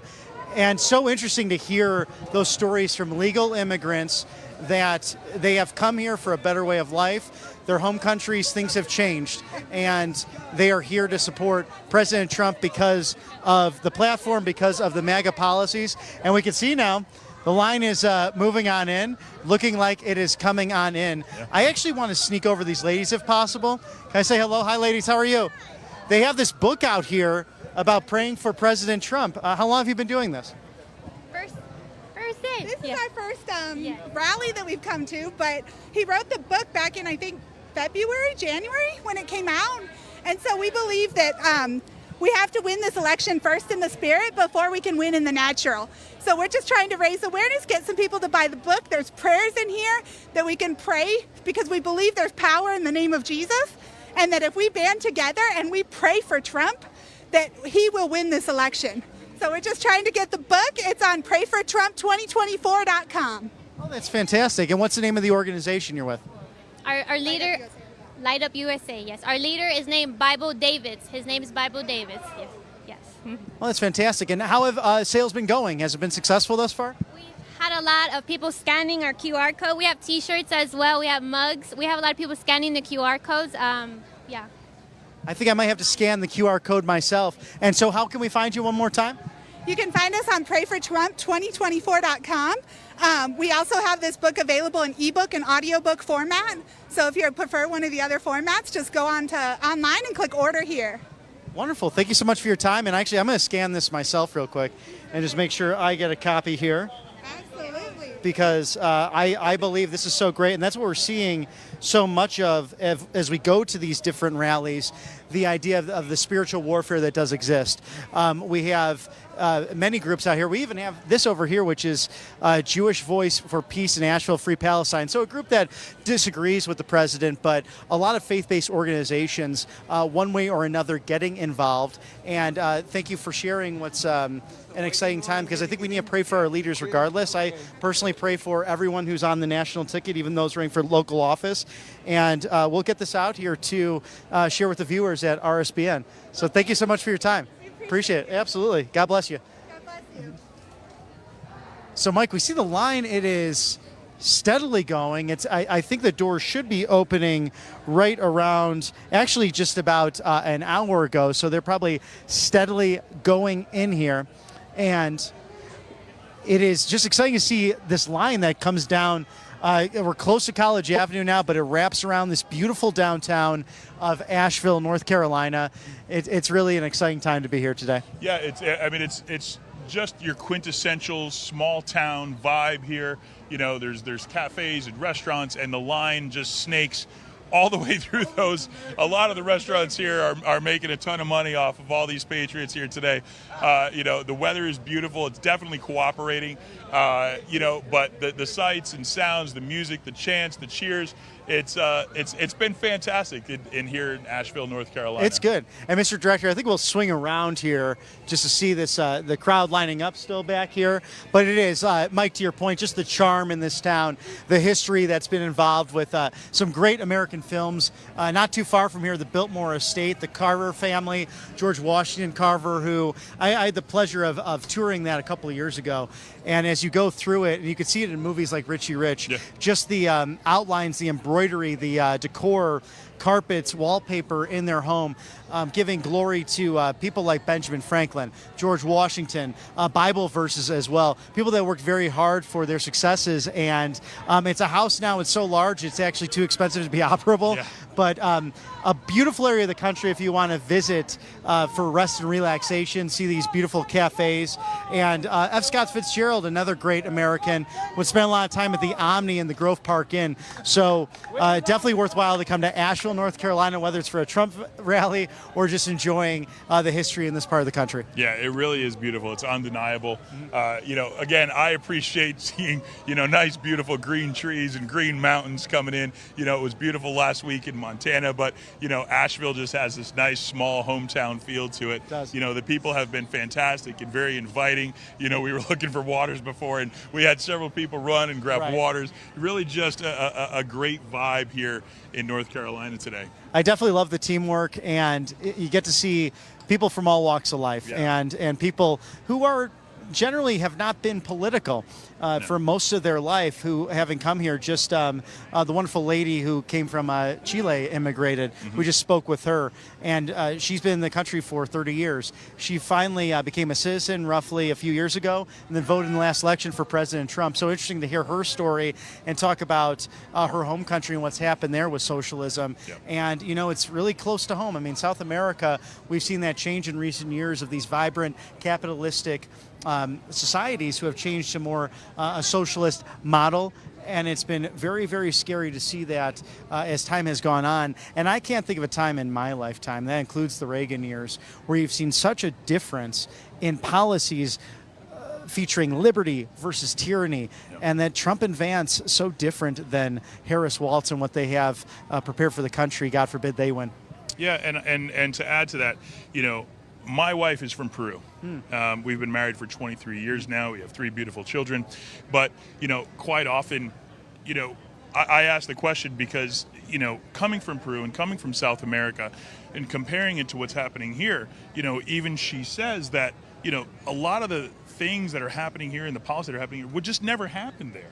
Right. And so, not saying that Peru is a third world country at all, but it's just one of those things where, it's just so outrageous to Americans and someone that's been here his entire life, the policies that we're seeing, open borders and people pouring in. We have no idea where these people are going. We have no idea who the people are. There's no tracking. We have no idea what the intentions are behind their visits. They're coming in. We have countries that are emptying jails and prisons and getting rid of, undesirables here in America. And we see what's happening. We've seen the results in people of Lake and Riley. It's just an abomination of a policy that we've seen over the past 3.5 years. And, we're hoping that, today, this rally, we're on the road to making that change. Oh, so well said, Mike. Whether it's unnecessary wars, the amount of unnecessary death that has taken place due to the Biden-Harris policies, and it's just so ironic, as we spoke to before. Harris talks about, I will do this, that, and the other when I'm in office. You're in office right now. You are the appointed border czar by President Biden, and you have ultimately failed the American people. It's time to be shown the door and to be shown unemployment in her right, peacefully and patriotically, of course. But we're very excited to throw it back to the magnificent Matthew Alvarez in the studio, Auburn, Alabama. We'll see you soon. Segue and throw here to Alabama. Bobby McNeely and Mike Fortin holding down the fort there in Asheville, North Carolina. We've got a number of interviews to get to here on Right Side. Before we get to that, I just want to share with you a couple statistics that we're hearing from the state of North Carolina. We do know that under the Democrats, prices in North Carolina has jumped 21%. So today we know we're going to hear about Maganomics and the economy, and President Trump. A lot of us know his stance on the economy moving forward, making America wealthy again. It's going to be wonderful to hear from him again at 4 o'clock today in Asheville, North Carolina. A lot of people out there ready to listen to President Trump, and also that pre-program starts at 3 o'clock. We're going to dive into what misinformation is and disinformation as well. A lot of name calling going on right now. We're going to dive into that just after this interview with Kelly Walker. Kelly Walker is the communications director for the great Mike Lindell. He's written a number of great conservative articles out there as a columnist, as a host as well. So let's listen in on a recent interview with Kelly Walker. Kelly Walker joins us live from the great state of Tennessee. Kelly, thank you so much for joining us. Hey, great to be here, Matt. So I know you're Mike Lindell's communications director. You've been a columnist for a number of great conservative outlets. Talk to us a little bit about how you've gotten to where you are today. Sure. Well, I was out there in Arizona at the time. I had a coffee shop and I was working marketing, writing, doing various freelance things. And then the lockdowns hit and everything got political, and I got arrested twice for speaking out, and I realized pretty quickly our country isn't what it used to be. So I ended up joining this fight for freedom, and I've been applying my talents in writing and advertising and other areas to the fight for our freedom for America. So what are some of the topics that you really like to write about when it comes to, I mean, you've been in the Epoch Times, the Town Hall, and others, right? Mm-hmm. Yeah. Washington Times, a whole lot of others. Yeah, I really, I'd say one of my favorite things to write about is our heritage of freedom and what our country was founded upon, and then relate that to news today. I also like to help open people's eyes to what's happening in the world, why we see some of the things we do. The Chinese Communist Party's plan called unrestricted warfare, for example, a plan laid out to destroy the country. So really, I started this Freedom Talk, which is at realfreedomtalk.com, and I write and I do shows about some of these topics, really trying to give people a perspective behind the news so that we can understand our world. And, you know, defeating the enemy, you have to understand the enemy first. So that's some of what I like to write about. A whole lot of topics. Obviously, lately it's been a lot about politics, world trends, that type of thing. And so what is it like to be part of the true narrative in the sense of correcting what's out there? A lot of lies from the mainstream media must give you a lot of joy to, you know, be getting paid to do something like that, but also you're speaking into the country as well. It's amazing, you know, like many people, I was out there just living life, not really aware of a lot of things that were going on. And I have to say, being on the front lines, you might say it's a tough place to be. You get a lot of persecution, even death threats, things like that. Like I said, I've been falsely arrested twice simply for speaking out. You're up against some very dark forces. You're up against communism, globalism, a lot of things that maybe in the past I wouldn't have thought were infiltrating our country, but they are. But on the flip side, it's amazing. It's amazing to be fighting for people. It's amazing to be doing something to help people. You know, in my past career, I've had some good jobs. I've done some good freelance, had my own business, had an advertising agency, but I always felt like something was missing. And now that I'm in this arena, I feel like what I'm doing really, really has substance. And it's something that really we're building history. I think we're in a second American Revolution.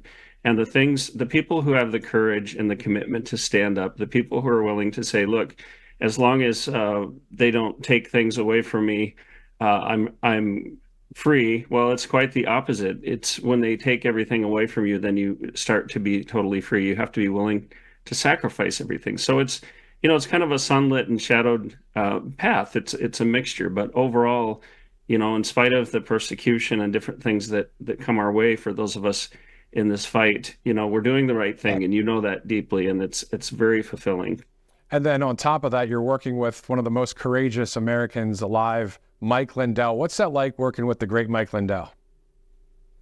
It's amazing. You know, I used to go to events, still do, but I used to see Mike Lindell and never had any idea I'd be working for him. But I looked at all the big names, all the people who were there, and among all of them, I have to say Mike Lindell really stood out as amazingly friendly. He didn't go around with a big entourage. You know, he wasn't behind velvet ropes, so to speak. He would go and shake people's hand and hug them and get pictures. Very, very personable, and I always respected that about him. And it turns out about 6 months ago, I was brought in to be communications director for the Lindell Offense Fund. And I've gotten to know Mike pretty early on. Days into it, I got to go on his plane and fly out to Las Vegas. And I have to say, he's an amazing person. He's got incredible character, courage to do what he's doing, and just an insatiable love for the country. And I didn't realize until I started working for him how much he has done for election integrity and the organizations that he's created. You know, you tend to hear in the news about the Supreme Court cases not being taken, and, you know, CNN is quick to point out the so-called failures, but there is so much substance behind what he's accomplished. And really, you know, I feel like I owe him a debt of gratitude, because he's been someone who's put his personal fortune that he worked so hard to build on the line, lost it, regained it. You know, it's a constant fight for him, and he has everything to lose and nothing to gain except for all of our freedom. So I really appreciate working for Mike. Yeah, definitely a conservative rock star for years to come, and has done amazing things for our country. We were talking about the news a little bit. What are your thoughts about Hayden Harris, in the sense of she's not really out there much? You know, she's kind of hiding from interviews, the press, and doing a few teleprompter reads at various arenas. After having had an advertising agency, and I was a high-level consultant for other agencies, you know, I can recognize advertising in an attempt to redefine a brand when I see it. Theirs is being done very poorly. You've probably seen some of the pictures and videos where it's obviously either photoshopped or AI. And honestly, I just don't believe that this quickly someone could be catapulted to such popularity. So I look at it and say, a lot of it is what you call a psyop. They're trying to convince you that Kamala is the best thing, that she's got this huge following. And I just think that she doesn't. And I know it's easy for conservatives to be afraid and say, you know, what if she beats Trump? Well, you never know what tomorrow brings. But honestly, there's a lot of smoke and mirrors here. I think there's a lot of advertising, and it's an attempt to shape perception, not to reflect it or report it accurately. And isn't that interesting, Kelly? Both of us, and including in conservative media, we have the job to correct it to the true narrative, to show and expose things that are trying to hide out there like that. So what would be some of your final words on this interview here, just for any American that's watching this broadcast and they're really concerned about the direction of our country and the future? Something I've been saying a lot, because people have been asking, what can I do for my country? You know, I have a job. It's not like I can go off and be an activist or something. And I say this, you know, donate to the big organization, sure, but find the local independent journalists in your area. Find the people in your community or in your realm of influence who are working very hard, because there are a lot of people. And I started Freedom Talk magazine, which you can find at realfreedomtalk.com, to bring together a lot of those small independent journalists and put out a publication with their work. So try to find those people and support them, because the left can take down the big news organizations. They can shut down, they can censor, but it's really, really hard to control the smaller people out there. And there are some really good ones. I think of Alex Newman and a whole lot of other people who just are really fantastic at what they do. So I would say, if you feel like, hey, what can I do to help? Reach out, find those people and give them some support, $5 a month, whatever it may be. That's a great way to fight. Thank you so much, Kelly Walker, for joining us from the state of Tennessee. Thank you. So always good to see people from behind the scenes as well, doing great things for our country. Once again, Kelly, thank you so much for joining us here at Right Side Broadcasting Network. Okay, so next up for President Trump, of course, on his way now from South Florida to North Carolina. This after voting in the August primary vote in South Florida. He'll be on his way, of course, to Asheville. And then tomorrow there is a press conference for President Trump out of Bedminster, New Jersey. And then we're about 72 hours away from a rally in Pennsylvania in Wilkes-Barre, Scranton. So a lot ahead for President Trump and the team and we the people as we continue to watch history unfold with our country in the balance. That's not really drama saying that, because we see now that Kamala Harris has selected Tim Walz, we're seeing that they really want to have this progressive, leftist, Marxist movement in our country. And that's what we're up against. But the thing that's great is we, the people, in the polls and boots on the ground, there's a majority of people that want the Constitution to continue to be the law of the land here in this great country. So once again, a press conference tomorrow for President Trump. You'll see that right here on Right Side Broadcasting Network. And of course, Saturday for the rally. We'll get back to today's event in Asheville shortly as our cameras are getting access to the inside of the venue. That's why we're seeing just a one shot here. We will be having that split screen soon, and we'll toss it back out there to Bobby and Mike shortly. Before we continue on with some of the commentary here and some other interesting tidbits of information, Tax Network USA, if you're behind in taxes or you missed some of the filing over the past year or so, Tax Network USA, you see that number on your screen, 800-357-1415. Always good to have a patriotic group of people working with you to give you some financial peace of mind. So Tax Network USA, 800-357-1415. All right, so it's 1:40 on the East Coast, 12:40 here in the Central Time Zone, and 10:40 out there in the Pacific Time Zone. Thank you so much for joining us. My name is Matthew Alvarez, here live on Right Side Broadcasting Network. There is a lot of talk out there about the words misinformation and disinformation. We know that Biden and then Harris is what the playbook seems to be on the left right now. So let's dive into these simple words when it comes to misinformation and disinformation. So I did what anybody does when you want to know about the specifics of a word, you go to the dictionary, right? So let's go to that dictionary and look up the information about, let's go with misinformation first. So misinformation, it says here, is false information that is spread regardless of whether there is intent to mislead.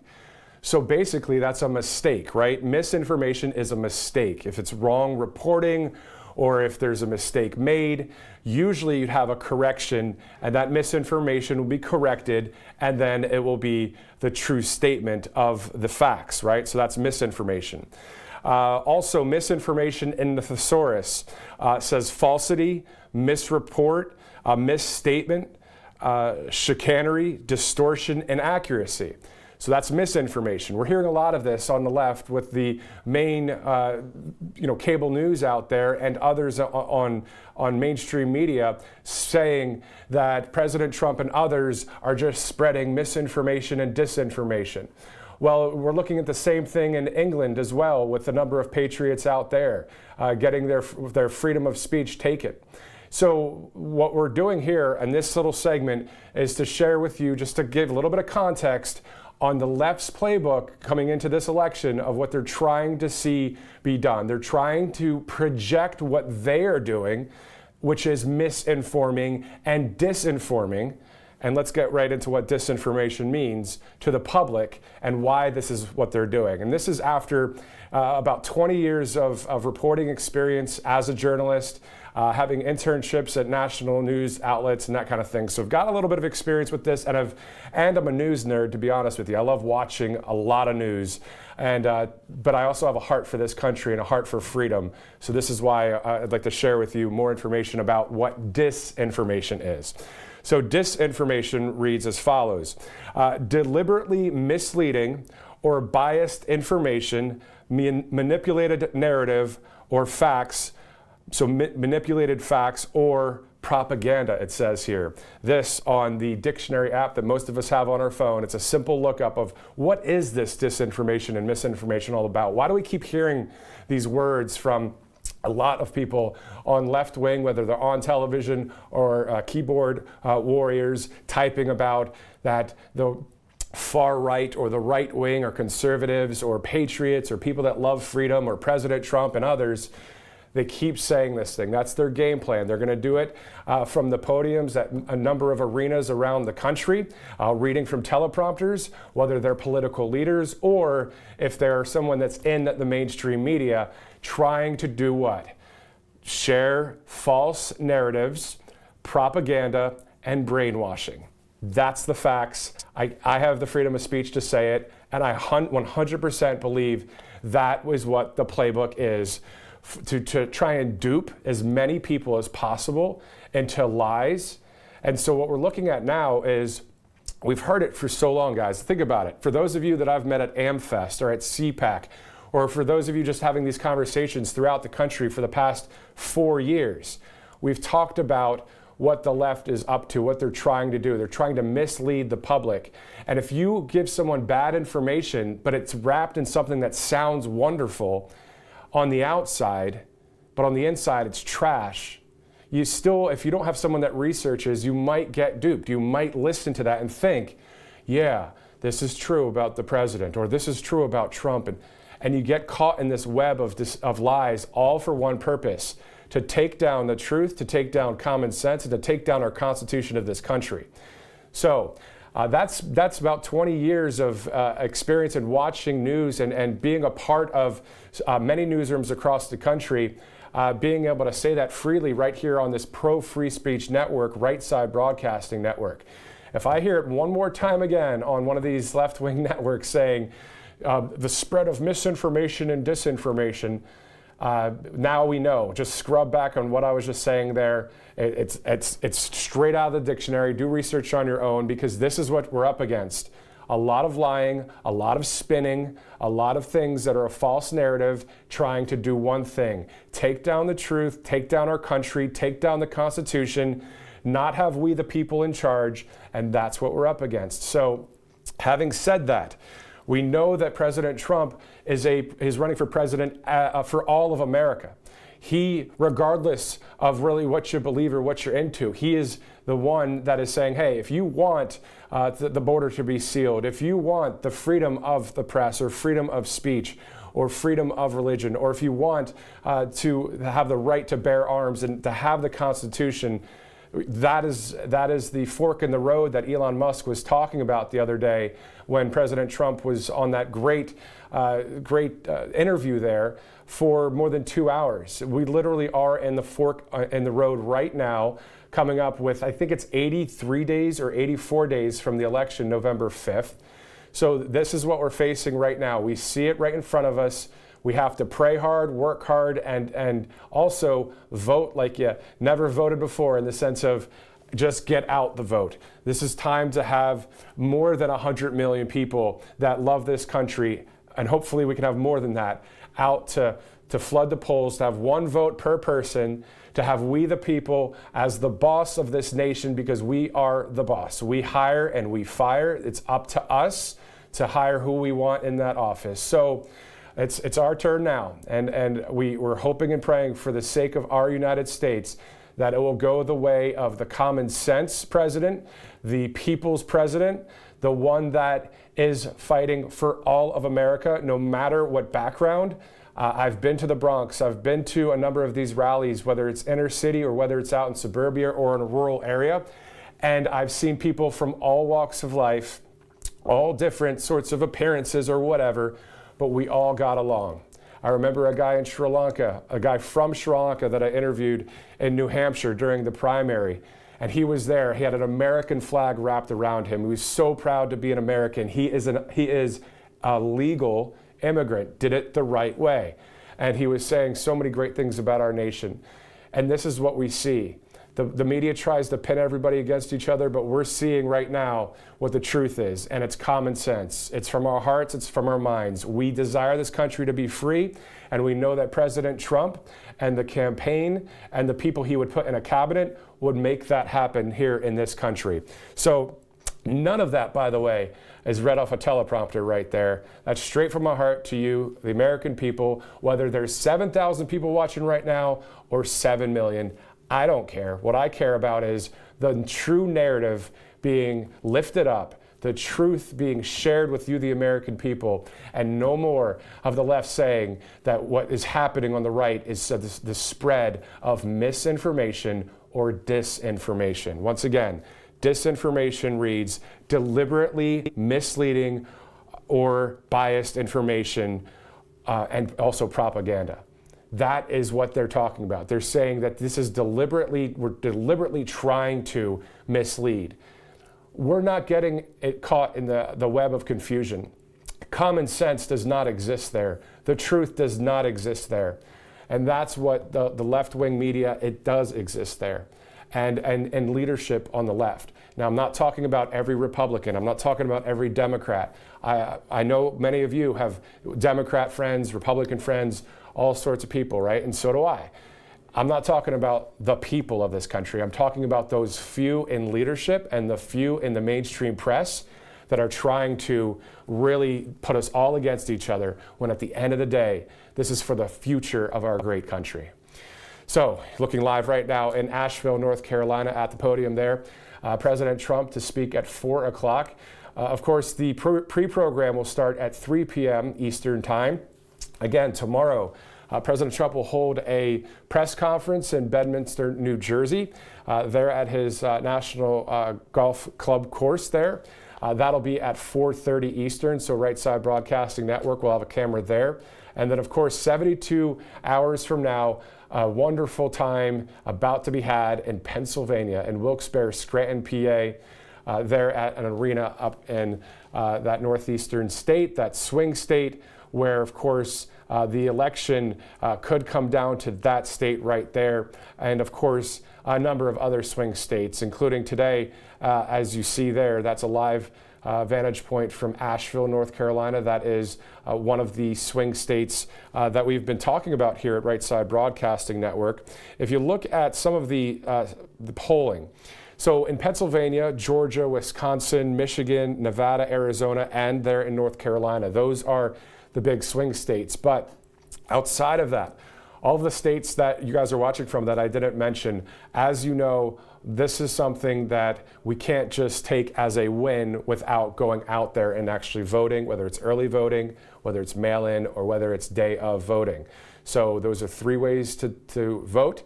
I'm not going to say which one I prefer because at the end of the day, it's your choice. President Trump says the same thing. I've heard it at many rallies.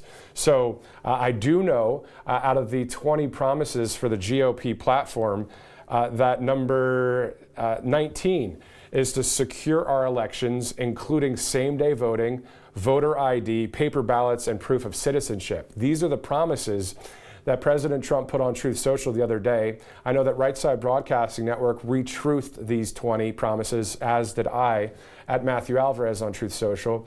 I did that because, you know, I know a lot of times, you know, you might share something about yourself on social media. You might, you know, show an interview that you did or whatever's going on, but to still show the truth of what we're looking for in this country, right? So gladly would retruth something like the 20 GOP platform promises that will happen under a second Trump administration. So we're only looking at 80 some odd days until the U.S. general election, 83 days to be exact.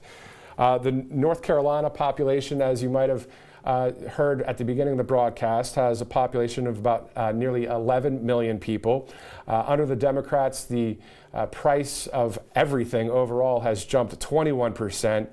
And we do know that today's message from President Trump is going to be about the economy, that because the Trump campaign, when they sent out the press release, said it would be about the economy and there would be remarks about it. Of course, we'll probably hear about Maganomics over Bidenomics and Harrisonomics, if you want to just call it that for this situation.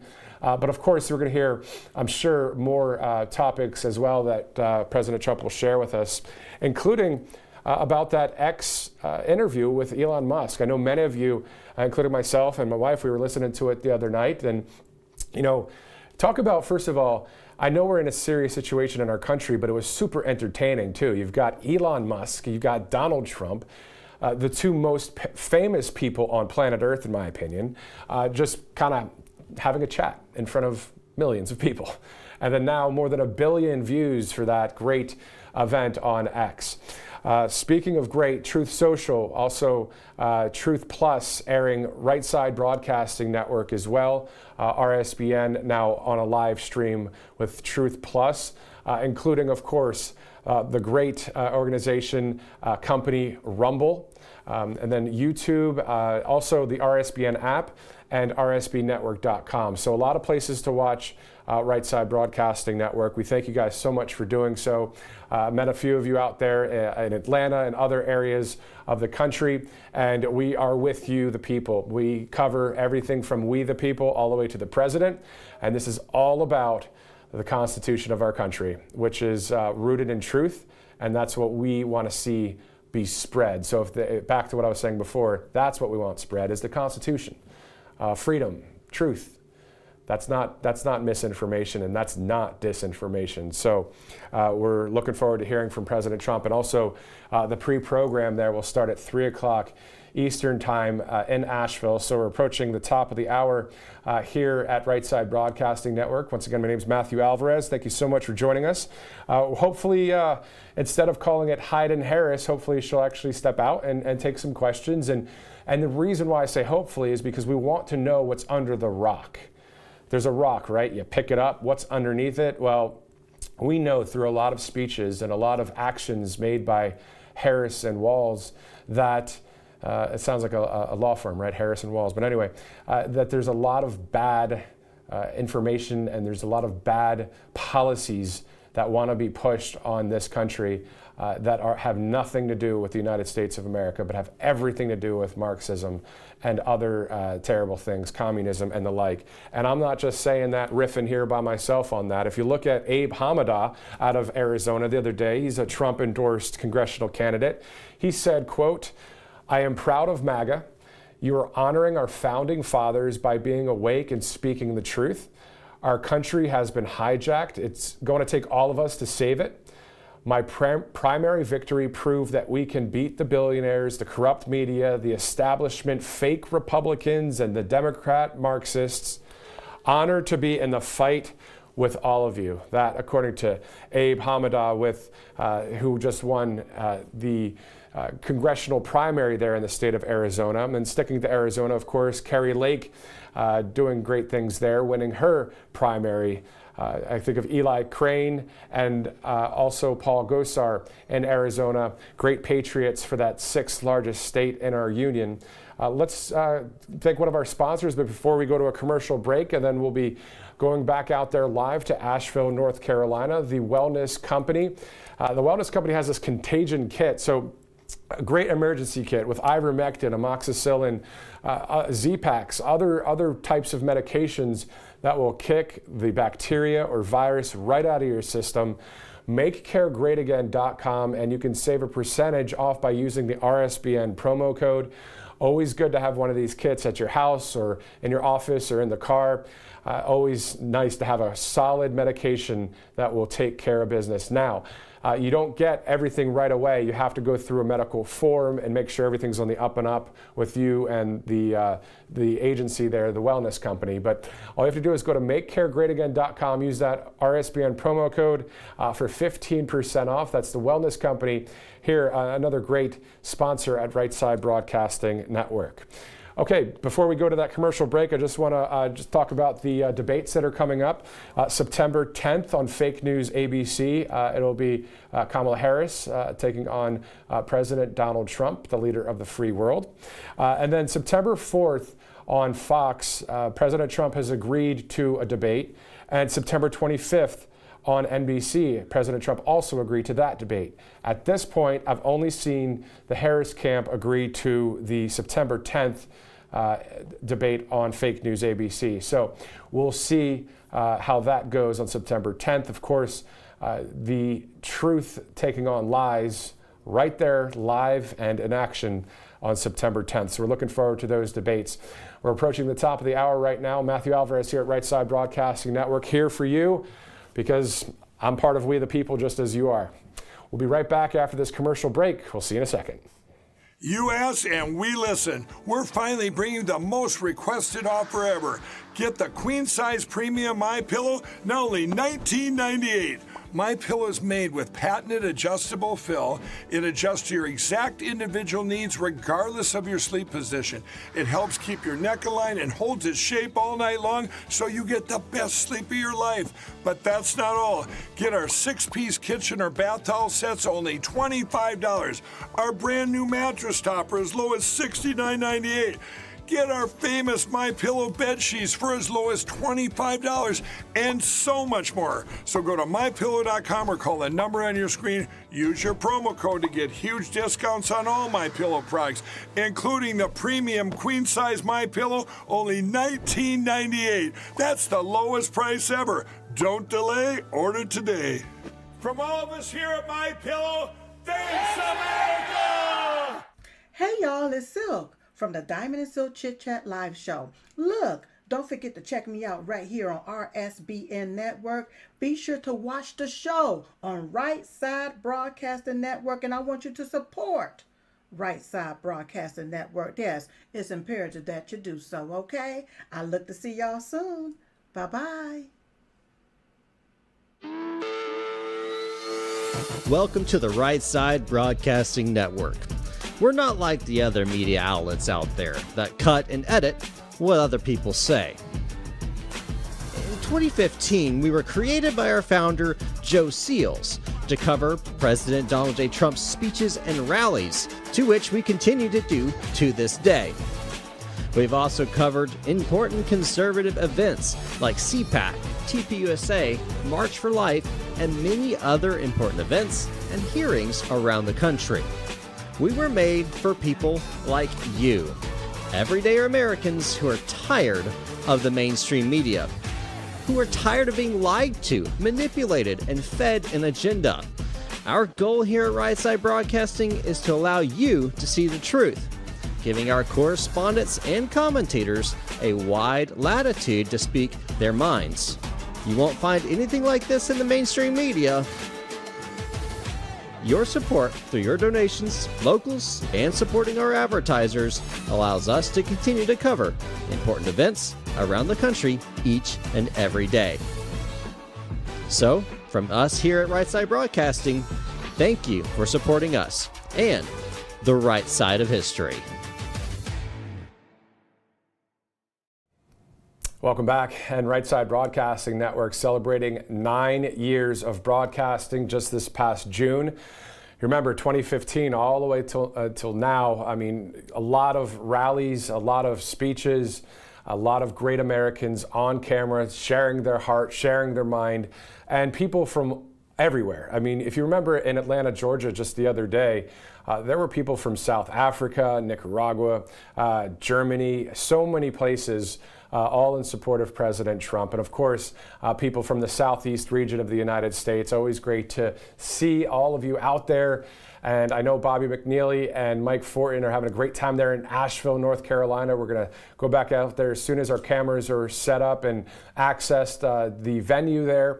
Of course, it takes a minute for the people and for everyone to get inside of the arena, as people have to go through Secret Service and a lot of security, and that takes a little bit of time. But we know that then, you know, what's interesting is some of the left wing kind of tried to highlight something that I'll just put it this way.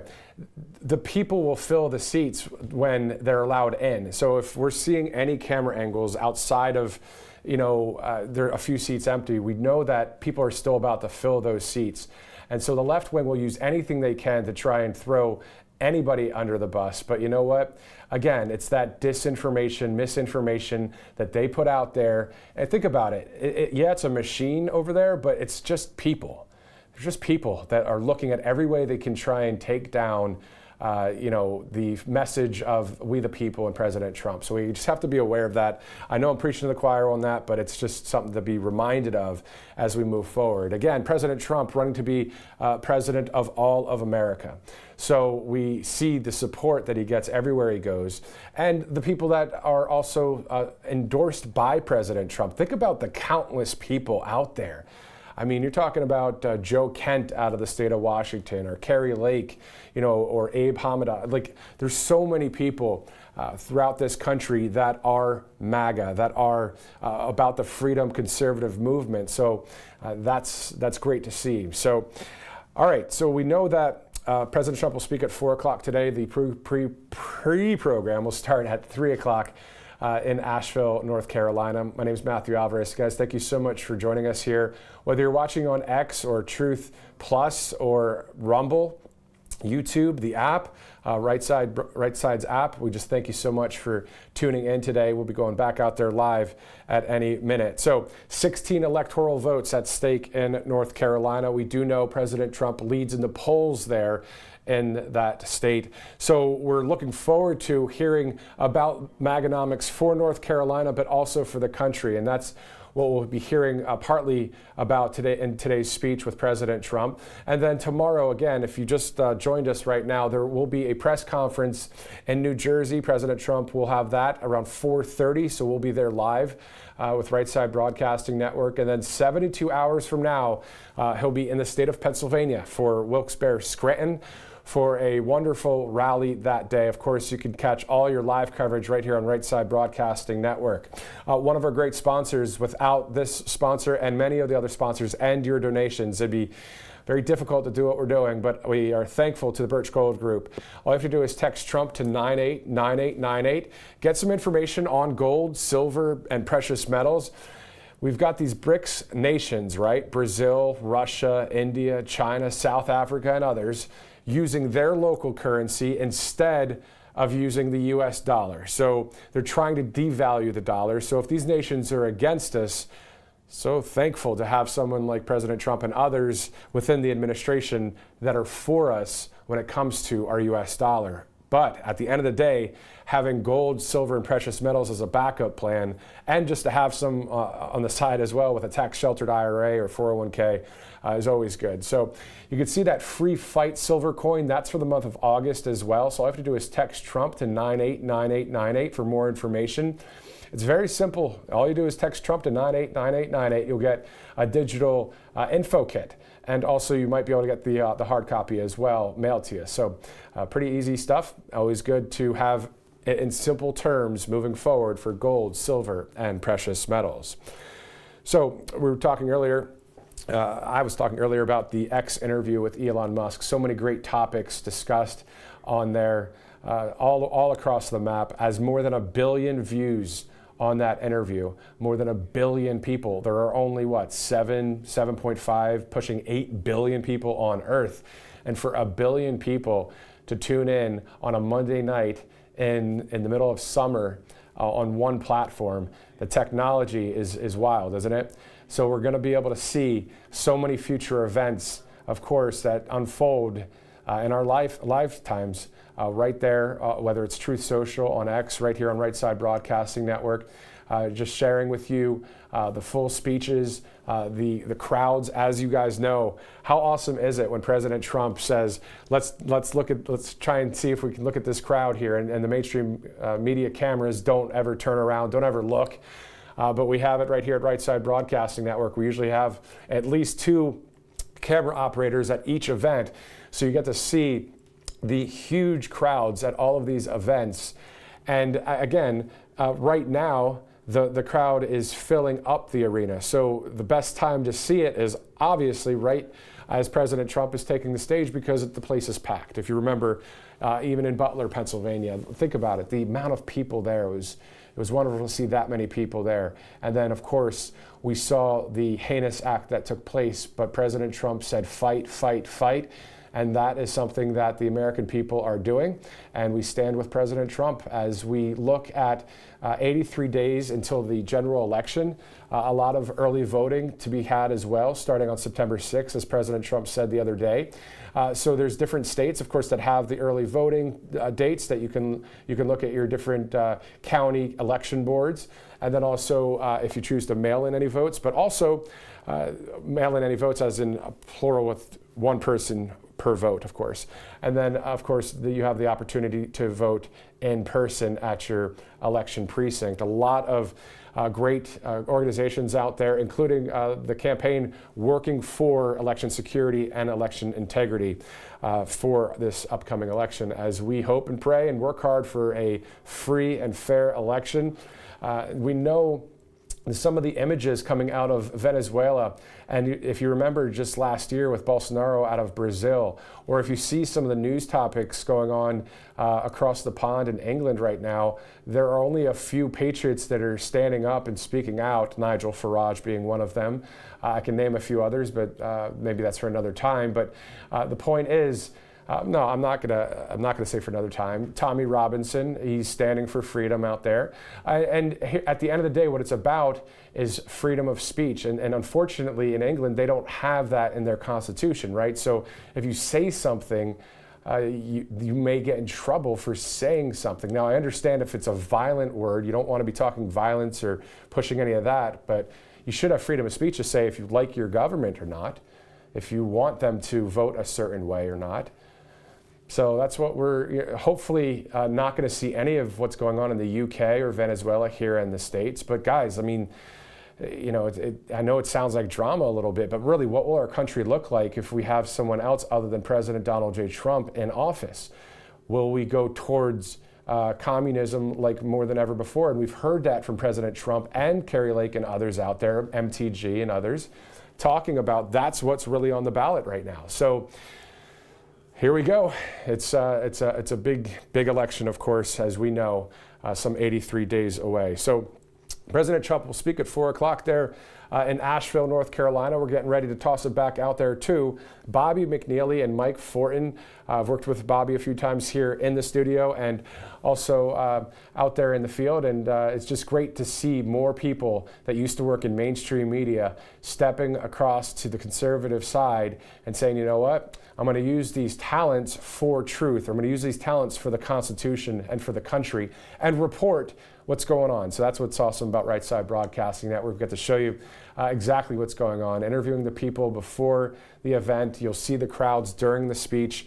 And of course, when President Trump takes the stage, and prior to that, the pre-program at 3 o'clock. Always good to hear from people there in North Carolina. Hopefully, Lieutenant Governor Mark Robinson is one of the pre-program speakers. If he's not, still a great patriot, of course, and a friend of President Trump and a friend of We the People. So he is also running for governor in North Carolina. So Mark Robinson, a shout out to him as he delivers some fiery speeches, as you guys know, along with President Trump and others in the MAGA movement. And this is not just a movement, again, that's going to go away. The MAGA movement, again, stands for freedom, right? Stands for truth and stands for our Constitution. So that's not going away. It will always be around because it's common sense to want freedom. It's common sense to continue with this great experiment in America where it was the people founded a government of the people, by the people, and for the people. So that's what we're coming up against, is having that continue or having that stripped away. So this is why I dove into the misinformation, disinformation campaign that the left-wing leadership and the left-wing media is doing. They're just trying to pull a curtain over everyone's eyes. They're trying to say, you know what, Harris, you know, think about the no tax on tips thing. Now that Harris is talking, that she says that's part of her platform now. Interesting, right? This after President Trump announcing that. So all of these nice things that the left is trying to paint Tim Walz as a very cuddly, folksy guy. Wow, I heard it last night by someone on Gutfeld, actually. It was a great point. Basically that Tim Walz is a wolf in sheep's clothing. That's exactly the truth. We've seen the actions that he has taken as the governor of Minnesota. If you remember the interview I had with Mike Lindell recently, Mike was also talking about the same thing. So we know what's going on, so we have to stick to conservative media and watch conservative media to understand if there are times where the left is trying to say a bunch of garbage with disinformation on the left there. So, and most likely echoing most of what you guys already know. And at the end of the day, it's still great to have the true narrative to be spoken about through freedom of speech and to continue on with the messaging and the optics of freedom and of the truth. So we'll be sending it back out there to Asheville, North Carolina. Matthew Alvarez, if you'd like to follow on Truth Social. We'll be going to Bobby McNeely and Mike Fortin. Thanks for hanging tight with me here in the studio. We'll be getting you that live picture here in just a moment as our cameras got some access to the venue. Once again, you're watching Right Side Broadcasting Network. Now is a great time to share this with your friends and family out there as President Trump gets ready to speak for a 4 o'clock start time, 3 o'clock for the pre-program. Thanks so much again for joining us here for this few minutes. Let's send it over to Bobby and Mike Fortin in Asheville, North Carolina.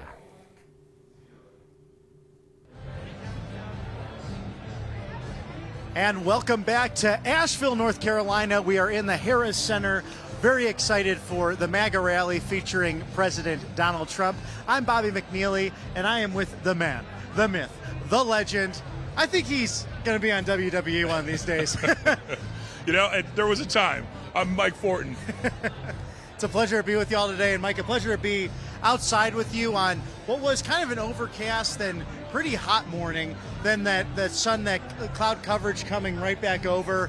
And that was nice just to give a bit of a reprieve. But happy MAGA Patriots all ready for what's sure to be a great speech on the economy, focused on that. And even the people we were talking to, there was a lot of focus on cost of living, inflation, an open border. That seemed to be a lot of the themes as we were talking to the rally goers. You did a great interview with those Gen Zers who were very upset about men being in women's sports. Yeah, very much so. And, again, I try to make this relatable to myself a lot of times because, having a 9 and a 10-year-old, a 9-year-old boy and a 10-year-old girl myself, my oldest is 21 years old, so she's kind of already gone through it, well before all this really began.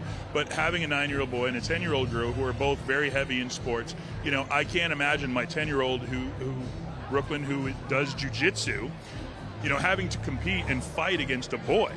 Right. I see her, fighting at home and playing at home with my son, who's 9 years old, and my son can move her around pretty well at 9 years old. So it just goes to show, from a personal perspective, that boys should not be competing against girls, when it comes to things like that. It's just, it's something that, was, again, completely relatable to me, hearing those girls and just being able to get their mindset, and how they're thinking and how it's really taking away from them able to perform on the field, and having to think about, am I going to get hurt? Is today going to be the day? So, hopefully, this January we can make that change. Well, and that's what's so interesting is I talk to neighbors, and I'm in the North Georgia area, well, north of Atlanta, and in my town, a lot of people highly educated and relying on scholarships to compete.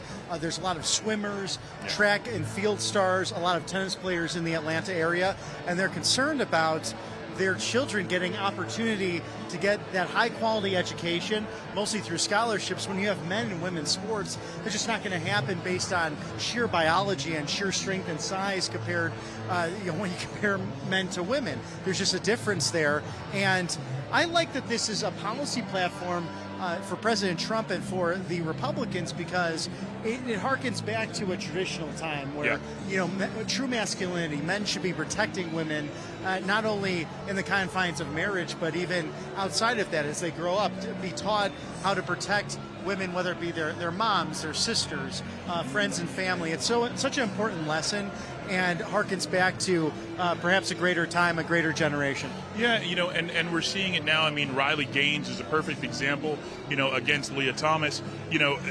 Riley would have been number one. And unfortunately that was ripped away from her, sponsorships, money, advertisements, things like that. So it's really just taking away from people that would otherwise be put in a very high pedestal, and it's just not right to be, to work your whole life and have something that you've trained for, you've put the time for, to come in from someone who was ranked in the 400s in America for a sport that you've been training for, where you're ranked number one, and to have that person who is a biological male just rip those accolades from you.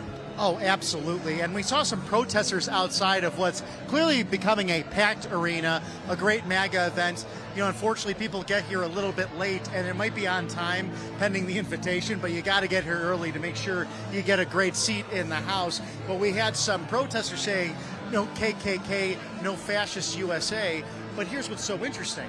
Look at Governor Walz's record, the running mate of Kamala Harris, and he actually signed into legislation an idea to take away parents' rights if they have transgender children. So minor children looking to get those surgeries, those puberty blockers, if they wouldn't go through with it, they could actually make a complaint against their parents and then be removed from their home per the government, and then local sheriffs throughout Minnesota saying, this is unenforceable. Why would you do this, Governor? So for me, that's almost more of a fascist policy, the government coming in and saying, you have no right to be a parent. Instead, I'm going to take your child away from you. Just utter nonsense. Can you imagine? I can imagine sending my children to school and them not coming home because the school or the government feels that they can make a better decision for my child than I can. It is absolutely, as a parent, it is absolutely infuriating. It should not be tolerated in any way, shape, or form. My children have good days and bad days. My son doesn't know if he's Wolverine one day or Deadpool the next. They're not able to make those decisions at 9 years old or even younger, and it's tragic. It's absolutely tragic what the left is trying to do to the youth of our country. Well, and then to harm them permanently with, literally taking off their sex organs. This is what we're talking about. This is mutilation. Mutilation. It's a bizarre practice, and how confusing. What a way to harm someone before they really come into knowing fully who they are, and first and foremost, just taking away rights from parents. It's an absolute travesty, and we'll see how this unfolds during the campaign. Of course, the DNC is next week in Chicago, Illinois, and we'll see how policies like this will be on the forefront for the Democrats. And we're seeing now, we actually see a sign back there, no tax on tips, no tax on Social Security, now apparently adopted by Kamala Harris in her ticket, and CBS News saying that it was never President Trump's idea, but rather Vice President Kamala Harris's, which is astounding because he's been talking about it on the campaign trail now for the last several weeks. And you're in Vegas. You see how much of a policy, how great that is. Absolutely. No tax on tips in a service arena. Yeah, it's talked about a lot. I constantly am talking to servers when we're out, and they're all excited about it. A lot of these servers, they're not making the money that they need to support, because their tips are being taxed. So now this would give them the ability to really put some significant amount of money back in their pocket and be able to take care of themselves and their family. It's these radical policies. I shouldn't even say radical policies on the left side right now, because there are no policies. Their policies right now are whatever they feel might be best. And I've heard that this week they're supposed to be announcing what their policies are and listing them on the website. So we'll see when the DNC happens how radical those policies truly are. At this point, nothing is a shock. It's shocking, unfortunately, that nothing is a shock that we're hearing come out of the left. No question about it. A stark contrast in American politics right now. A liberty platform, a populist platform of the MAGA 20 promises. I like to call it the second contract with America. If you can remember back in 1994, Speaker Newt Gingrich had put that out, the contract with America, those promises. You're now seeing that very similar to the Trump policies and the Republican platform. Very interested to see what will develop in Chicago, Illinois in a few short days. Yeah, it's, we're all waiting. We're all on the edge of our seat, especially, those here that are in full support of President Donald Trump, just to see truly, I guess, the ridiculousness of what may come out of there. We have, someone who has claimed to have gone to war and fought for this country, who clearly did not.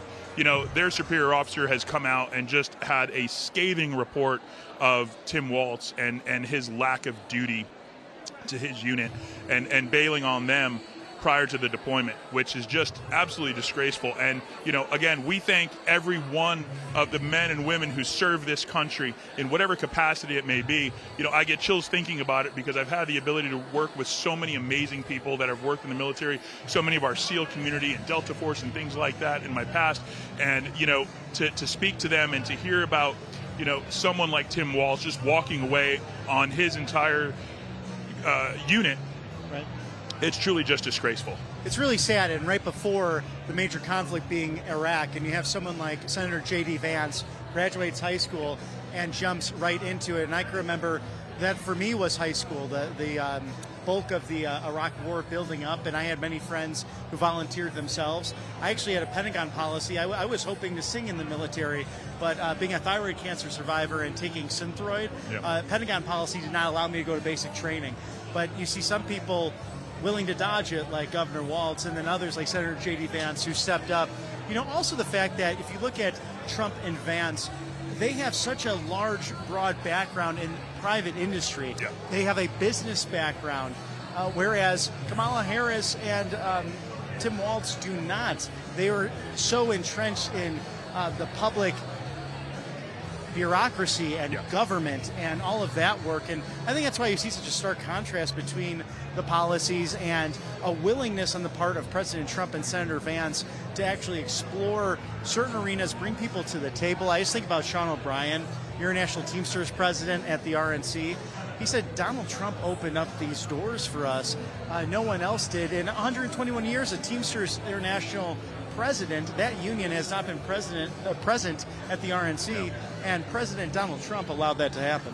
Yeah, I think, when it comes down to it, to use the phrase yet again, we want to make America great again, and we want to do that at all costs, and that means, bringing back the way of life as we once knew it, getting people to work, having a union leader come out in support of Donald Trump is extremely important, and it shows that not only does Donald Trump have a commitment to getting people back to work and making people prosper again, but it's really just a sign of the times of how bad things have gotten for the unions and for the people. And I think that as we move forward, we're going to see more and more people that continue to identify with President Donald Trump because of his policies.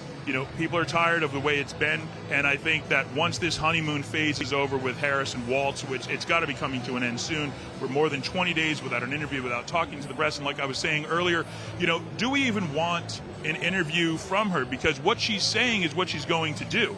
So I don't know that an interview with her is going to prove anything.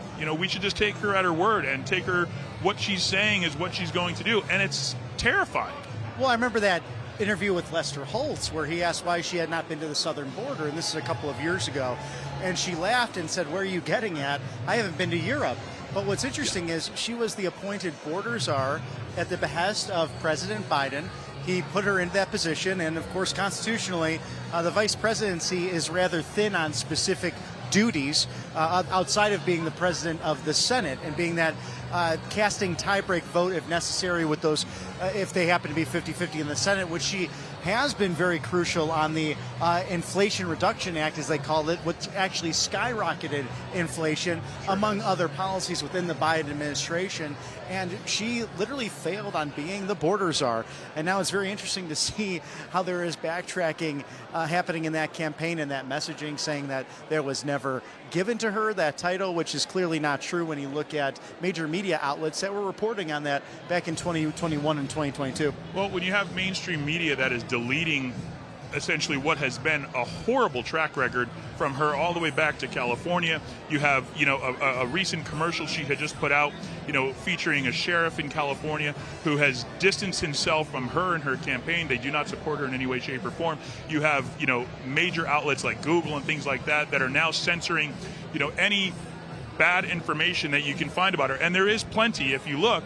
But now you have mainstream media that's just parting the waters for her. You have an interview with Time Magazine recently featured Kamala Harris on the cover, without having an interview. You know, not even so much to be able to get a picture, they had to sketch it out because she wouldn't sit down with them. So, you know, she's getting this push from media that she doesn't deserve, she hasn't earned, and in no way, shape, or form should, you know, media be doing this and be so biased. But we know now, you know, over the past 8 years, we've seen how biased the mainstream media can truly be, which is why here at RSBN we try and bring you the truth and show you what's really happening and tell you what's really happening so you can see it for yourself. Yeah, it's really a joy from the beginning of the rally all the way through President Trump's speech itself. We bring you wall-to-wall coverage, archive this footage so you can make that decision for yourself, see what's actually happening in real time, and getting to talk to the American people is really an absolute pleasure. I enjoy it so much, and I know, Mike, it's been a pleasure to work with you today and be in beautiful Asheville, North Carolina. Highly recommend visiting here with all the history, the Omni Grove Park Inn, all the way to the Biltmore Estates. So much has happened in Western North Carolina, and just to experience that on this backdrop of the Blue Ridge Mountains, beautiful. We have the pastor who will give some comments here. Yeah, let's take a listen. If you're able, please stand and remove your caps as we pray.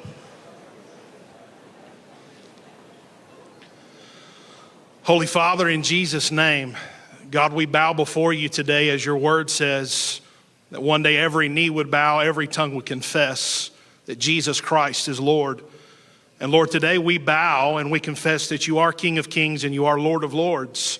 And Lord, you have gifted us this great nation. God, you have given us these United States of America. And God, every person that's gathered today, Lord, our heart is heavy. Lord, the future of our nation is right here before us.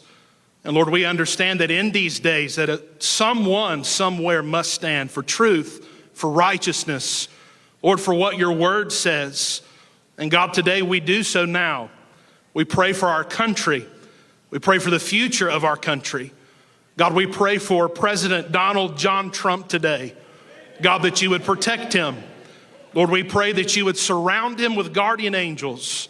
And that, Lord, if it be your will in November, God, for this man, this valiant man to stand in the White House once again, then, Lord, we will be sure to give you all praise, all glory, and all honor.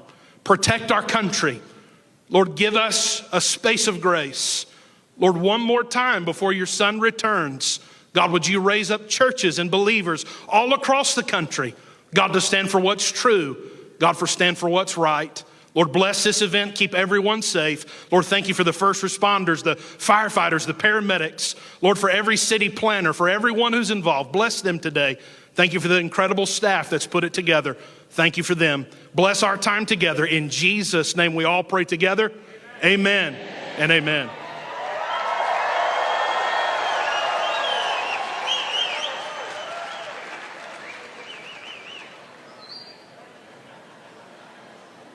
Ladies and gentlemen, please welcome David Bolick to lead us in the Pledge of Allegiance. Please remove your hats and remain standing to pledge allegiance to the flag of the greatest nation on planet Earth.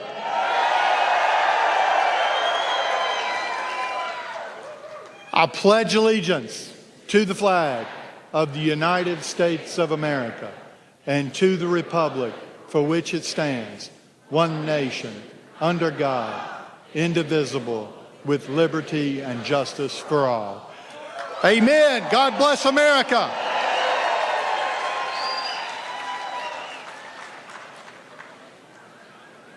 Ladies and gentlemen, please welcome Thrive Collective to sing our national anthem.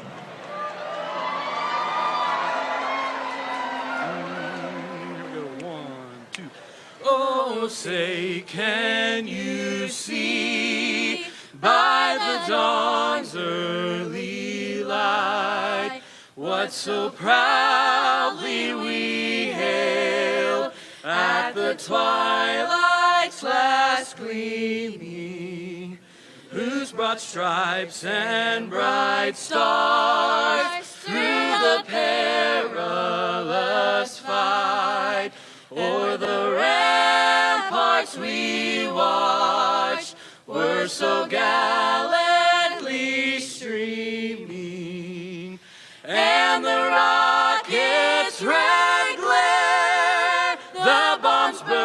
bursting in air, gave proof through the night that our flag was still there. Oh, say does that star-spangled banner yet wave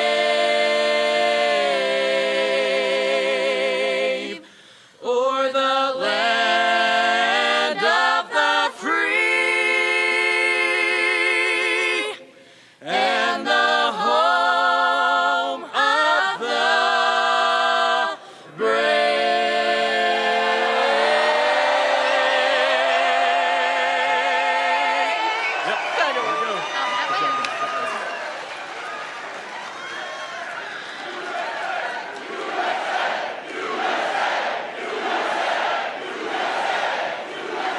Ladies and gentlemen, please welcome to the stage Glenda Wilson.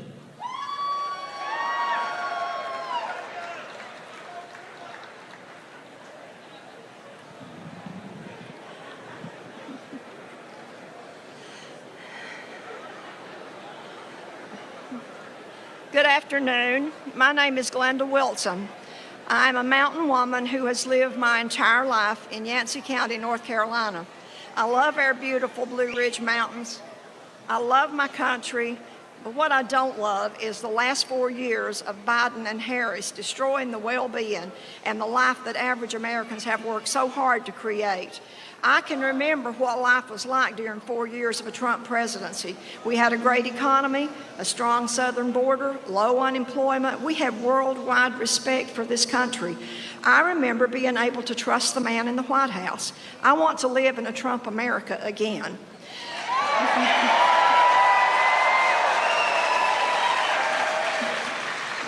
My husband was a hardworking, self-employed man. In our 51 togethers, we built 2 successful businesses from the ground up. We built our own home, we paid for it as we went, we raised a garden, we canned and preserved our food. Everything that we were able to acquire in those 51 years was paid in full with blood, sweat, and sometimes tears. But we were so blessed in those things that really matter. Good health, a wonderful community, great neighbors, beautiful children, and really beautiful grandchildren. In fact, my granddaughter Catherine just helped sing the national anthem.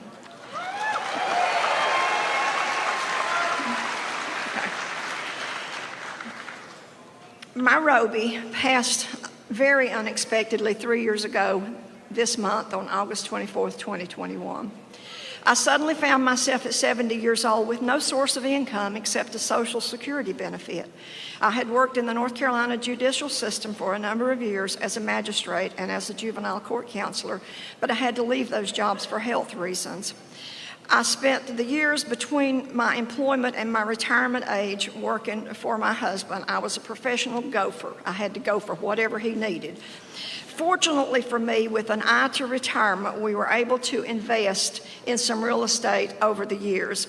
I've had to liquidate some of those properties already to keep the bills paid. In just the past 2 weeks, I received my property tax bill. It had gone up by approximately 60% since last year. Now, let me tell you that it'll take 5 months of my Social Security benefits just to pay that bill. I had saved money to have my house painted this fall, but now I have to use that money to pay my property tax. First time in my life, I'm very concerned about my ability to maintain my quality of life and being able to hold on to a portion of what Roby and I spent 51 years building. Will I be forced to sell everything I own and move in with my children? God have mercy if I do that. It's frightening to add up living expenses, insurance, electric, gas, heating, cooling, home repair, groceries. And these things just continue to skyrocket under Joe Biden and Ms. Harris, whatever her name is.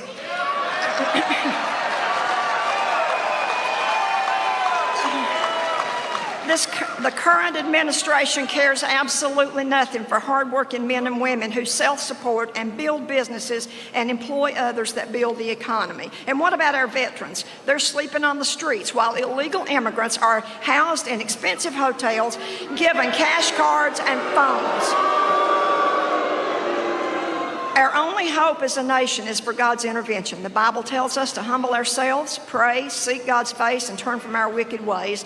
Then He will hear, forgive our sins, and heal our land. But But to heal our land, God uses flesh and blood men and women. He's already powerfully used President Donald Trump, and I believe and pray that he will continue to do so. But listen, each one of us here carries a responsibility to diligently seek God's face, to pray, and to work with everything in our being to put President Donald Trump back in the White House where he belongs.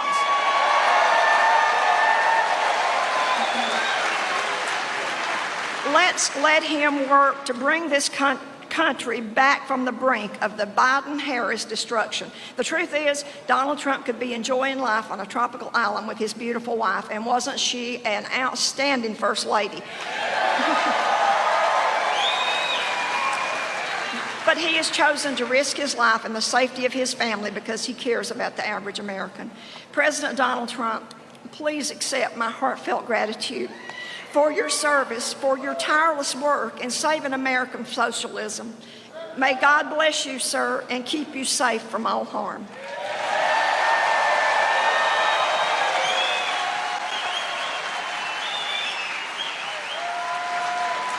Ladies and gentlemen, please welcome to the stage Beth Christopoulos.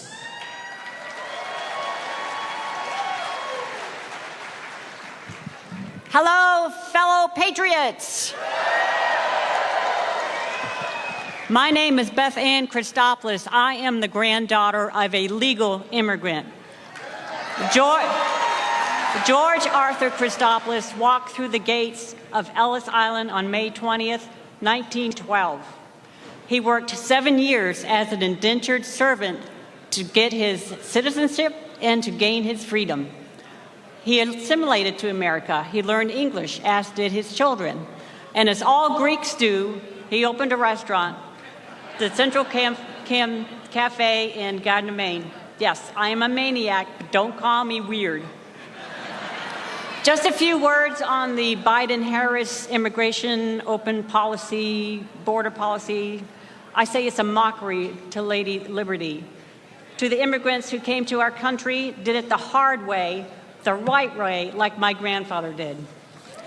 My parents, we inherited that work ethic. They worked hard. Sometimes Dad took on a second job. We were taught that to have a job was not an entitlement, it was a privilege. We were told to do the best job we could do no matter what that job was. I am the youngest of three. My siblings are my heroes. All of us earned our master's degrees. And guess what? We paid back our student loans.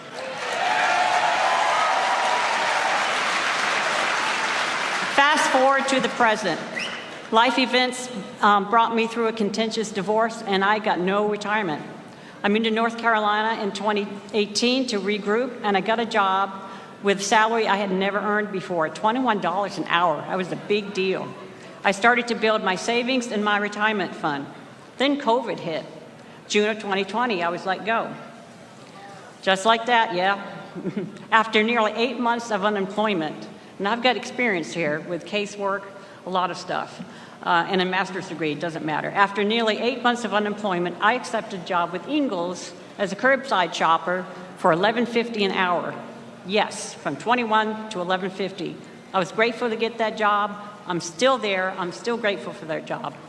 I started drawing from Social Security at my full retirement age in January 2023. So I put my time into Social Security.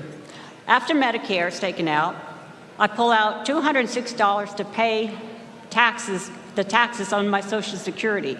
So it's on wages that have already been earned. You already know this is taxed twice. And I pull out $300 for my little retirement fund.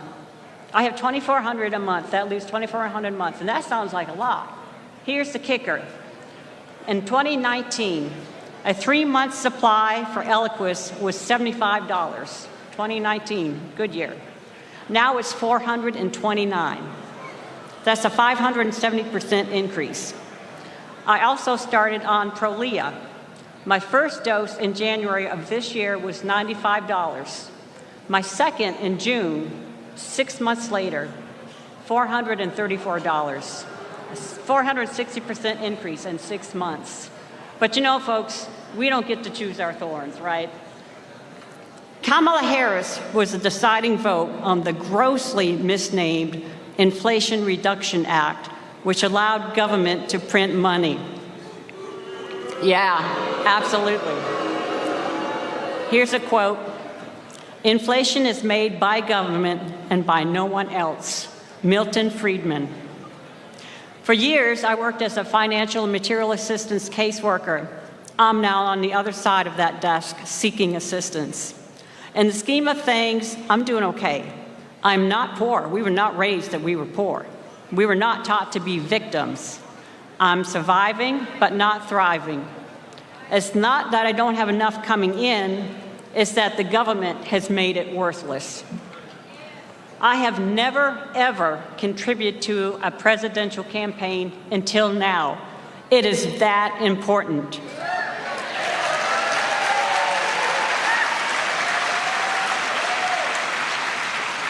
We can do hard things. We must do hard things to get our nation back to the Constitution. We need President Trump to make America great again. We need to fight, fight, fight, all of us. Thank you. God bless you.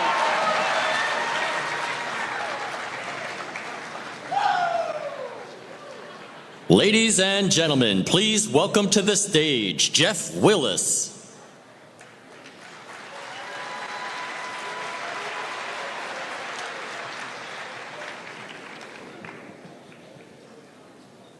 What an honor to stand where a past and the next president is going to stand here in just a few minutes, right? Come on. In 2007, after many years of service in law enforcement, I was involved in an accident on duty, which ended that career for me. I persevered, and many years later, I opened a business. Opened a restaurant, a guide service, and an outdoor sporting goods supply. I've watched the decisions made by the current administration negatively impact the lives of those people, many of whom are very important to me.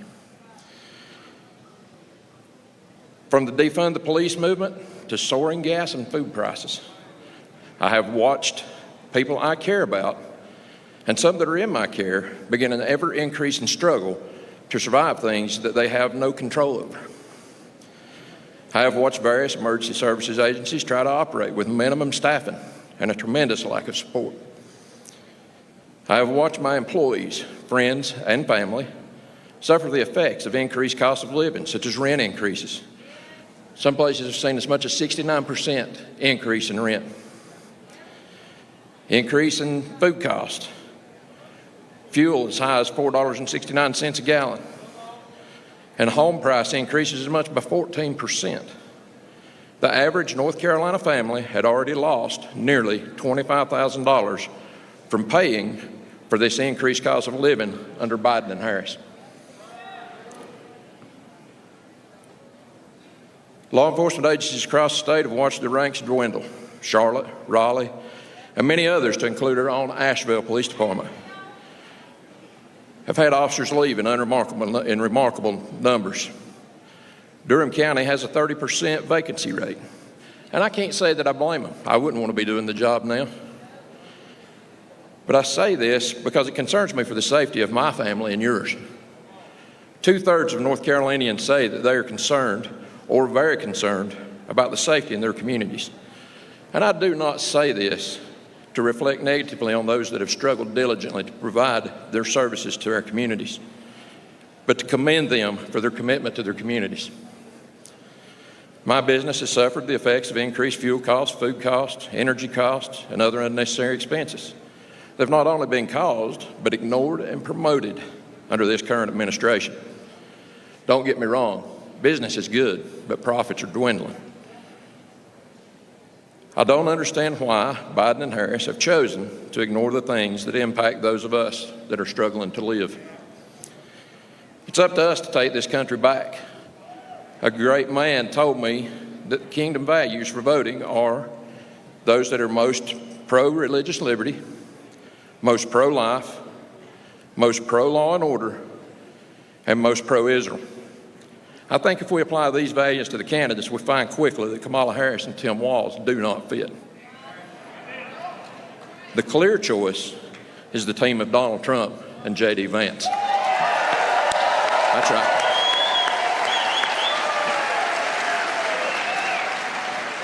So let's gather and make a stand, and let's do what this sign says. Help me out here. Let's make America great again. Thank you.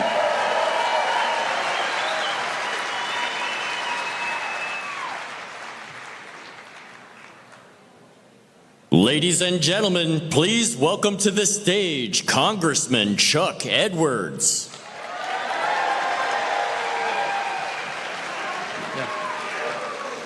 Hey, where are the Donald Trump fans in the house today? Yes! All right. Well, thank you. It's good to see so many great conservatives here today. I'm Chuck Edwards, the representative in the United States House representing this very congressional district. And it's my distinct privilege to welcome you all to North Carolina's 11th congressional district today to help return Donald Trump to the White House. Yes. Yeah. I asked you all to send me to Washington so that I could help fix how Washington works. Well, friends, I can't think of a better way to fix how Washington works than to make Donald J. Trump our president again. Our economy and the future of our country depend on it. You see, Kamala Harris has it all wrong. She flies around the country saying, we're not going back. Well, ladies and gentlemen, I tell you, Americans can't afford to go forward with her. I'm ready to go back.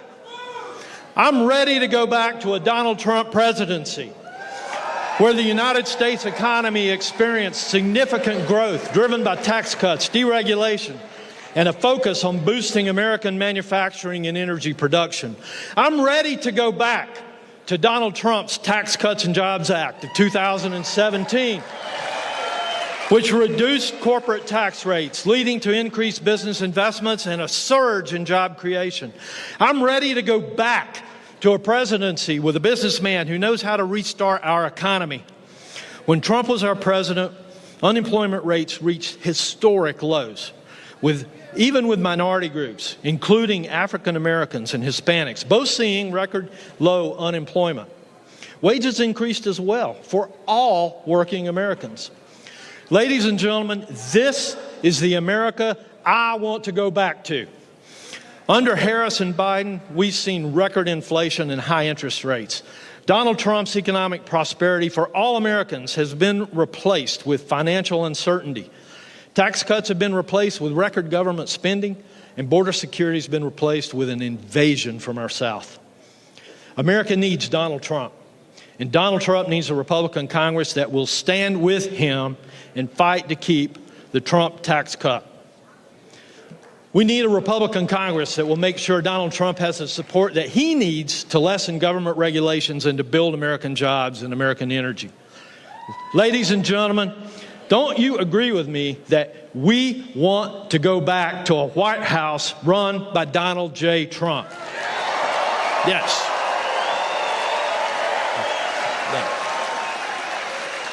We want to go back. We want to go back to when America was strong, to lower taxes, lower interest rates, and with fewer government regulations.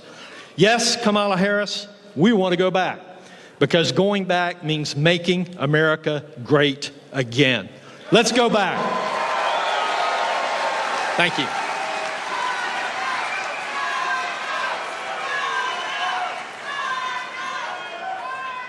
Ladies and gentlemen, please welcome to the stage United States Senator Ted Budd.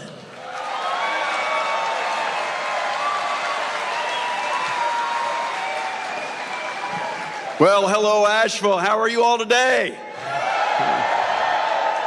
You know, it is awesome to be here. I've spent a lot of time here in Western North Carolina. I want to introduce you to somebody that you may not have met before.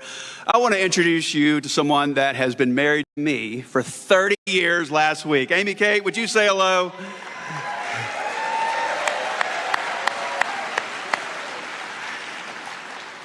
Let me ask you another question.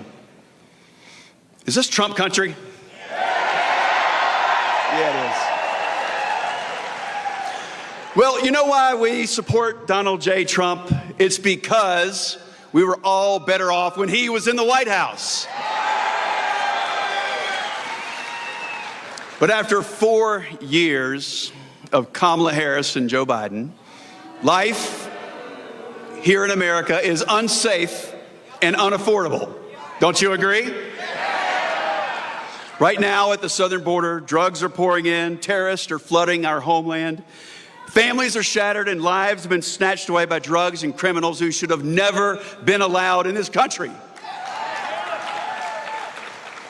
And when it comes to immigration, Joe Biden said this about Kamala, and I quote, he said this, when she speaks for me. So folks, they are of the same mind. Now this is someone in Kamala Harris who supports defunding the police, bailing out criminals, and abolishing ICE, or Immigration and Customs Enforcement. So I think we've got news for Kamala. North Carolina wants a president who stands with law-abiding citizens of this country, and that man is Donald J. Trump.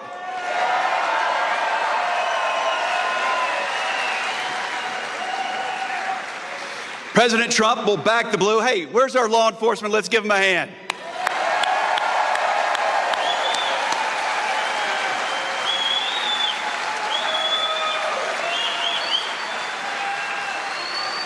President Trump will lock up criminals and he'll build the wall.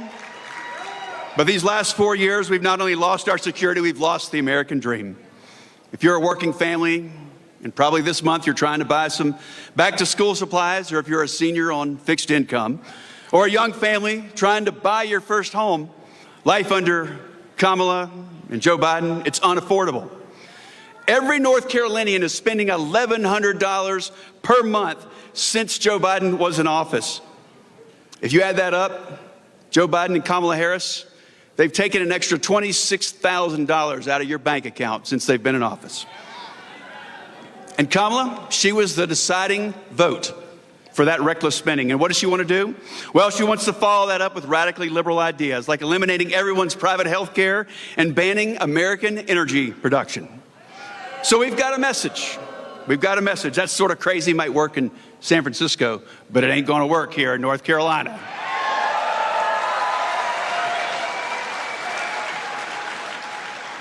Let me ask you to do just a few things, friends. If you believe that President Trump, you believe what he believes and what I believe, let me ask you to first pray. I want you to pray for him, and I want you to pray for my friend and Senate colleague, J.D. Vance. And then I want you to chip in. Folks, the left has the media on their side. Kamala's got the media on their side, as we've seen the last 26 days. But folks, we got to pay our own way, so please chip in. And the next is to volunteer your time. Sign up at Trump47.com and volunteer to spend a day knocking doors, talking to your neighbors, or reaching out and working polls on election days. The other thing we need you to do is vote. Last election, 19% of Republicans didn't show up, and we can't let that happen again. So make a plan and vote and take 10 friends with you. Kamala Harris, she thinks she's coming for North Carolina, but we are not going to let that happen.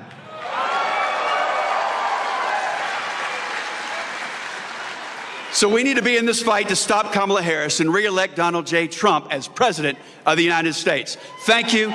God bless you. May God bless the United States of America.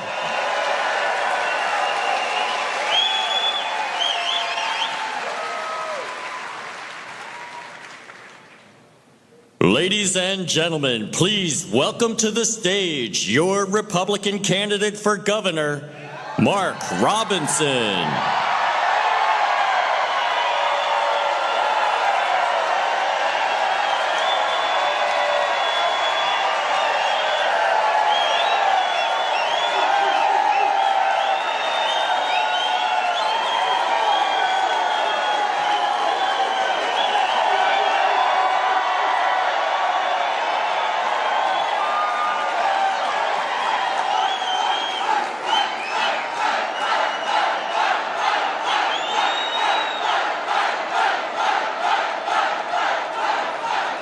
Thank you so much for that warm welcome. And as always, we give thanks to our Lord and Savior, Jesus Christ, for giving us our life and our health and our strength.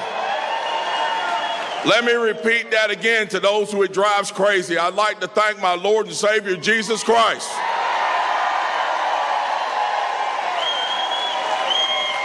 Because he is the reason why we live in a blessed and prosperous land, and every morning we wake up, we give him thanks, and we give him thanks right now. Folks, I don't have to stand here and tell you what we're up against. You know, I had a conversation with a young lady the other day who told me, she says, you know, I'm voting for you because I like you. But then she said, I'm also voting for Kamala Harris. And I explained to her about a simple word, and that word is this: policy. You see, she thought President Trump is brash and a braggadocio, and I said, hey, hold on a second. We're talking about a man who's willing to sacrifice everything for the nation that he loves. But I told her this, I said, I want you to look at the results that he got in 2016. I said, look at that $1.45 a gallon gas. Look at those full grocery shelves with low prices. Look at the fact that our enemy stood down and cowered when he was in office.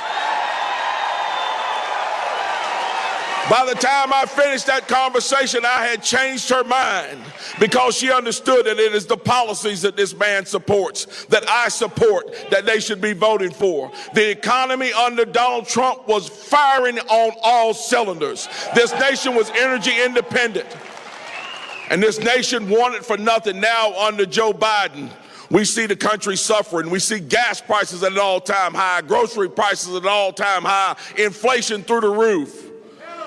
We're suffering because of bad policy.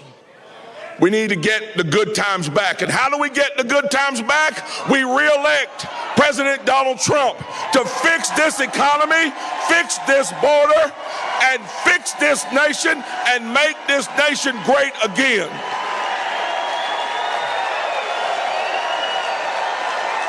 But folks, it does not stop there. North Carolina has had a great comeback story. From being deeply in debt to the federal government to now having a $5 billion surplus and being the #1 business destination 2 years running, and now being the #2 business destination.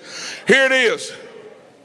We need someone in this state that is going to stand up for everybody in this state, that's going to stand up for the working people in this state, and build an economy that spans from Murphy to Manio, where everybody has a decent shake at making a great living and a great future.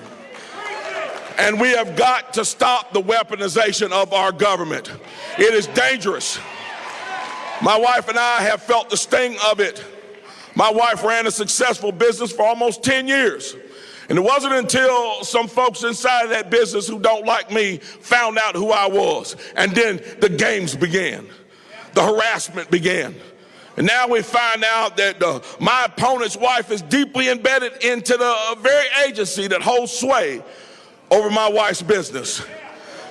You see what we see here with the weaponization of government? It does not jive with being able to have a good economy. Why? Because people should be able to work and earn a living and run a business without fear of reprisal from their own government. It's bad at the state level for me and you, and it is bad at the federal level when we see it done against someone like President Trump. Folks, we have got to stand up as Republicans and understand that the principles that we put inside of our policies yield a desired result that is good for every man, woman, and child in this nation and in this state.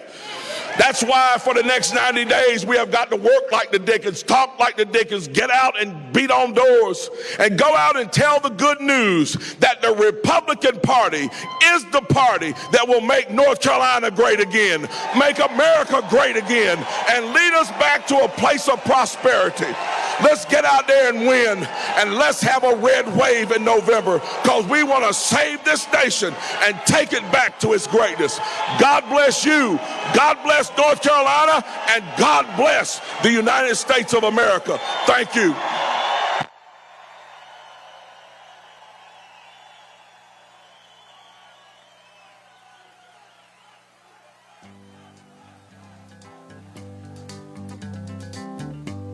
We're caught in a trap.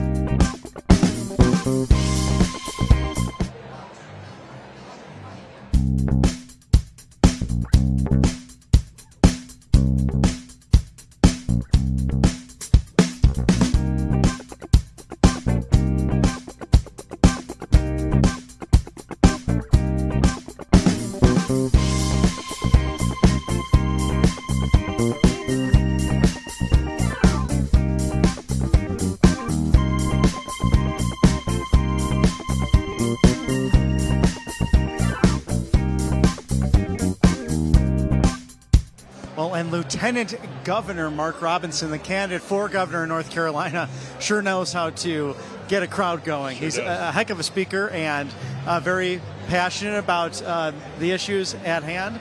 And we had several great speakers here. Senator Ted Budd was out there. We had congressmen, many faith leaders in the area. So always a fun way to start off a Trump rally. Yeah. A lot of great speakers, really getting the crowd going, getting ready for President Trump, who's set to speak at 4 p.m. Just, and some very compelling stories. And at the end of the day, some great reasons why we should all continue to vote for President Donald Trump this November.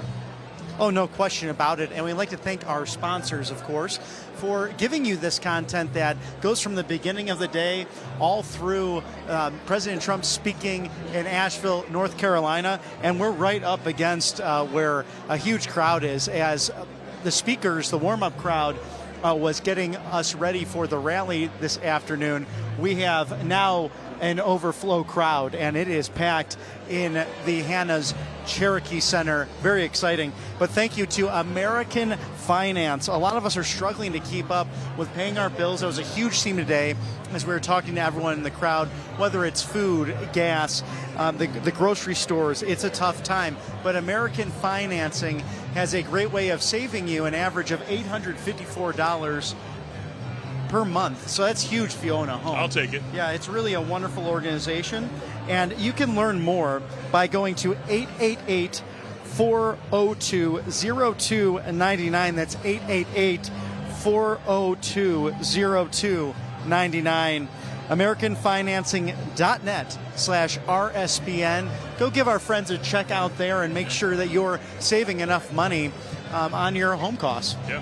I mean, every dollar counts. Really does. Anywhere you can save money is a good thing. Especially in this day and age. And we had the gubernatorial candidate, Mark Robinson, touching on that. Also, Senator Ted Budd touching on the current economic times, how much that has changed in North Carolina. This was once a state that was in a severe amount of debt. They actually cleaned up their books. They're now in the green, and something maybe our federal government can learn from as a result of states really taking an initiative, inviting businesses in and growing business in order to make it a better place for everyone to live. Yeah, I mean, tax incentives are huge right now. So for business, whether it's the film industry or small business, tax incentives and inviting small businesses and industries into states, it's a big thing right now. And obviously, again, to touch on California, not to just beat up California all the time, but California is losing so many people and so many companies simply because tax incentives aren't there. The cost of living obviously is extraordinary. It's just one of those things where I think people are starting to realize that there's other states out there. I mean, North Carolina is absolutely gorgeous, and there's so much to see, and there's so much to do, and there's so much industry in so many different places that the more states are able to make it easy for small businesses and for people to move into whatever it may be, whatever industry it may be, it's a plus. No question about it, Mike.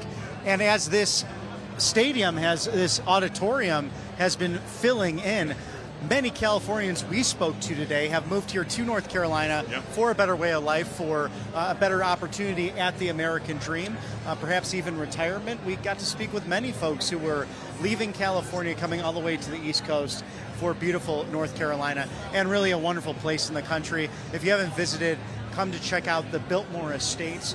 George Washington Carver and family, a beautiful, beautiful estate.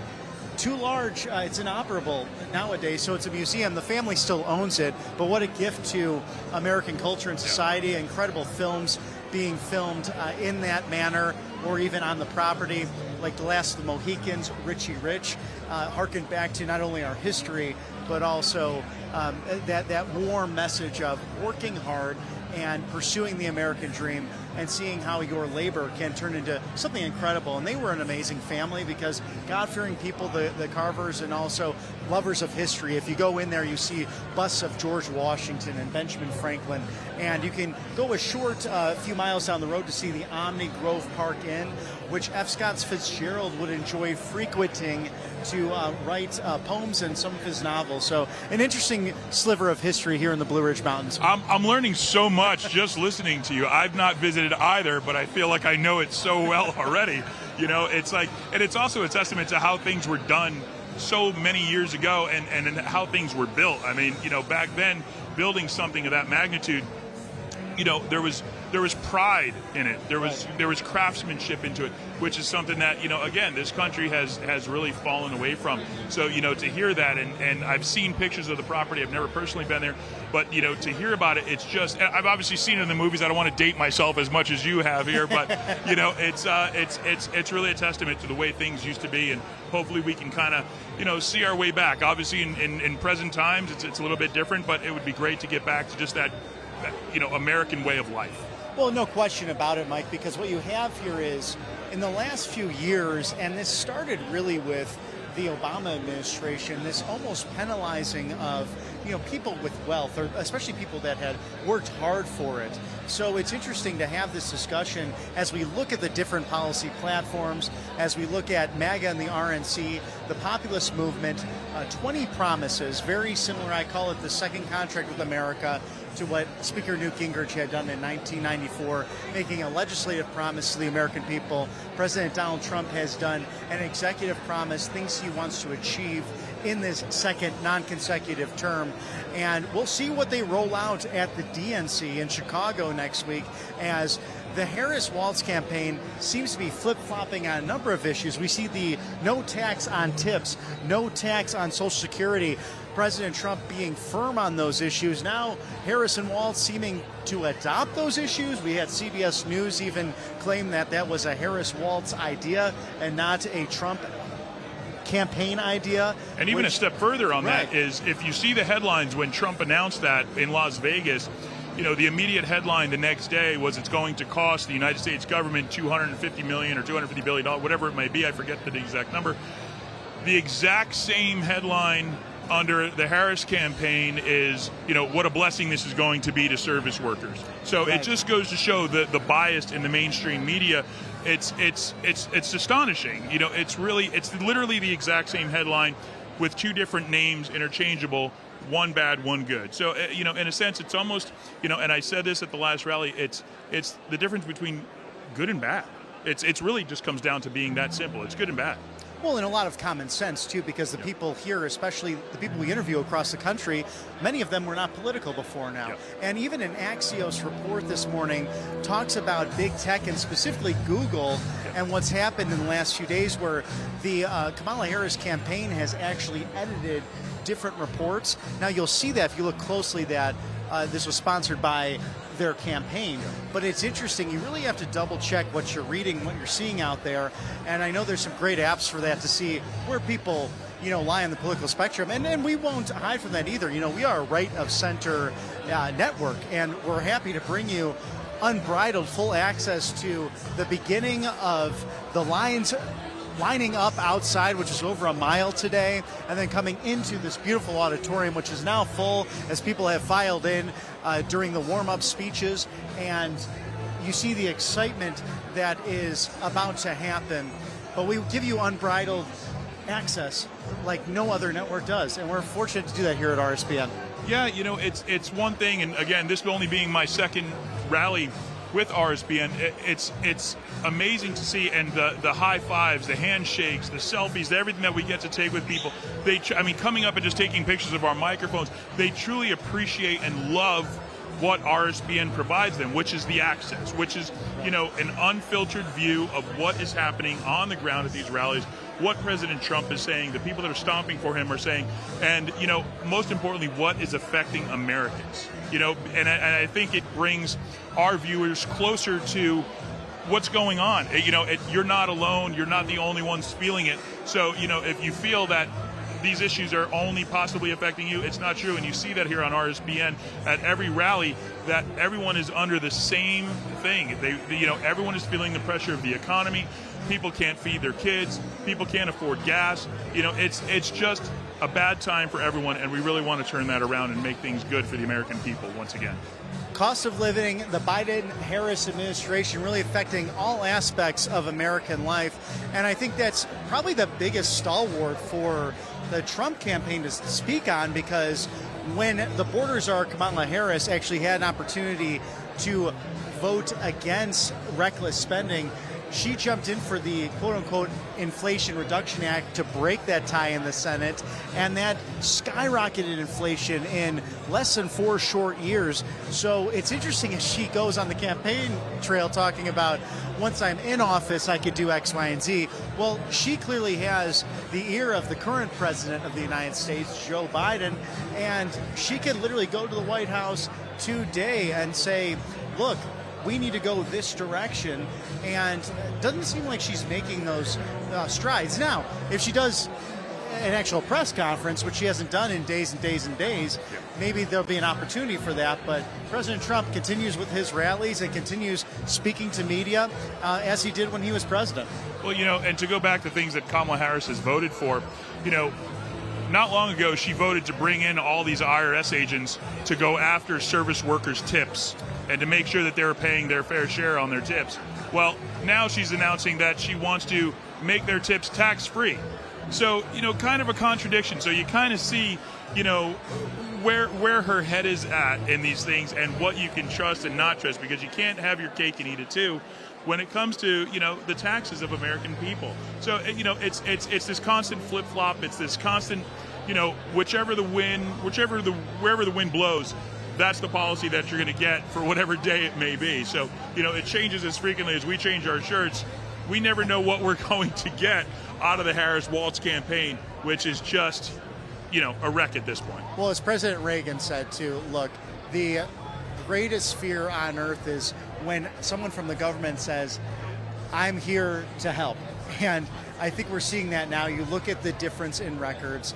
Harris and Walz completely from the public sector, in government their whole lives, whereas President Trump and Senator J.D. Vance were in the private sector, had to actually hit budgets, make sure that employees were paid on time, make sure that people actually have a streamline of wealth to build, to grow.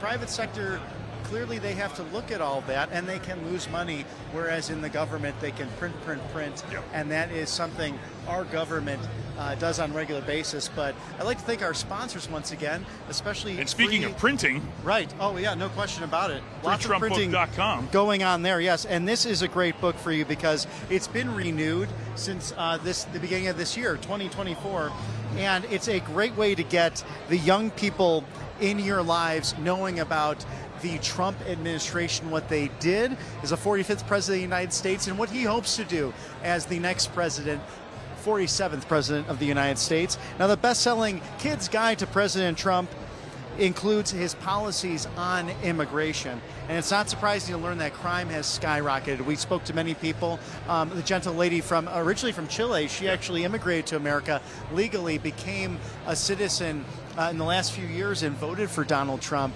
in 2020. The southern border has been a siege of illegal immigrants, and so many people have suffered because of that. It comes to mind Laken Riley, the UGA student who was killed by an illegal alien from Venezuela with a track record that was just through the roof. New York prosecutors released him. He made his way down to Georgia, and she was murdered in the afternoon, just jogging right off the campus. And it's not surprising to learn that crime and drugs are getting worse as a result of these open borders. So more and more Americans are agreeing with the Trump border policies. And as future voters, your kids should learn about these important issues at hand, because the mainstream media is not sharing those, quite frankly. The Kids Guide to President Trump helps them understand this, along with his vision for America in his upcoming re-election. So go to freetrumpbook.com. That's freetrumpbook.com. And maybe a stocking stuffer for the kids, or even before the election. I know my nieces have a few copies, and hoping to get that out to those kids who might be interested in government and politics. Yeah, it's really funny. When I was a kid, I could care less about politics. Right. I didn't care. And quite honestly, I didn't really care about politics until the past several years, because it's, you start to see this shift. You start to feel this weird shift. And again, my kids, who I talk about so much, at ages 9 and 10, they kind of know what's going on. That's great. You know, they really kind of know what's going on, and I'm not giving them information. I'm letting them hear what they hear, you know, and, you know, again, when we were in California, they kind of saw a little bit of it, you know, the wokeness in schools. You know, it wasn't too bad where we were, admittedly, but it was there. And there was some, as a parent, there was some uncomfortable questions. And so, you know, kids are curious. Kids know what's going on. And so, you know, if you can give them good information to read, to understand, you know, obviously social media is filled with so much stuff. And, you know, now for kids, it's getting into their algorithm. It's getting into what they're being able to see on YouTube and TikTok and Instagram. And so, you know, they're being exposed to politics now at a very, very young age. And as a parent, there's really nothing you can do. If they are on social media, they're going to see it. So, you know, for me, my kids are, you know, they say Joe Vitamin, you know, they because they said he needs vitamins to stay alive. You know, it's hilarious, but, you know, that's the way, you know, they perceive it. And so, you know, to have kids now that kind of have their pulse on this political movement and know the difference between right and wrong and good and bad and you know, MAGA versus Marxism, it's, as a parent, you're kind of like, okay, listen, you're going to make your own decisions when you get older, and I'm going to let you make your own decisions. My best thing that I can do is hope that they're going to be the right decisions and that they know, you know, what's best for them and hopefully what's best for their communities.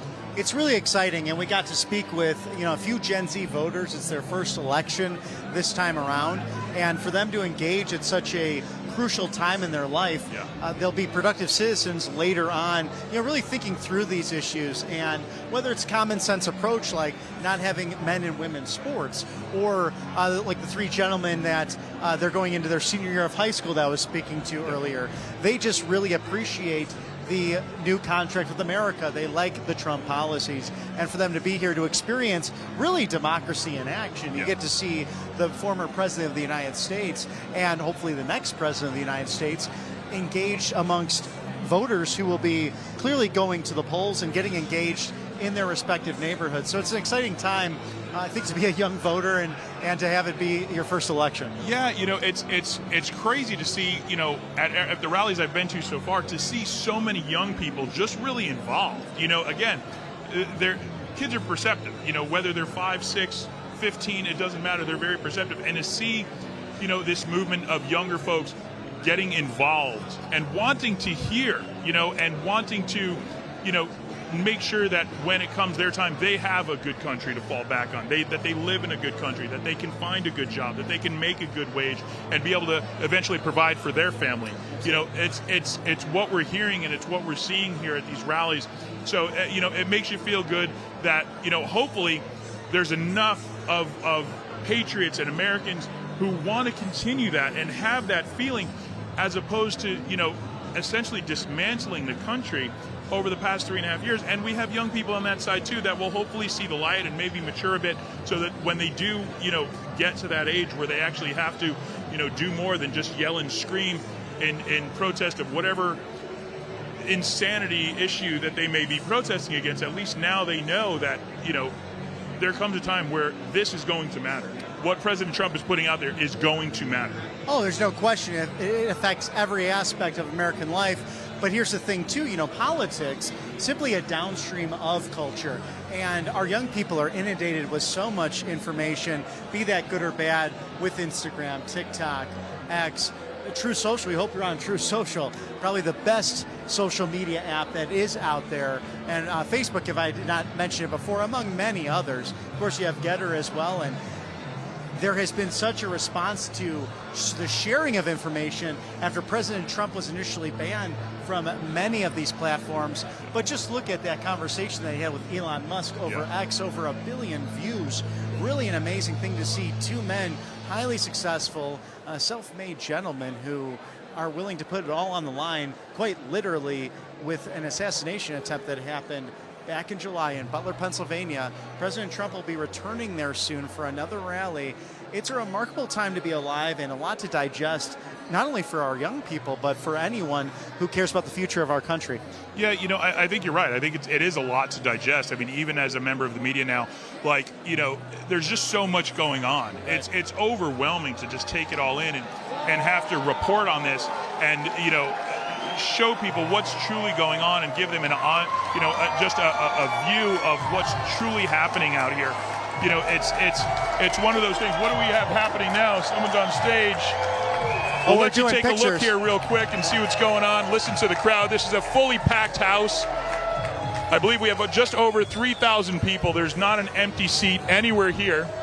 No, I can't find one. I'm looking, but a couple of people standing up, maybe not ready to quite sit down yet, but even in the corner, they're all ready to go. And usually you get an overflow crowd as well that will come up, and there is some room for that. But what's really nice is we're right amongst everybody. They're sitting right behind us, and so media right on top of the attendees today, and that makes it a lot of fun to interact and say hello to many good people and our colleagues in the media too. It's fun for us. We actually have our press pool today is amongst some of the seats. So we've taken up some. If you were to look behind us, we have our colleagues in the written and broadcast journalism media all doing their jobs very well, and sometimes there may be disagreements here or there, but that's okay. We do things a little bit differently, and all love and respect to everyone up here today. But we're happy at RSBN to really be the only one that brings you full unbridled coverage from moment one all the way through the speeches, so you can make up your mind for yourself, the viewer at home. Yeah, 100%.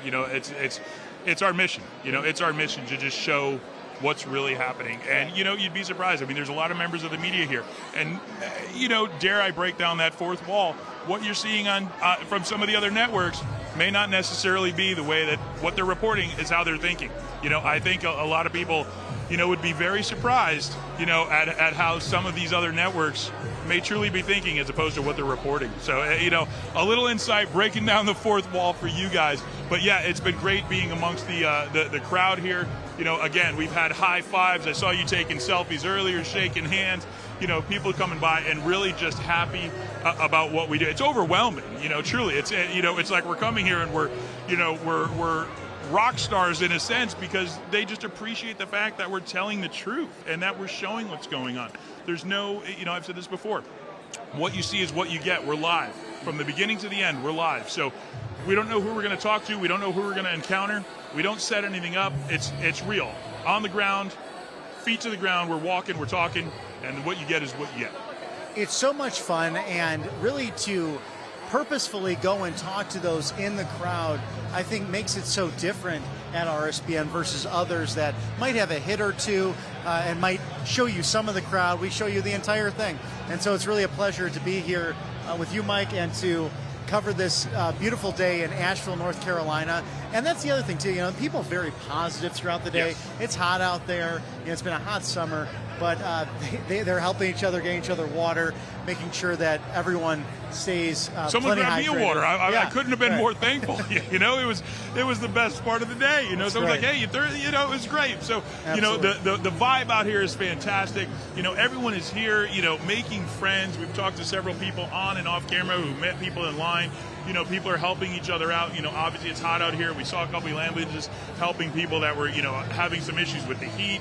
Or dehydration. So it's, again, when you're coming out to these rallies, be prepared. The lines are long. There's a lot of great people to meet. There's a lot of great conversations to have. There's some really awesome gear that you can buy.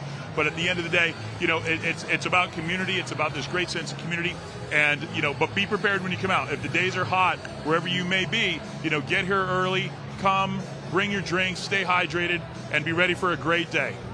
That's well said, Mike. No doubt about it. And I love, too, a lot of faith, belief being shared today, a lot of talk of God and country, and that's something you see here as well, not just the positive nature, but people really putting their faith in action. And I think that's exciting to see at something like this, because at least that's how it was when I was growing up to a certain extent in the public schools. Don't really talk about faith and politics and that, so it's controversial. Well, people really engaging it today and sharing what's really on their hearts and minds as we go into the 2024 election. Just, 80 or so days away now. We're getting really close to it. Yeah, for sure. The election is what, 80 or so days. It's coming up very quickly. And, I heard one fact I heard on stage was that 19% of Republicans did not get out and vote at the last election. So we said it earlier, it's imperative that you get out and you vote. Bring a friend, bring 10 friends, walk, run, climb, uphill in the snow, whatever it may be. Get out and vote, because it's those votes. Right now, President Trump has been saying too big to rig. We want to make it so that every vote is in there, every vote is counted, and that the vote is overwhelming, so that the election can't be rigged in any way, shape, or form. So do your part. Get out there on November 5th and vote. And if you can vote early, if you can mail in your votes like we're likely going to have to do because we're out here on the campaign trail, get those votes in. By any way you can, get them in early. The earlier, the better. And I think President Trump might touch on that. He has at recent rallies, even though this will be a speech focused on the economy, he has made it a huge part of his policy platform to get out the vote. Too big, too rigged. That's the signs you'll see. We see a lot of red, white, and blue Trump van signs today, but every once in a while you'll see that too big to rig, whether it's a mail-in ballot, whether it's early voting. Make that plan, because you don't know what will happen on Election Day, and we talked about it on the way up with our wonderful crew. We're probably going to have to do that. As Mike said, we're going to have to vote early because we'll be on the campaign trail come Election Day. Yeah, for sure. We definitely want to talk about one of our sponsors again, Wellness Company. Absolutely. And I think you have it there. I don't have it on my phone, but we want to make sure that we get them in. We'd like to thank all of our sponsors, of course, that make this possible. It's not only is it our sponsors, but it's also you who donate to us so that we can stay out here on the campaign trail, and do what we do and bring you this coverage. And also last week we hit over 1 million subscribers, which has been absolutely fantastic. So thank you guys for that, and continue to do that. But again, it's your donations, and they're great sponsors like the Wellness Company that allow us to do what we do. Yes, thank you to the sponsors. Thank you to the viewers, all you great patriots at home who tune in and see this rally coverage. But we have to listen up. We have to focus. There is a planned bird flu attempt. It's on everyone's mind. The world is getting more unpredictable by the day. We have assassination attempts, civil wars. We see the unrest. So we spoke to the Chilean immigrant earlier today that her country has been falling to socialism. Venezuela is a great example of that as well. But did you know that there's a bird flu summit coming up in October? It's eerily reminiscent to what happened in 2021 that foreshadowed the COVID pandemic. And get this, the first topic of this agenda is mass fatality management planning. If that doesn't send chills down your spine, I know it does mine. I get goosebumps. I don't know what will. But here's the good news. You don't have to be scared if you're prepared. The Wellness Company has created the Contagion Emergency Kit. So this is packed with life-saving medications brought to you by Dr. Drew Pinsky, Dr. Peter McCullough. Great patriots have packed these life-saving medications, amoxicillin, Z-Pak, and 8 medications to make sure you and your family are okay. So it's so important to get.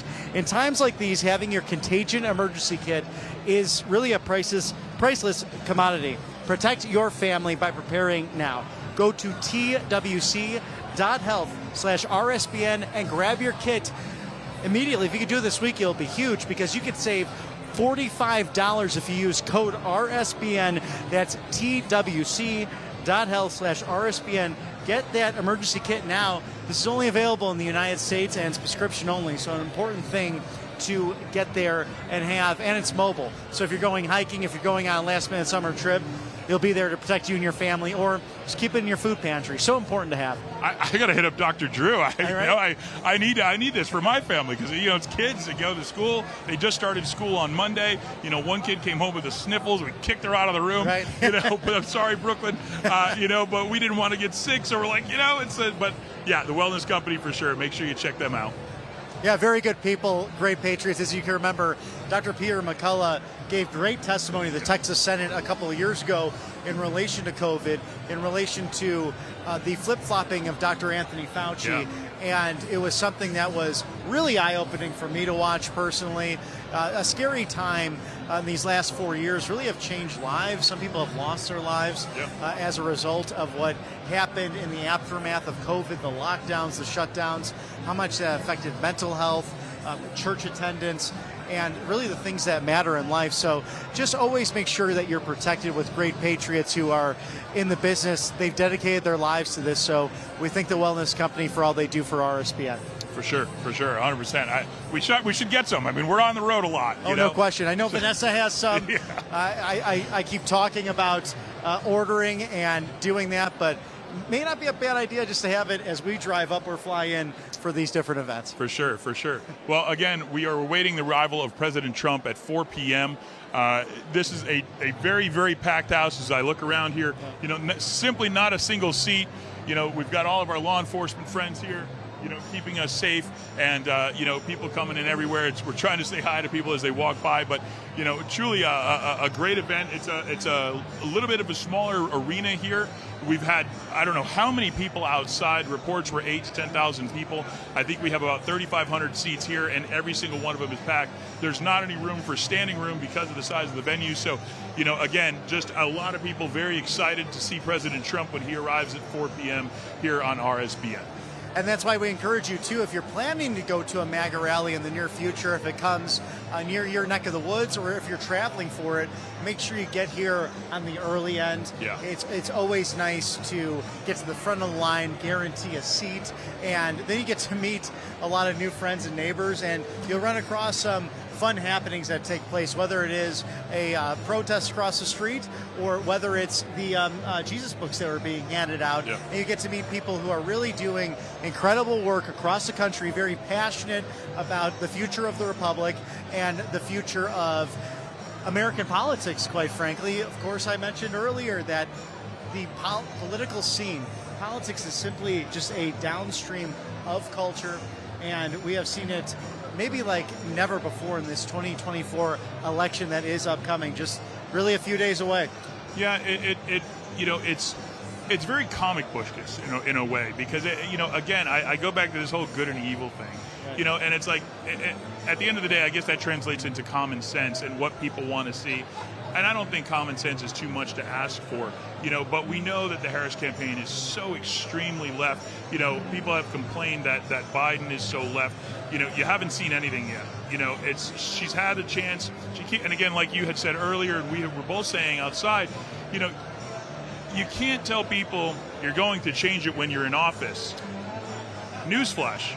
You're in office. Right. So, you know, now would be a good time to start working on that stuff. You know, I would love more money in my pocket. Start working on the inflation issue now. You know, let's not keep telling people you're going to do something that you haven't already had the opportunity to do. You know, so we want to get the borders closed. We want to do all that. President Trump is going to do that. I would hope that, you know, the left would just kind of let that happen, you know, in a sense, because at this point, I feel like, you know, the more we hear, the less it's going to happen. You know? Right. A lot of it becomes empty rhetoric over time. Yeah. And I really thought there was an opportunity, just on a personal level. Vice President Kamala Harris could have picked Governor Josh Shapiro in Pennsylvania. Yeah. Here's a more moderate Democrat governor, young, popular, also of the Jewish faith. And it's interesting that she would pick someone like a Governor Tim Walz of Minnesota, very far left, who attempted to sign into law a bill that would remove minors from their home, from their parents' arms, if they're transgender and trying to pursue the hospital treatments, the transgender surgeries, the puberty blockers. Yeah. And how insane of the government trying to take power out of the hands of parents. How extreme. Something that we'll see as this develops on the campaign trail as we level up and compare the two different records. Yeah, well, I mean, also, you want to talk about extremism. How about his whole policy during COVID when it was like, you know, report on your neighbor, you know, right. You know, be a tattletale on your neighbor, you know, having people call in to say that, hey, so-and-so is outside, you know, telling the police officers to go out and shoot people on their porches with paintballs. Right. You know, I mean, this is a reality. You know, this is something that came from Tim Walz. If that's the case and he's doing that as governor, imagine what he would try to enact as vice president. Oh, no question. And then, God forbid, he became president, what he would try to do through the executive order caveat. You know, as we've seen in recent years with the use of the executive order, just historically in the American presidency. So, an electric room already. That's what's so fun about these rallies. As people are waiting, you see a lot of cheering, a lot of just jovial energy happening within the room. And I'm pretty sure at this point we need to confirm with President Trump, but I think this might be his playlist. As we see at each rally, he has quite a great playlist and music to energize the crowd. Yeah, I mean, you're seeing people dancing around. Outside I saw people playing Twister. It's really just, it's a really family event, and people are just having a great time, throwing their hands up, showing their support. I mean, it's a concert vibe, it's like we're awaiting the arrival of Kid Rock or something like that to come out with President Trump. But it's truly just a fantastic. We're going to step away from the camera and let you take a look of what's going on. We're going to stay here with you, but we'll let you have an idea of what's going on here. You see people with the signs in the air, dancing, having a great time, just a jovial, vibe going on. People are loving what they see, they're loving what they hear, and they're here to support, hopefully, the 47th president of the United States, Donald J. Trump. No question, an awesome environment and just so much fun to be a part of. And this one, we just happen to be up close right against the seats here in the upper deck of the Cherokee Center, the Harrah's Cherokee Center here in Asheville, North Carolina. And that's what's so interesting about politics in this modern era, and specifically with President Trump, is that these rallies do feel more like that, Mike, as you mentioned, more like rock concerts than an actual policy speech. But President Trump always sprinkling in a little bit of comedy with these serious issues that happen to be affecting all of Americans. And I'm interested to see how he'll delve into the economic discussion. We're expecting an economy speech today, but we'll also see what he'll be talking about in regards to immigration, the border, perhaps more issues on men being in women's sports.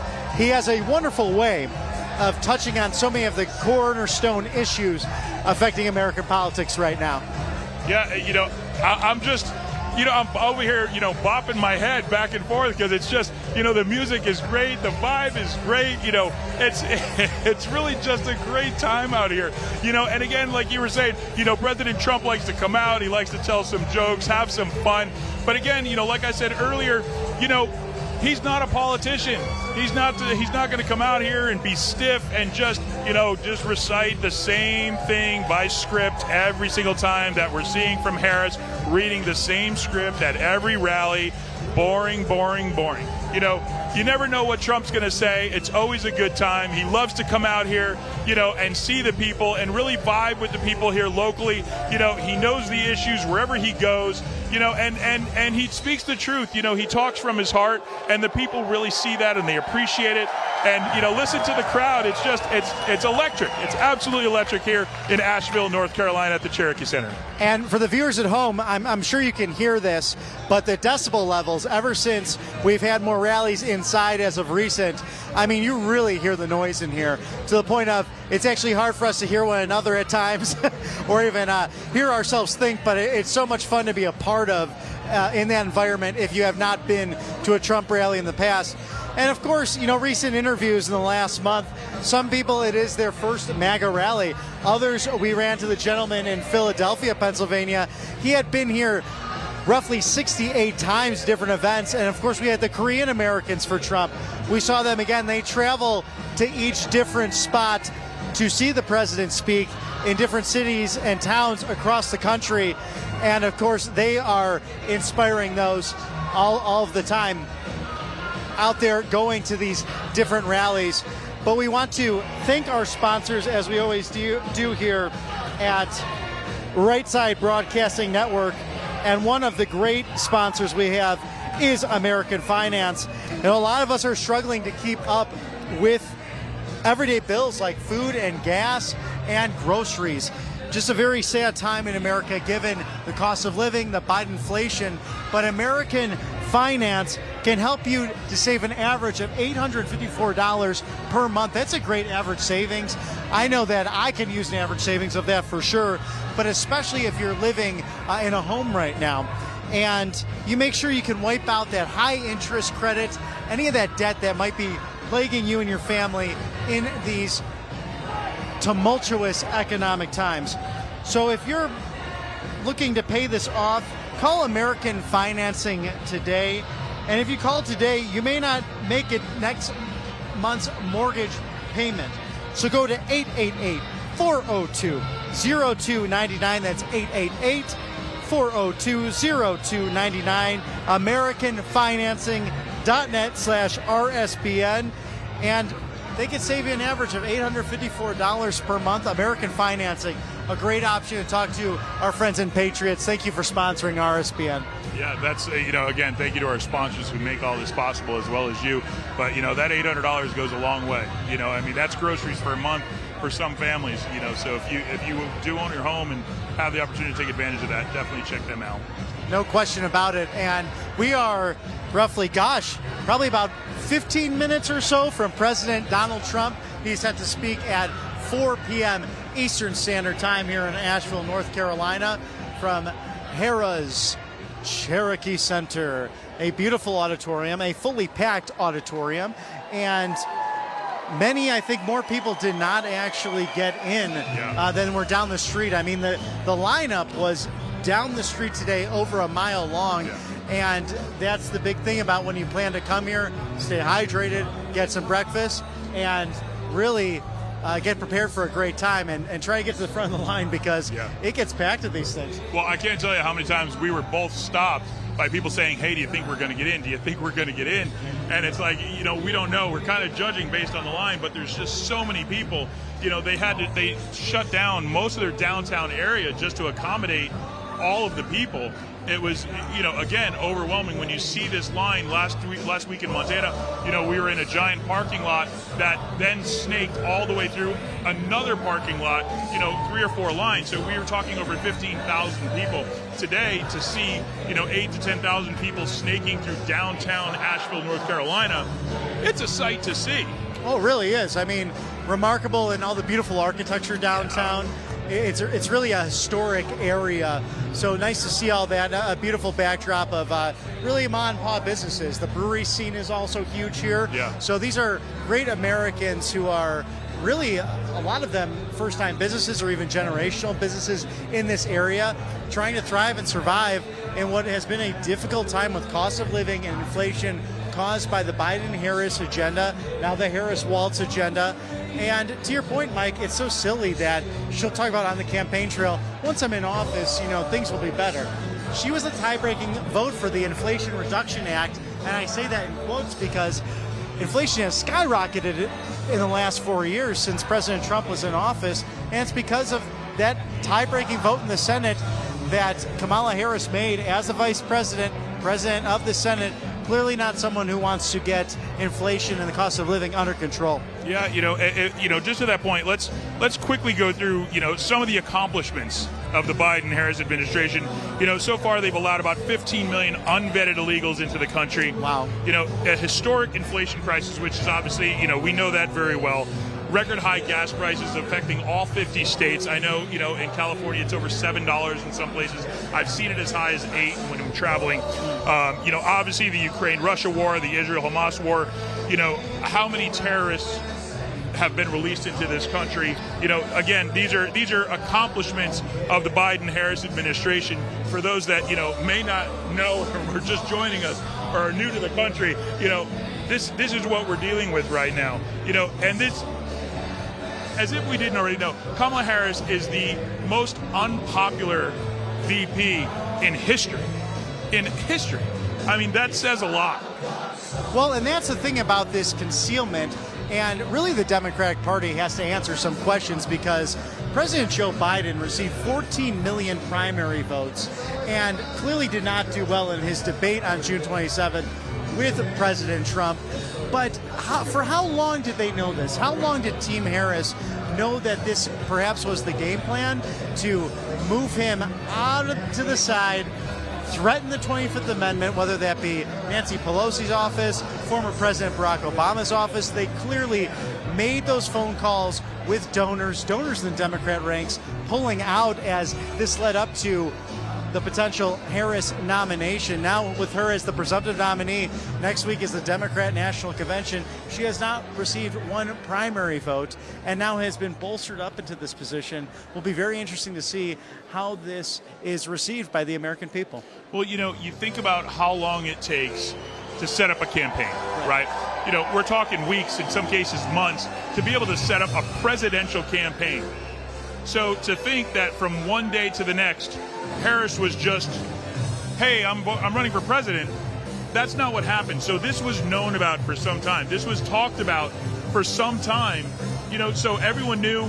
I don't know if they hid it from Biden or whatever it may be, but this was obviously going on for some time. And we know now it's been almost 30 days that she hasn't spoken to the media since announcing, and we know before that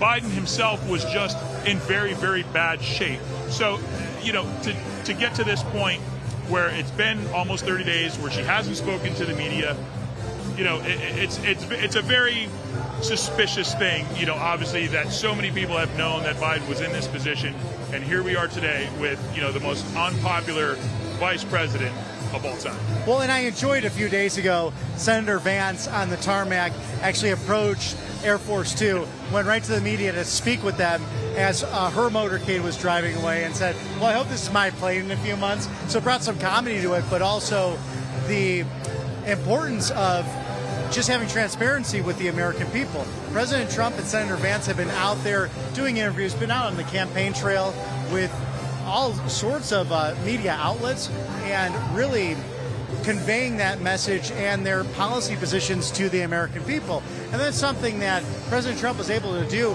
in his first administration. I remember waking up 5:30, 6 in the morning. Sometimes President Trump would already have 2 or 3 interviews, usually on the phone with different groups, different media outlets, getting those policy positions out there so you knew where he stood so he could speak directly to the American people. Yeah, I mean, the guy's got unlimited energy. Trump Amazing. Is out there, he's on X. Once again, he's back on X, obviously, but, he's been sending out tweets. He's been, on Rumble, on Truth Social. He's out there. He's putting in the work. He's doing the interviews. J.D. Vance is out there doing interviews. I think he did 3 or 4 interviews this weekend on Sunday alone. Where's Tim Walz? Where's Kamala Harris? That's what people want to know. You want to make an educated decision as an American. If you can't ask the questions, and who knows if when they do these interviews, if the media is just going to toss softballs for every question, because obviously we know that she can't talk without a teleprompter. We've seen what a disaster it becomes when she's left untethered. It becomes an absolute word salad, and just an unlimited amount of cackling, especially, when she was speaking about, you've got to be more woke, you got to be more woke. Even the host, if you see that clip, the hosts were kind of like, okay, this is a little bit extreme, so let's just make sure that we get out and vote on November 5th, and we vote for President Donald Trump. The most important election of our lifetimes, there's no doubt about that. But speaking of finding people, Mike, where can we find you on social media? You can find me on Instagram at Mike, the number 4TIN. That's Mike Fortin on Instagram, and Mike Fortin, FORTIN, on Twitter. Fantastic. And I'm at Robert McNeely TV on Instagram, McNeely at Robert McNeely TV, Instagram, and also on Truth Social at Robert B as in Bobby, Robert B McNeely. That's where you can find us, and we love to interact with the viewers for RSBN on RSBN, just to hear what you're thinking in real time. It's so important to us and important to this network. As you know, we go out and interview real Americans who are out there interested in the political and cultural process that is this 2024 election, and that you get to see at these great MAGA rallies. And here we go. People are excited, We're chanting the president's name. We're getting very close. So you can feel that, the buildup of that energy. And it really is always a great time to be in here. A beautiful day in Asheville, North Carolina. Yeah, that little pause in music really got people going. So, it's one of those things where people are just, they've been here all day. They got here early. They are ready to see President Trump, who's just going to light up this room here in Asheville. The crowd is ready. We're ready, and we can't wait for you to see it here on RSBN. Always an exciting time, and a little bit earlier today. It's more of an afternoon, early evening speech. Sometimes it could be a little bit later, and you never know. Sometimes, like you were up in Montana, there were the mechanical issues with the plane and then meeting with some donors, but fortunately got a late rally in. And how exciting that was to see. People will not go anywhere. They want to see their president. They want to hear from him. Yep. And he's one who loves to engage the crowds really at every venue all across the beautiful country that we call the United States of America. Yeah, that for sure. He loves it. He loves his crowds, and he loves being here amongst the people, and he's really got his finger on the pulse of America. It's a beautiful thing to have someone so engaged in the process, and it's been a fortunate time not only covering him, but myself personally. I've been to a number of these different speeches in a number of different crowds. I can remember back to 2019, before the pandemic, just his love for different student groups like Turning Point USA, and being so excited to engage those groups of folks that he would say a lot of times, at some point or another, I won't be up here, but someone in this crowd will be standing right here as a future president. Really inspiring up-and-coming students, the Gen Zers, and having the privilege today to speak to some of them excited about their first time and the ability to vote. Just like the Midwest wall, that blue wall got knocked down in 2016, I think that's what's going to happen in this election. Just my prediction, having been around politics for a long time, I think these Gen Zers with no data on them because it's their first time voting will be a major factor in this U.S. presidential election. Yeah, I totally agree. I think right now what we're going to do is we're going to go ahead and we're going to toss it back to the. Let's do this here. We've got to go ahead and thank our sponsors here for the Tax Network and Birch Gold. We love Tax Network and Birch Gold, and we've been talking a lot about economics today. President Trump is expected to speak on the economy, specifically how that has affected the Asheville, North Carolina, Western North Carolina area in the last few years of the Biden-Harris administration. But Tax Network USA is your go-to. Are you struggling with any kind of refinancing or tax issues, unfiled returns, back taxes? The IRS is escalating collections. They've just added 20,000 new agents. Thanks, Kamala, for that. Oh, yeah, exactly. It's her administration sending over 5 million collection letters just to kick off 2024 alone back in the early months of this year. In these challenging times, your best defense is the Tax Network USA. Do not let this group, this government bureaucracy, the IRS, take advantage of you. With over 14 years of experience, Tax Network USA has saved so much money in taxes for their clients, over $1 billion to be specific. No matter the size of your tax issue, their expertise is your advantage. They specialize in negotiating with the IRS. They are the pros to take care of this. So they just don't negotiate, but they protect your assets. Clock is ticking, so don't wait on the IRS to seize your assets. Call 800-357-1415 or visit tnusa.com/RSBN. That's 800-357-1415 or visit tnusa.com/RSBN. Tax Network to protect your hard-earned assets. And then also Birch Gold Group. It's great to diversify your income in these inflationary times caused by Biden and Harris. You need something tangible like gold and silver, precious metals. 50 years ago, in 1974, you had the Nixon administration under leadership from Henry Kissinger get us off the gold standard, a questionable move on their part, but it made the American dollar, the petrodollar, the world's currency, the world's go-to. Saudi Arabia is now trading with the BRICS nations. This is Brazil, India, China, and countries that really don't have our best interests in heart. So you need to diversify your income, and you can text Trump to 989898. Get a free packet from Birch Gold. Many good patriots like Ron Paul, Dan Bongino, Steve Bannon have endorsed and worked with this group. So text Trump to 989898 and diversify your income with precious metals, silver and gold from the Birch Gold Group. We want to thank our sponsors for putting us on the air today. Yeah, of course. And again, thanks to you, the viewers who are watching and who donate to us, whether it's $1, $5, $50, whatever you can, this helps us continue to do this here live for you guys at each and every Trump rally.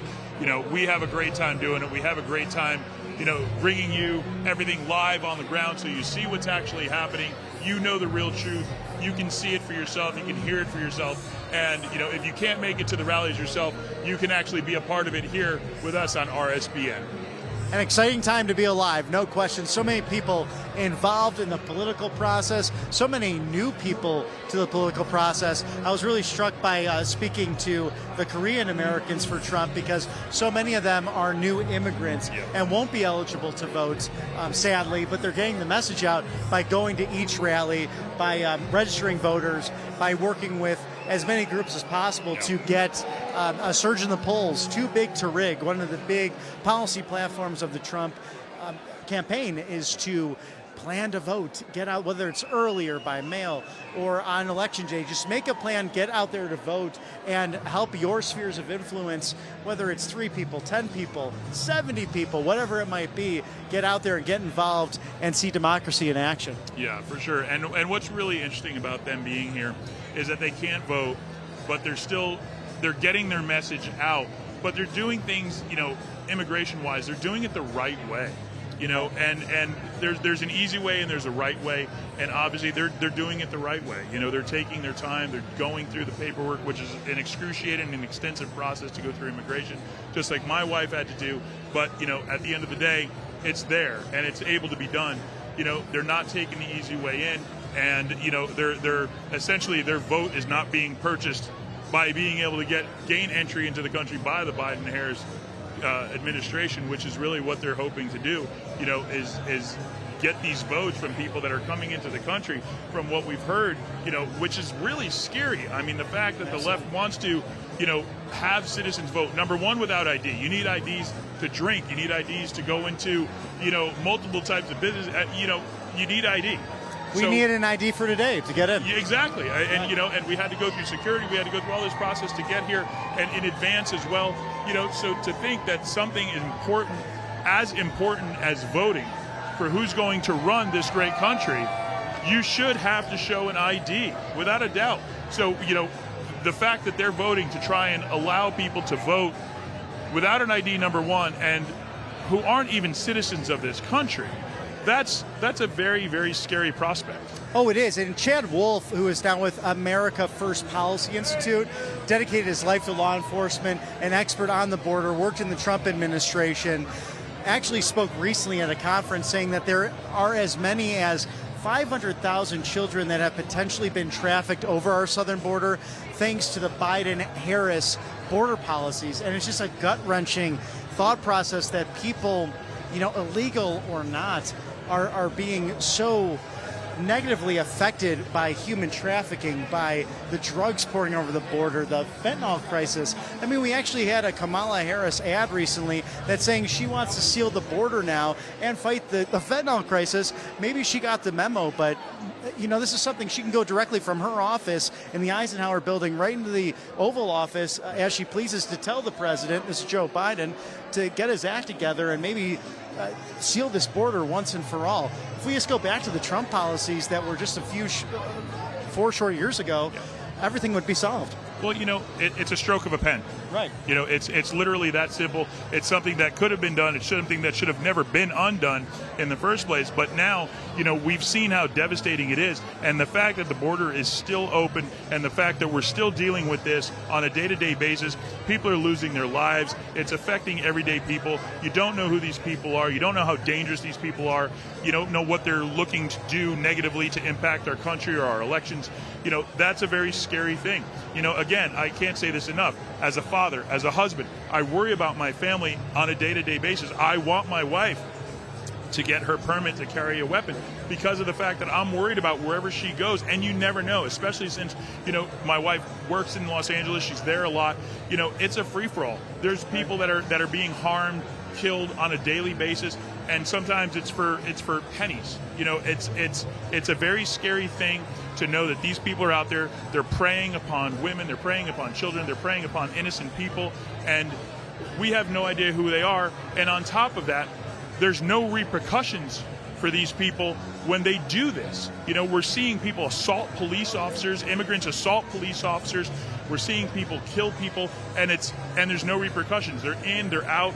And so what? They get deported back to a country where they're going to be able to come back in at some point because their current administration just doesn't care enough to keep them out, and protect the people that live here, reside here, work here. It's a very scary time. It's, again, it affects me personally. Sometimes I get a little bit upset over it when I think about it because, I don't want to lose my family to someone who, shouldn't have been here in the first place, and something that could have been prevented.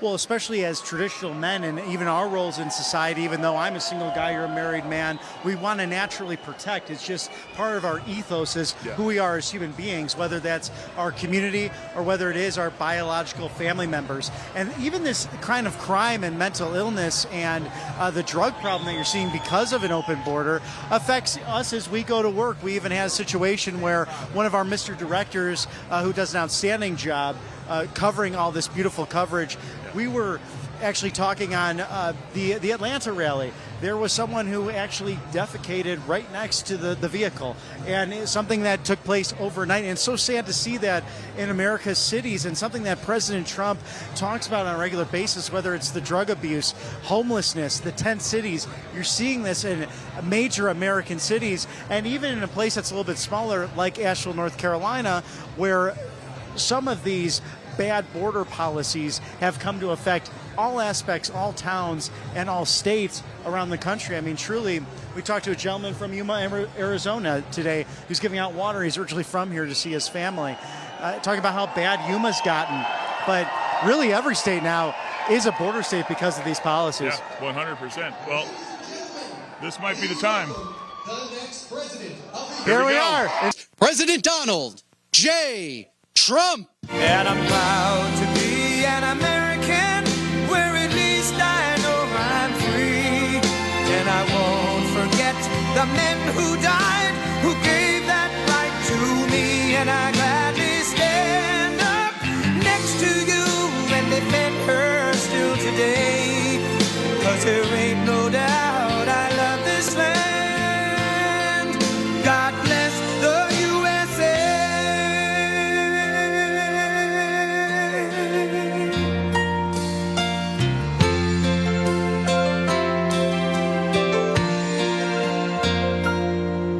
From the lakes of Minnesota to the hills of Tennessee, across the plains of Texas, from sea to shining sea, from Detroit down to Houston and New York to LA, where there's pride in every American heart, and it's time we stand and say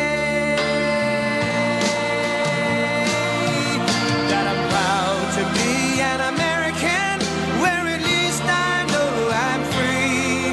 And I won't forget the men who died, who gave that right to me. And I gladly stand up next to you and defend her still today. 'Cause there ain't no doubt I love this land. God bless the USA.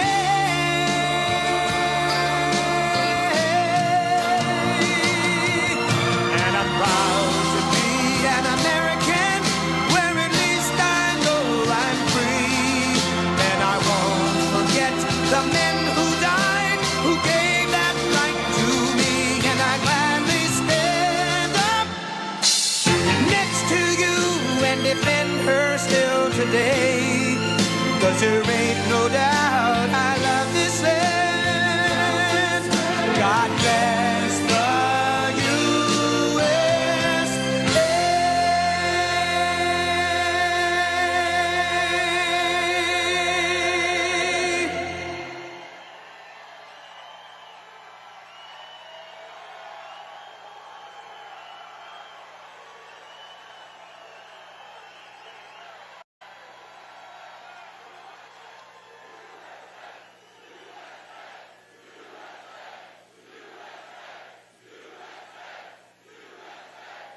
Well, thank you very much. And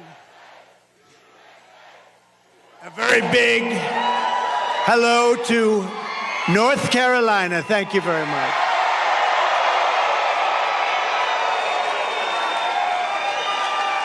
It's great to be back in this beautiful state with the proud, hardworking patriots who make our country run. You really do. You built our country. You make our country run. I want to thank a very good man, and he's in there fighting. He's fighting, and we know he's a fighter. The next governor of North Carolina, Mark Robinson. Thanks, Mark. Mrs. Robinson, thank you. They're a great, great couple. Thank you both. Thank you very much. Thank you, darling.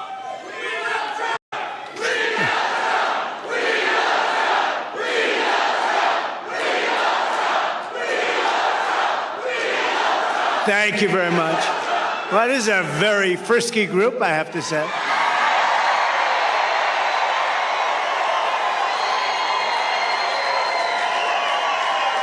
And by the way, we have some very good polls coming out today, I just heard. Despite all of the fake publicity about this radical left person from San Francisco. How's San Francisco doing? Not like North Carolina. No, we have some very good polls coming out, so that's good. You know, considering the fact that what they do, what the fake news is able to do, and yet we're leading, and let them have their convention, and who knows how that's going to turn out. Joe Biden is a very angry man, you know that, right? Because they took it away from him. They usurped it. They took it away from him. Terrible, terrible. And I'm not sure that they picked the right guy in him, but he got 14 million votes. He got 14 million votes. He got no votes. And you look at what happens. That's not the way it's supposed to happen. They are a threat to democracy, right, as they say. They are a threat to democracy. But thanks as well to members of Congress, Chuck Edwards and Virginia Fox, warriors. Thank you, wherever you may be. Good. Thank you. Thanks, Chuck. Thank you, Virginia. State Auditor candidate Dave Bollock. He said, I'm only in politics for you, sir. Where is Dave? Anybody that would save, Dave, if you say that, and do you mean that? If you mean that, I'm for you all the way. He has my endorsement. Thank you, Dave. A man who's doing an incredible job, so good when we won this state, and we won it easily. I said, Michael Watley, you're going to head the RNC with Laura. And they're doing an incredible job.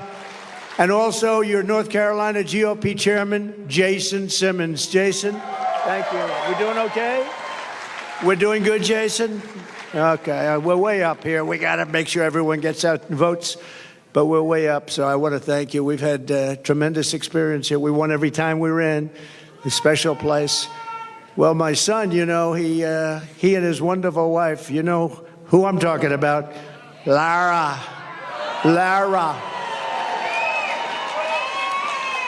But Eric and Lara, they named their beautiful daughter Carolina. Okay. I said, which one are you talking about? Well, you know, today I'm going to say it's North Carolina, right? No, she was born here, raised here, and I'm sure it's a big reason we've done so well here. She's great. She's really terrific, and he is a great young man. I mean, you know, I'm a little prejudiced perhaps because he's my son, a little bit, but they're a great couple, and thank you very much. We appreciate it.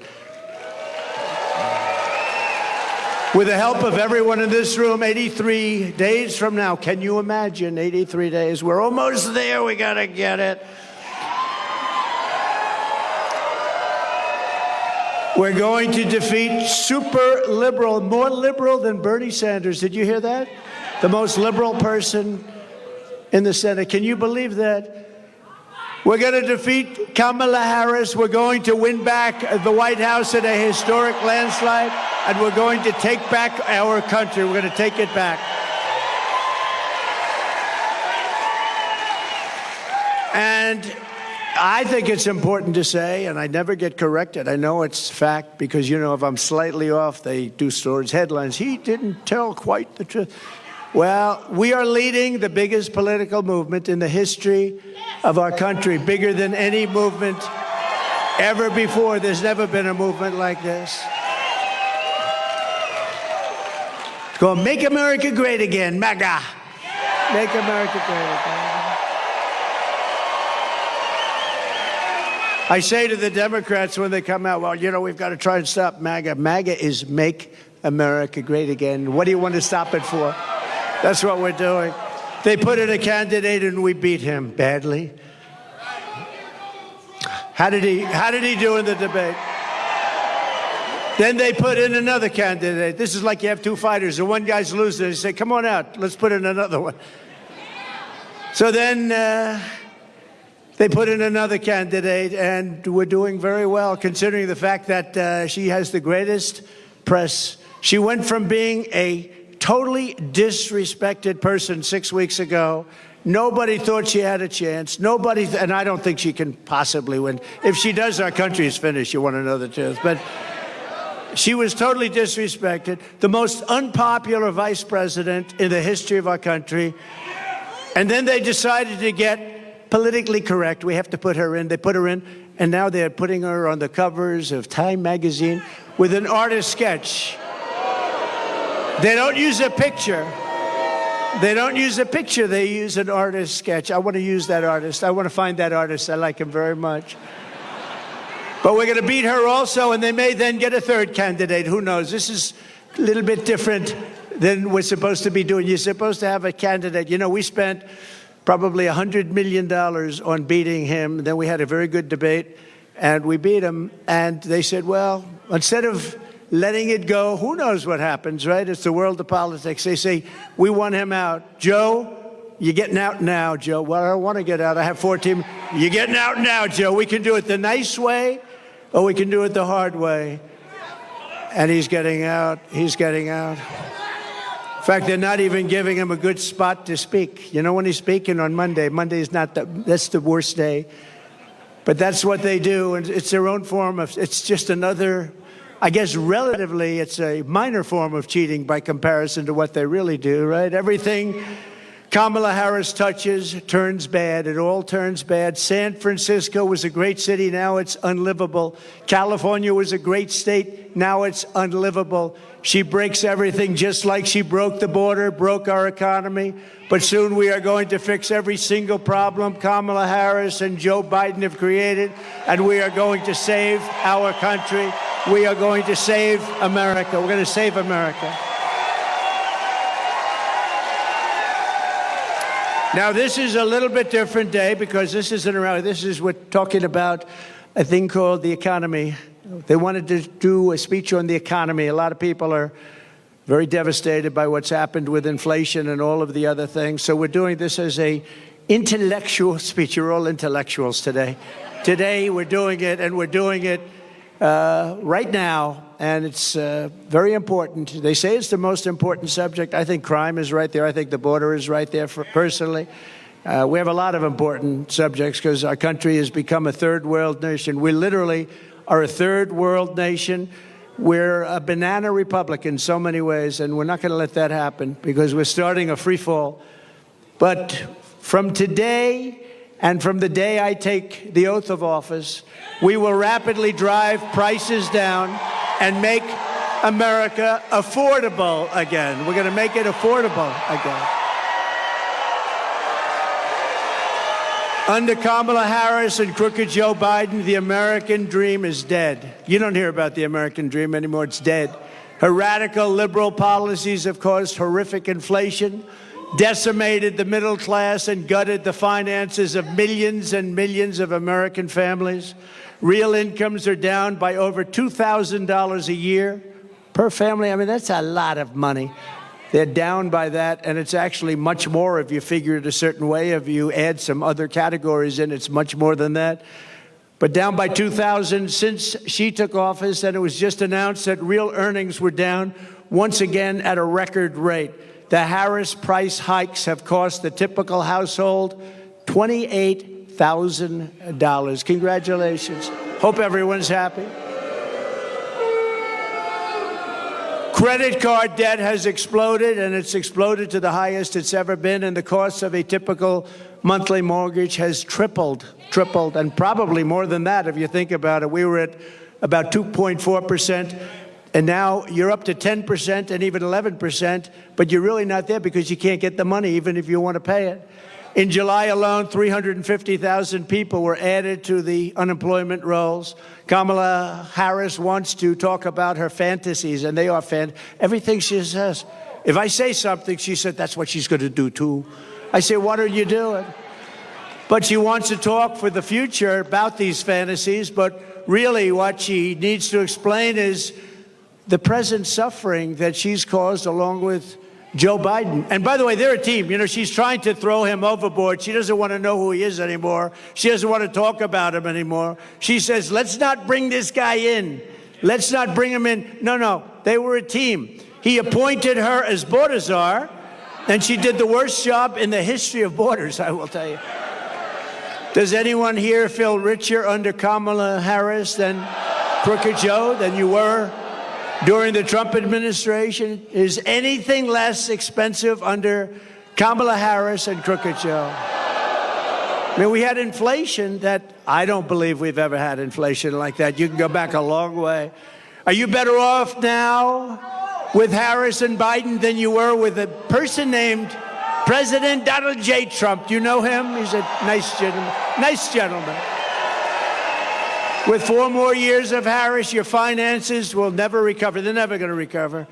Our country will never recover, frankly, more importantly. It will be unrecoverable. Vote Trump and your incomes will soar, your savings will grow, young people will be able to afford a home, and we will bring back the American dream bigger, better, and stronger than ever before. Thank you. Thank you. Thank you very much. Thank you. Look at this. We have a lot of front row Joes here. Wow. Hello. What a great group of patriots they are. I don't know. They've gone to, I think, 219 or 220. And this isn't rally, but this is a different kind of a thing. Today we're going to talk about one subject, and then we'll start going back to the other, because we sort of love that, don't we? But it's an important, they say it's the most important subject. I'm not sure it is, but they say it's the most important. Inflation is the most important, but that's part of economy. Kamala Harris wants to be in charge of the entire U.S. economy, but neither she nor her running mate is the beauty, isn't he?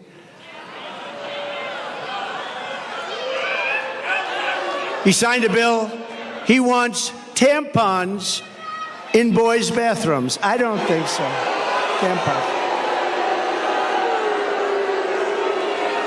But they've never held a private sector job in their entire professional careers, and it's no wonder they're both socialists. They're actually beyond socialists. I think they skipped over socialists. That's why I think when people find out, because you don't know who these people are, I think when people find out who they are, I personally don't think they can do well in the election. They've destroyed this country. What they've done, when you look at San Francisco, what happened to, and she was the one that started it years ago. She was district attorney. Then she was the attorney general of the state of California. California is a disaster now. Now, Gavin Newsom hasn't helped very much, but it's a disaster. She was the one.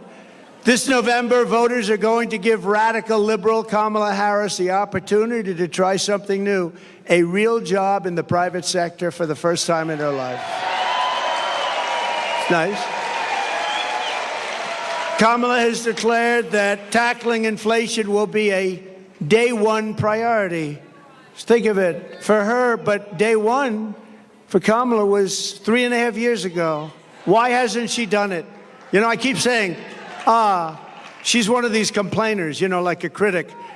I remember growing up, I'd see plays on Broadway and I'd go to different things, and you'd always have critics, they criticize, but I'd see, and they were critical, but they never did it themselves, you know. She's a critic, that's all she is. She never did anything. Nothing that she ever did worked. When Kamala lays, and she got lucky with this. She was the first one out. She was 22 people, I guess, I hear. I just asked, I said, that many? A lot of people. She never made it to Iowa, the great state of Iowa. She was the first one out. She had a lack of skill, and people didn't like her, and now she's running for president, and she never got one vote. Think about that. When Kamala lays out her fake economic plan this week, probably will be a copy of my plan, because basically that's what she does. Just remember, she goes to work every morning in the West Wing. Her desk is 10 steps from the Oval Office. She cast the tie-breaking votes that gave us record inflation, and for nearly 4 years, Kamala has crackled as the American economy has burned. What happened to her laugh? I haven't heard that laugh in about a week. That's why they keep her off the stage. That's why she's disappeared. That's the laugh of a crazy person, I will tell you, if you haven't known it. It's a crazy. She's crazy. They told her, don't laugh, don't laugh. No, it's her. No, her laugh is career-threatening. They said, don't laugh. She hasn't laughed. She doesn't laugh anymore. It's smart, but someday it's going to come out. That's the laugh of a person with some big problems. She says her plan is going to be and bring down prices. She thinks she's going to bring down prices. Then why? Here's a simple little few words. Why didn't you do it, Kamala? Why didn't you do it? You've been there 3.5 years. Why aren't you doing it now? You can do it right now. I can say that with everything. Why hasn't she secured the border? You know, she was the border czar, right? She was the border czar. It was a big deal. She says now she wasn't the border czar. That's okay. She was in charge of the border. Call it whatever you want. But she was in charge, and it was the worst. This was the worst border in history. There's never been a border in the world like this. Why hasn't she brought back the jobs? Why? She talks about jobs. We're going to come up with a new plan. She's been there for 3.5 years with a man who, frankly, she defrauded the public because she didn't tell you about that man. I exposed him during the debate. Thank you very much. Thank you.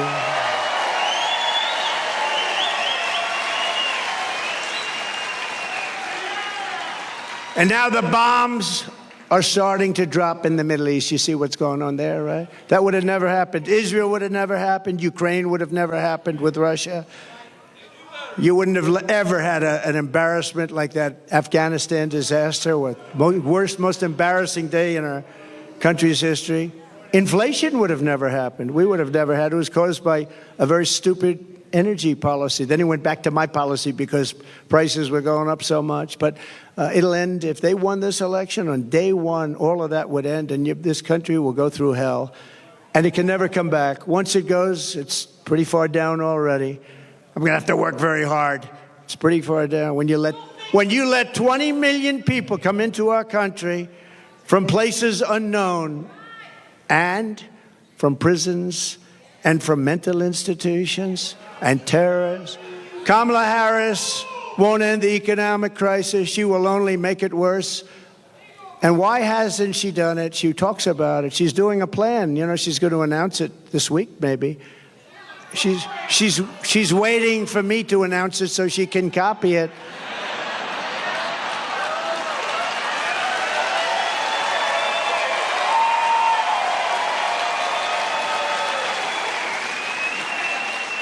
Like, remember, a couple of days ago, and we will have no tax on tips. I said that was my plan.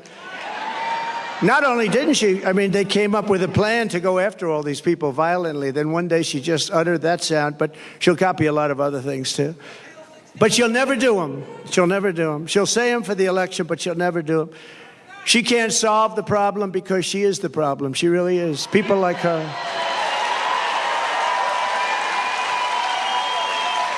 When I left office, I handed Kamala and crooked Joe Biden a surging economy with no inflation. The 30-year mortgage rate was 2.4%. Gasoline had reached $1.87 a gallon, and for periods of time was even lower than that. The African-American poverty rate was down 7%.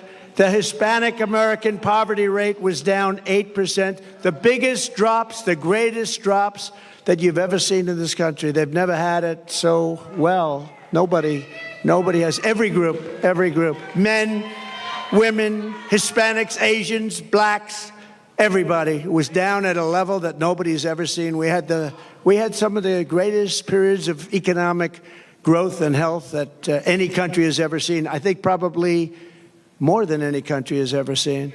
In 4 short years under President Trump, we passed the largest tax cuts in history, the largest regulation cuts in history. We unleashed American energy, and real income surged by more than $4,200 in just a short number of months. I mean, it was nobody, you never had it so good. Now you're not doing so well, I hate that. We had the strongest economy in history. There's never been a country that had an economy like us. I gave Harris and Biden an economic miracle, and they quickly turned it into an economic nightmare with a nation-wrecking agenda ripped straight out of Kamala's San Francisco liberal playbook. What they've done to poor San Francisco. Well, we're gonna try and bring that back too. Harris and Biden waged war on American energy, threw open our borders, flooded the country with low-wage migrant workers, passed the Green New scam, racked up almost $10 trillion in debt, and buried our workers in job-killing regulations, costing $10,000 per family. That's a lot of money. You don't have to imagine what a Harris presidency would look like. You're living through the misery right now, except it will get worse, and you're paying the price, a price like nobody's ever paid, and we're disrespected all over the world as a country. We were respected before Putin respected us. President Xi of China respected us. Kim Jong-un of North Korea respected us. We were respected by everybody in the world. Today we're being laughed at. Today we're being laughed at all over the world. You're paying the price for Kamala's liberal extremism at the gas pump, at the grocery counter, and on your mortgage bill, and on everything else. How about your car insurance? How's that doing? Not too good, right? I saw today it's up like 82%. We're not going to let this incompetent socialist lunatic keep breaking our economy for 4 more years. It'll destroy our country. On Election Day, we're going to tell her that we've had enough, that we can't take it anymore, Kamala. You're doing a horrible job. You were a terrible attorney general. You were a terrible district attorney. You're the worst vice president in history. Kamala, you're fired. Get out of here. Go. Get out of here. Right? Get out. Boom.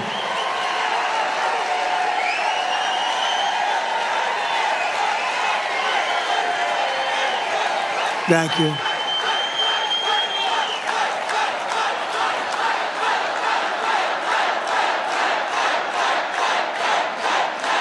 Thank you.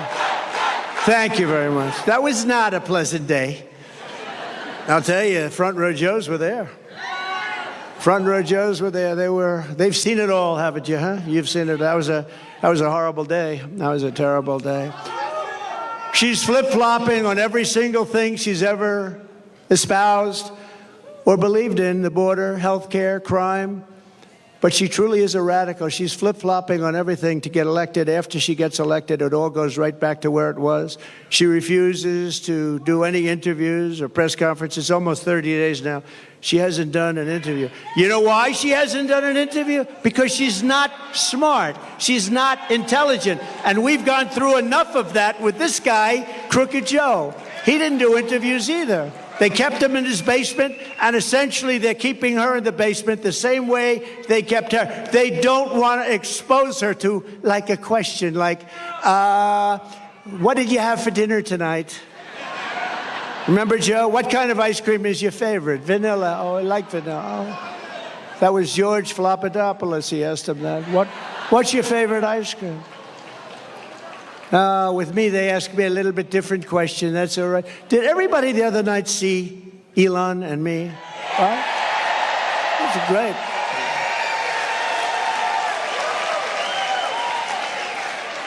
That was one of the most successful shows ever done. I mean, that was a lot of people like him. I think they like me too, come to think of it.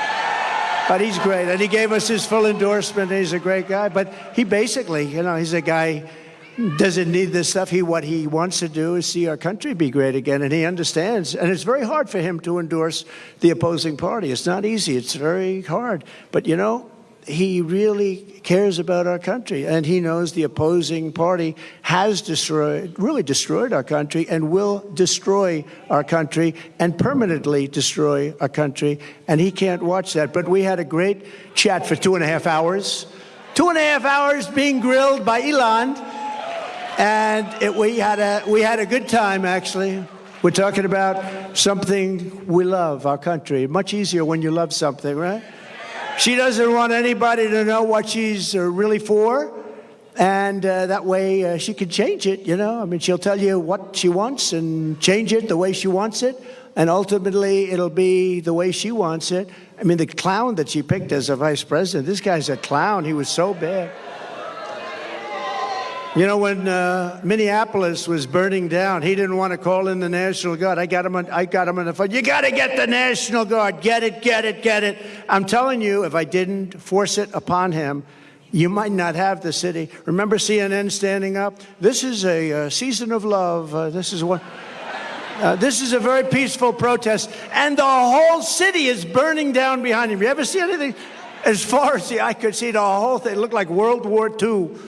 Speaking of World War III, I'll keep you out of World War III. He's going to put you in World War III. We're very close. You're very close to being in a war, a big war, a world war. You're very close. We've never been this close. And we have incompetent people in the White House, grossly incompetent people. There was no reason for Russia and Ukraine to go at it. There was no reason for Israel to be attacked on October 7th. Would have never happened. But a politician will always go back to where they started, and on November 6th, she will be a San Francisco liberal, again, destroying everything in sight. I wonder what she does after this. Our country will never recover, especially when added to the destruction they've already caused over the last almost 4 years. Think of our country. Think of the border. Think of what happened. We had the best border. You know my all-time favorite graph, right? That is my all-time favorite graph, not only because it shows the best border, but for another reason. I tell you what, I'm glad I looked around to look at it. I go, wah, pew. That's my favorite of all time, even if it was...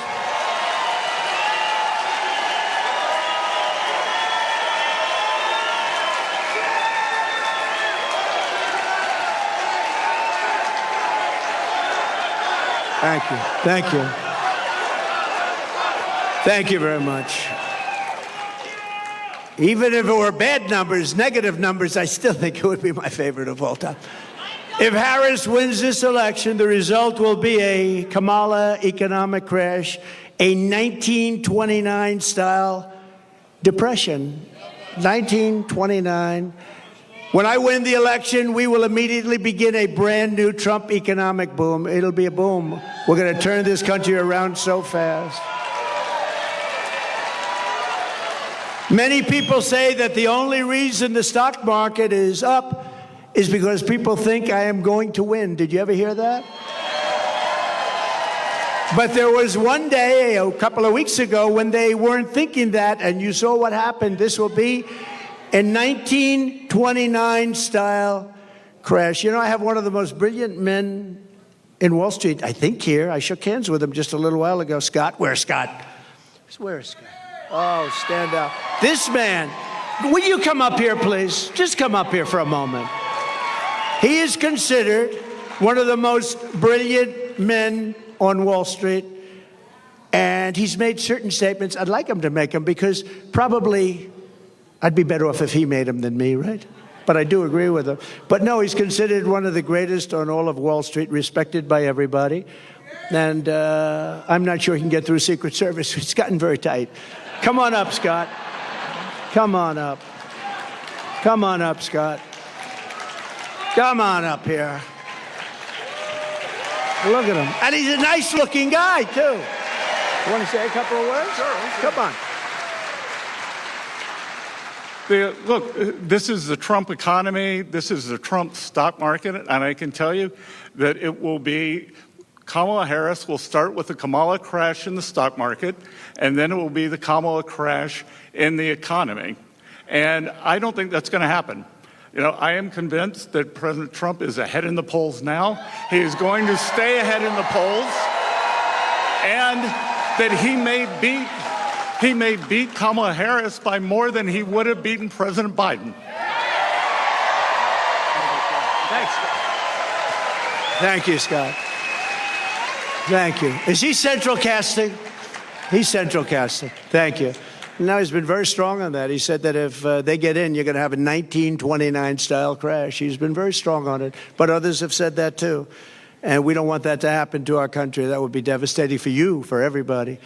On my first day back in the Oval Office, I will sign an executive order directing every cabinet secretary and agency head to use every tool and authority at their disposal to defeat inflation and to bring consumer prices rapidly down. We'll do it very rapidly. When you look at the costs of groceries, the cost of bacon, where it went up 4 and 5 times. Bacon. I don't order bacon anymore. It's too expensive. It will be a whole of government effort to raise the standard of living and make American life affordable again. It's going to really be a very important thing, affordable, because it's not affordable.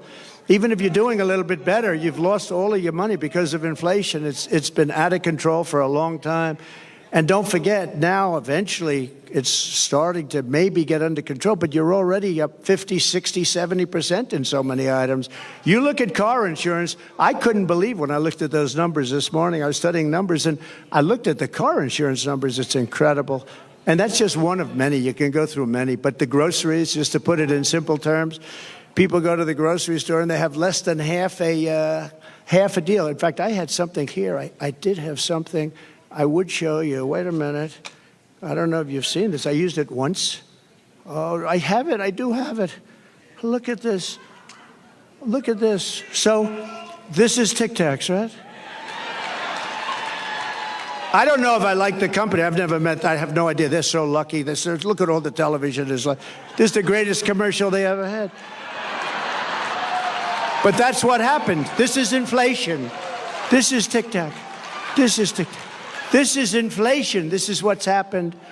I just happened to have, somebody gave me this one today. I said, I think we'll put it up as an example of inflation. But you know what? Inflation is destroying our country. It's destroying our families. We will target everything from car affordability to housing affordability to insurance costs to supply chain issues. We have the worst supply chain we've ever had in the history of the country. To the price of prescription drugs.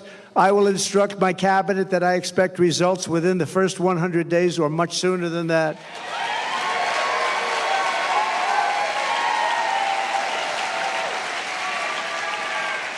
I would say the first 7 days is fine. Car insurance is up 70 to 100%, and you can't get it. You can't even get it. Do you agree with that? You can't even get it, they tell me.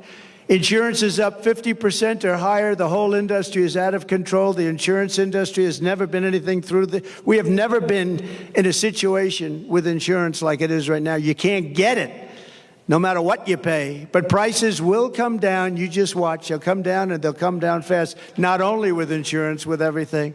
At the center of our effort to bring the cost of living under control will be the all-out push to end the Biden-Harris war on a thing called American energy. American energy. We will drill, baby, drill. We're going to bring energy prices down.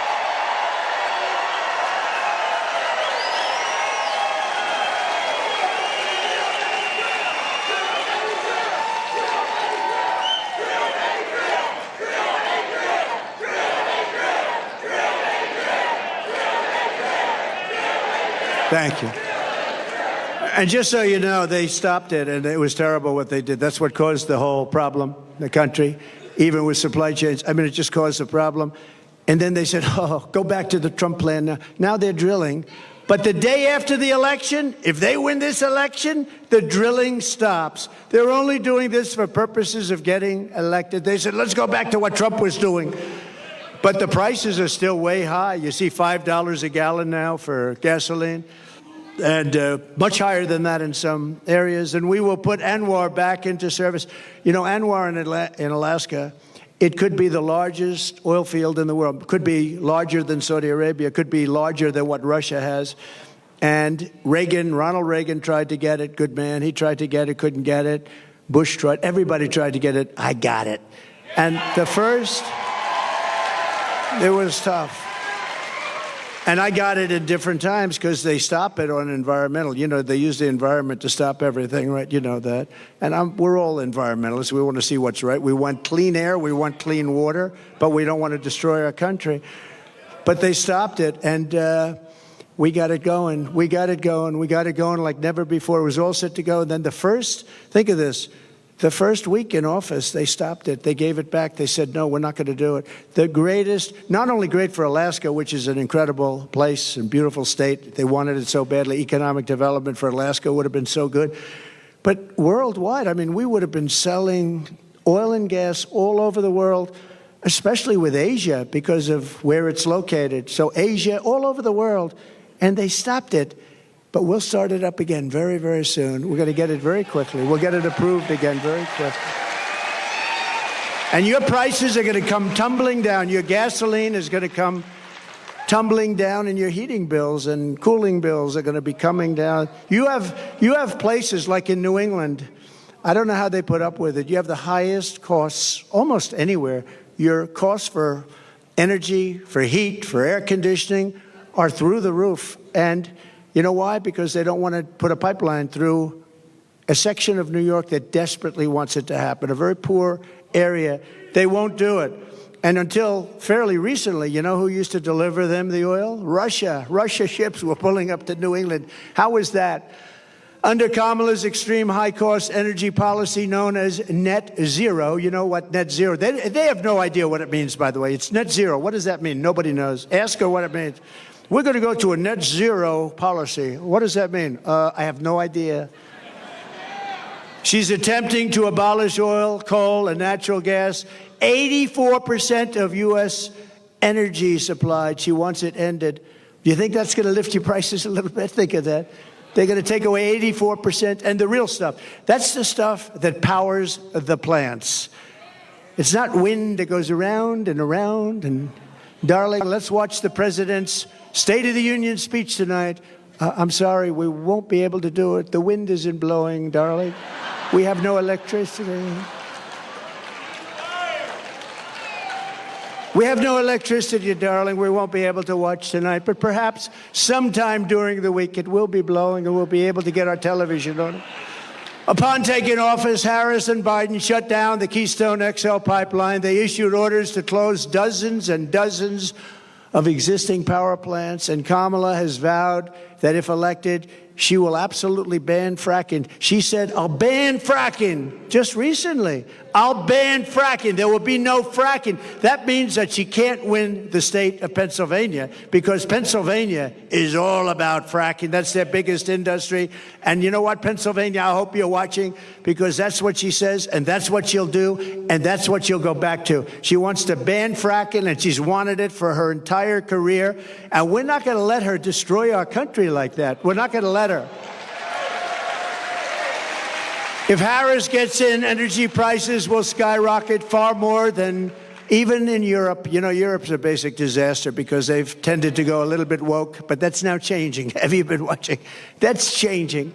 Inflation will surge into double digits in our own country, and your quality of life will absolutely collapse. Your quality of life is going to collapse under these lunatics.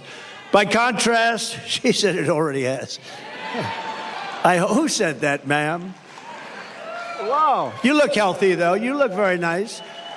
You look very nice. By contrast, I'm announcing today that under my leadership, the United States will commit to the ambitious goal of slashing energy and electricity prices by half, at least half.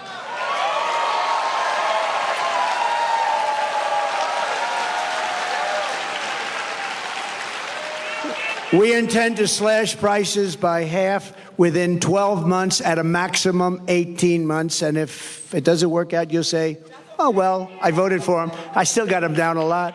But we're looking to do it. We're looking to cut them in half. And we think we'll be able to do better. And every single thing that I promised, I produced. Every single thing.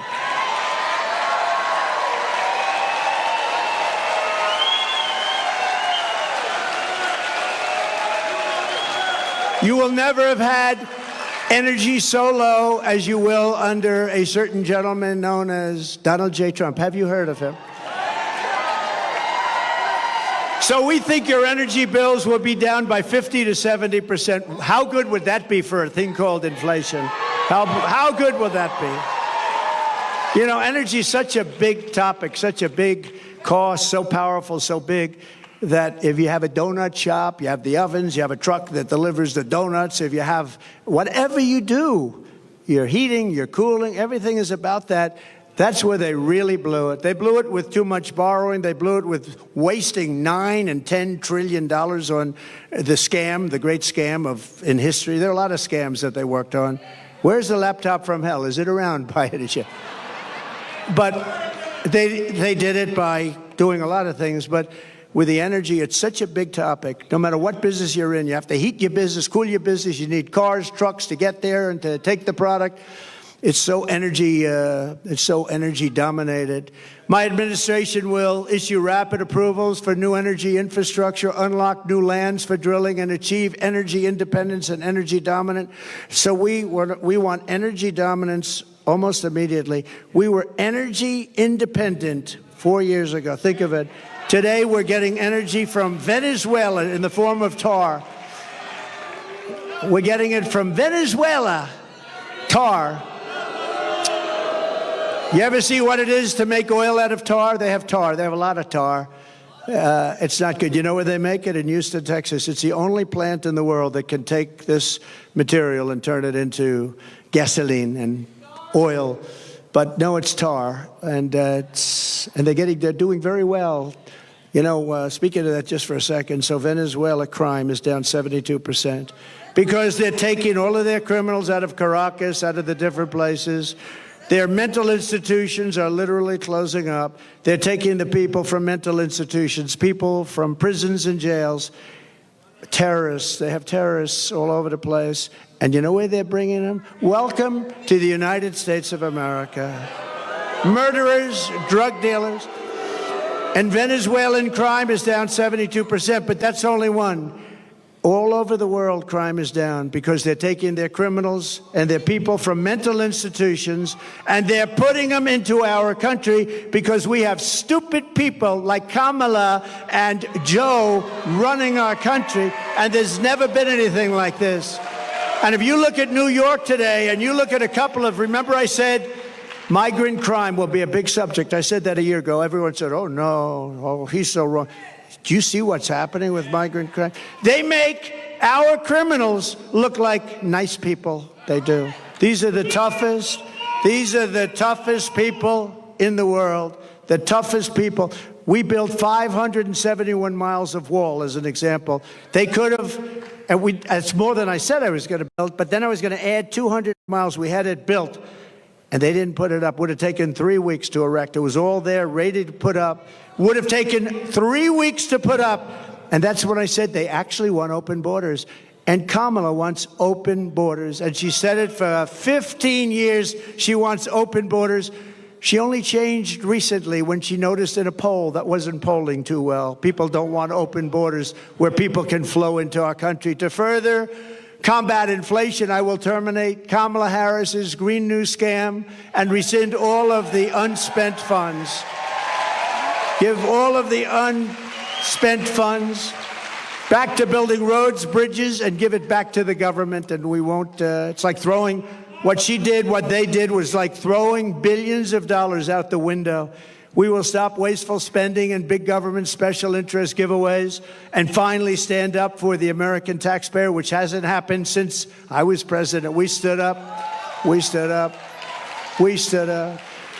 I mean, prior to COVID coming in history, there's never been an economy like we had. Then when COVID came in, you know, we rebuilt the military. We defeated ISIS. Everybody said it would take 10 years to defeat. I did it in 8 months.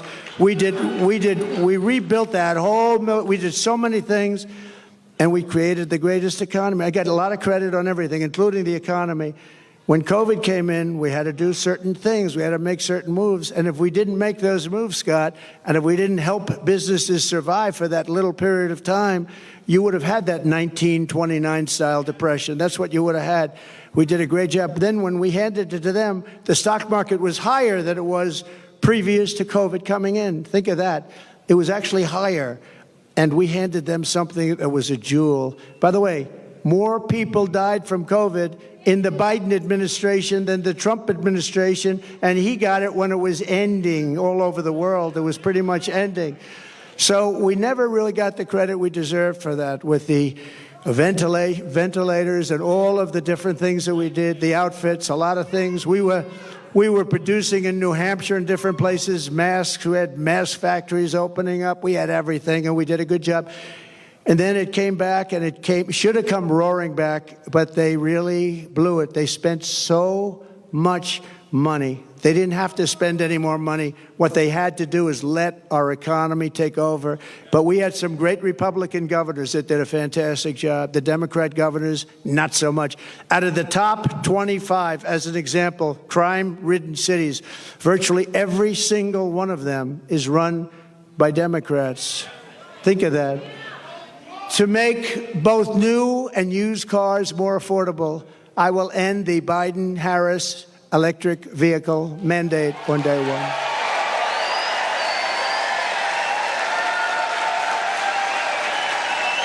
Doesn't make sense.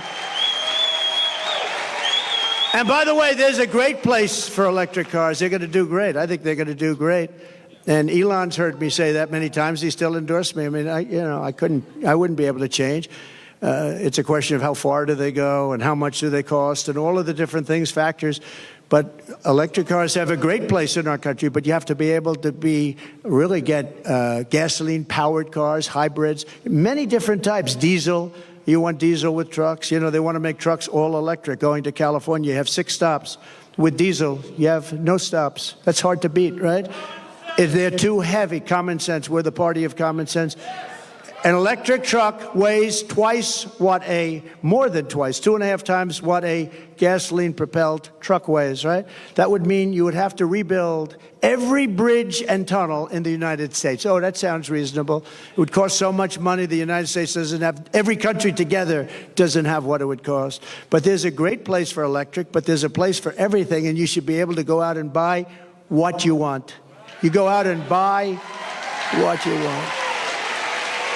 To further reduce consumer prices, I will immediately eliminate every single costly job-killing regulation the Biden-Harris administration has created, and they've created a lot. Remember, I took out 12 for every one I created, and we ended up doing more than that. We got rid of so many regulations that were so unnecessary. Some of them were 100 years old. In my first term, our regulation cuts saved the typical American family $11,000.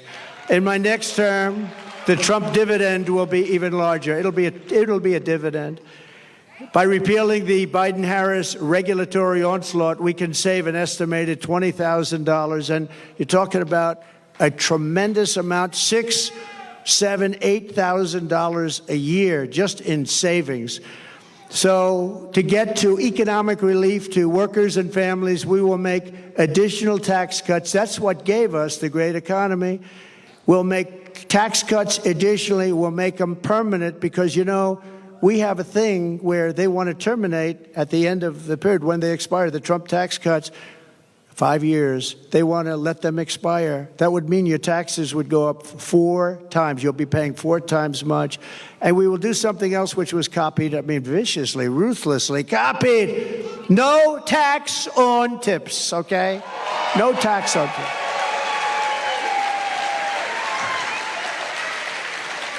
You know, if they wanted to do that, why didn't they do it 3.5 years ago? They didn't want to. It was actually the opposite.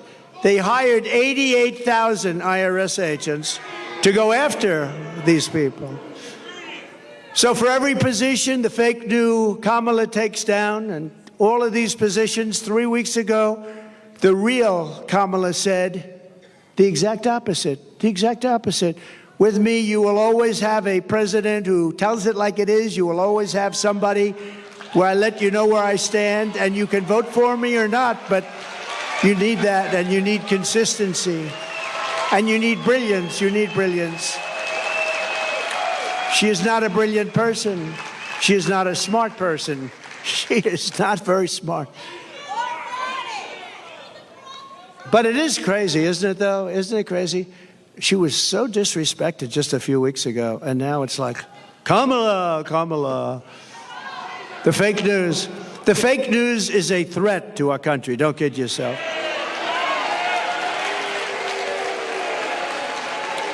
To help seniors on fixed incomes who are suffering the ravages of inflation, there will be no tax on Social Security. We're going to stop it. No tax on Social Security.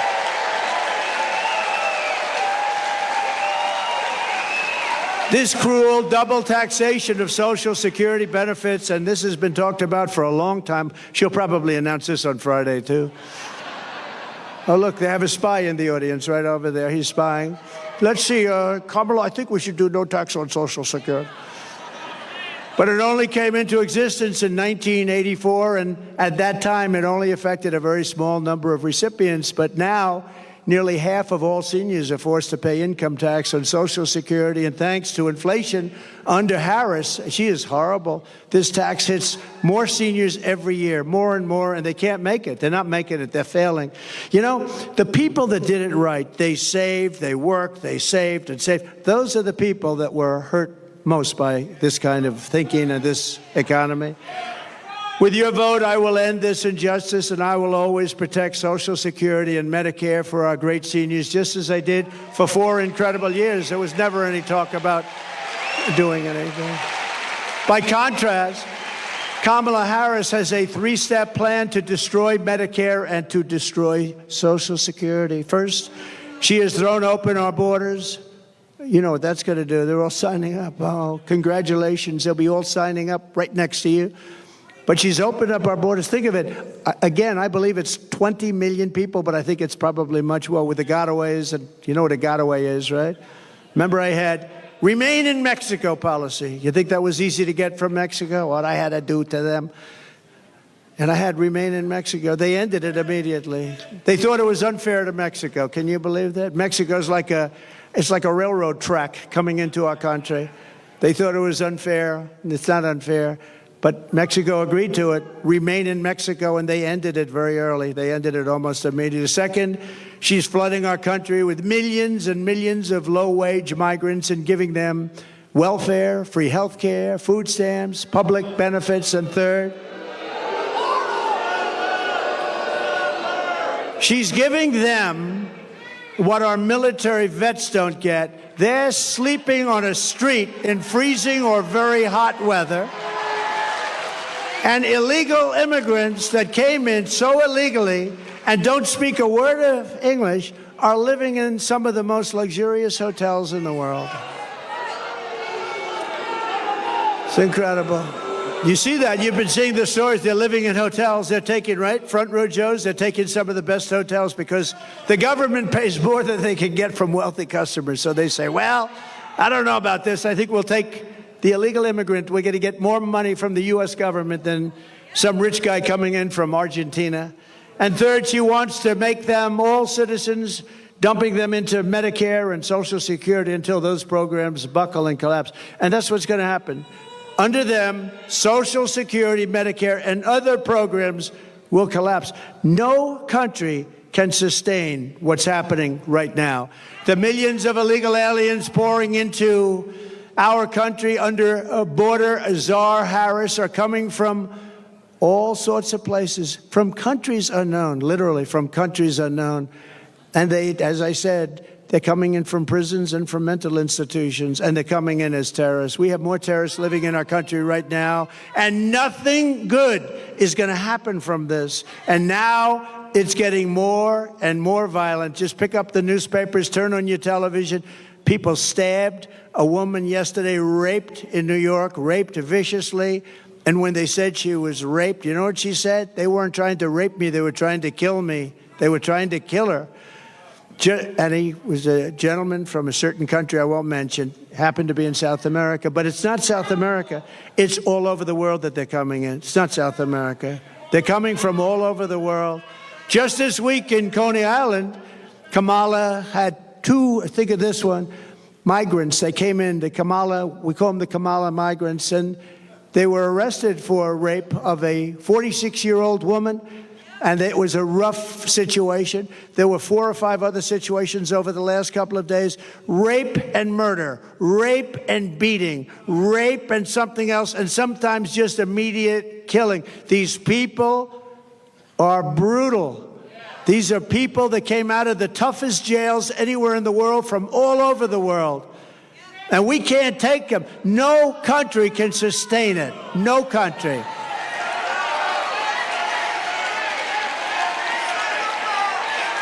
They all said I was wrong when I said that migrant crime will reach epidemic proportions, and now it's much worse than that. It's a lot worse than epidemic proportions. It's beyond control. We have a new category of crime. It's called migrant crime, and I think it's going to end up being the worst category of all. These people are tough. They're tough, they're mean, they're angry, and they shouldn't be in our country, and it's not going to work out well. The migrants that Harris let in are raping our women and hurting our children, and now Kamala wants to let them pillage Social Security and Medicare. That's what's going to happen. It will never happen. It will never even get close to happening if I'm in office, and I think you're going to have to put me in office, because there's never been anything like this.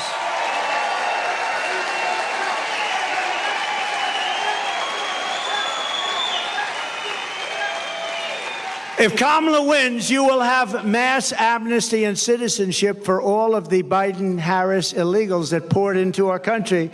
If I win, you will have the largest deportation operation in American history, starting at noon on Inauguration Day 2025.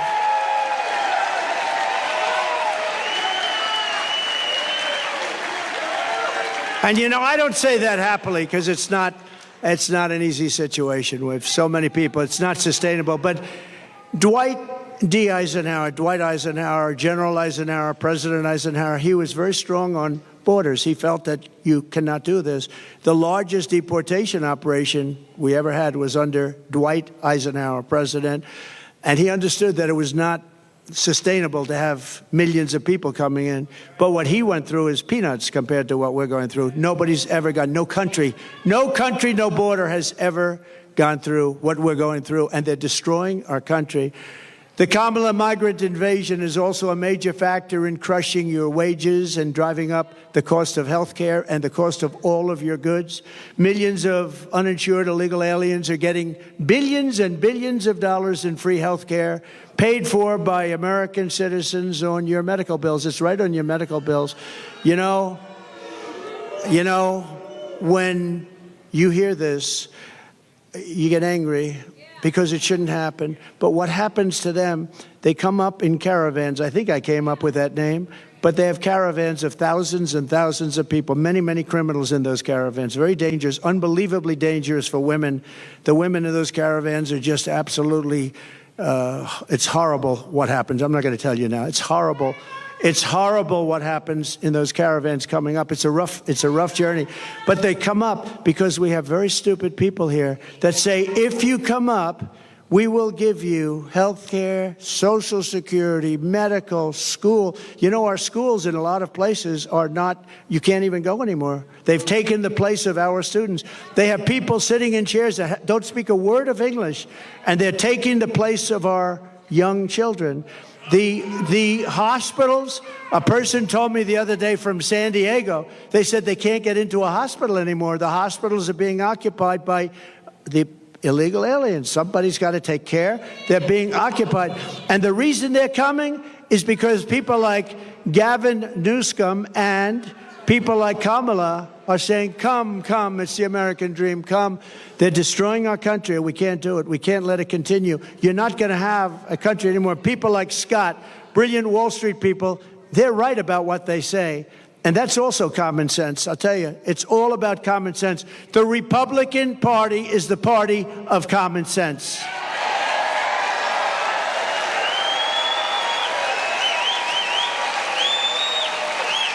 Kamala Harris wants to eliminate private health insurance. Does anybody have private health insurance here? A lot of people, yeah.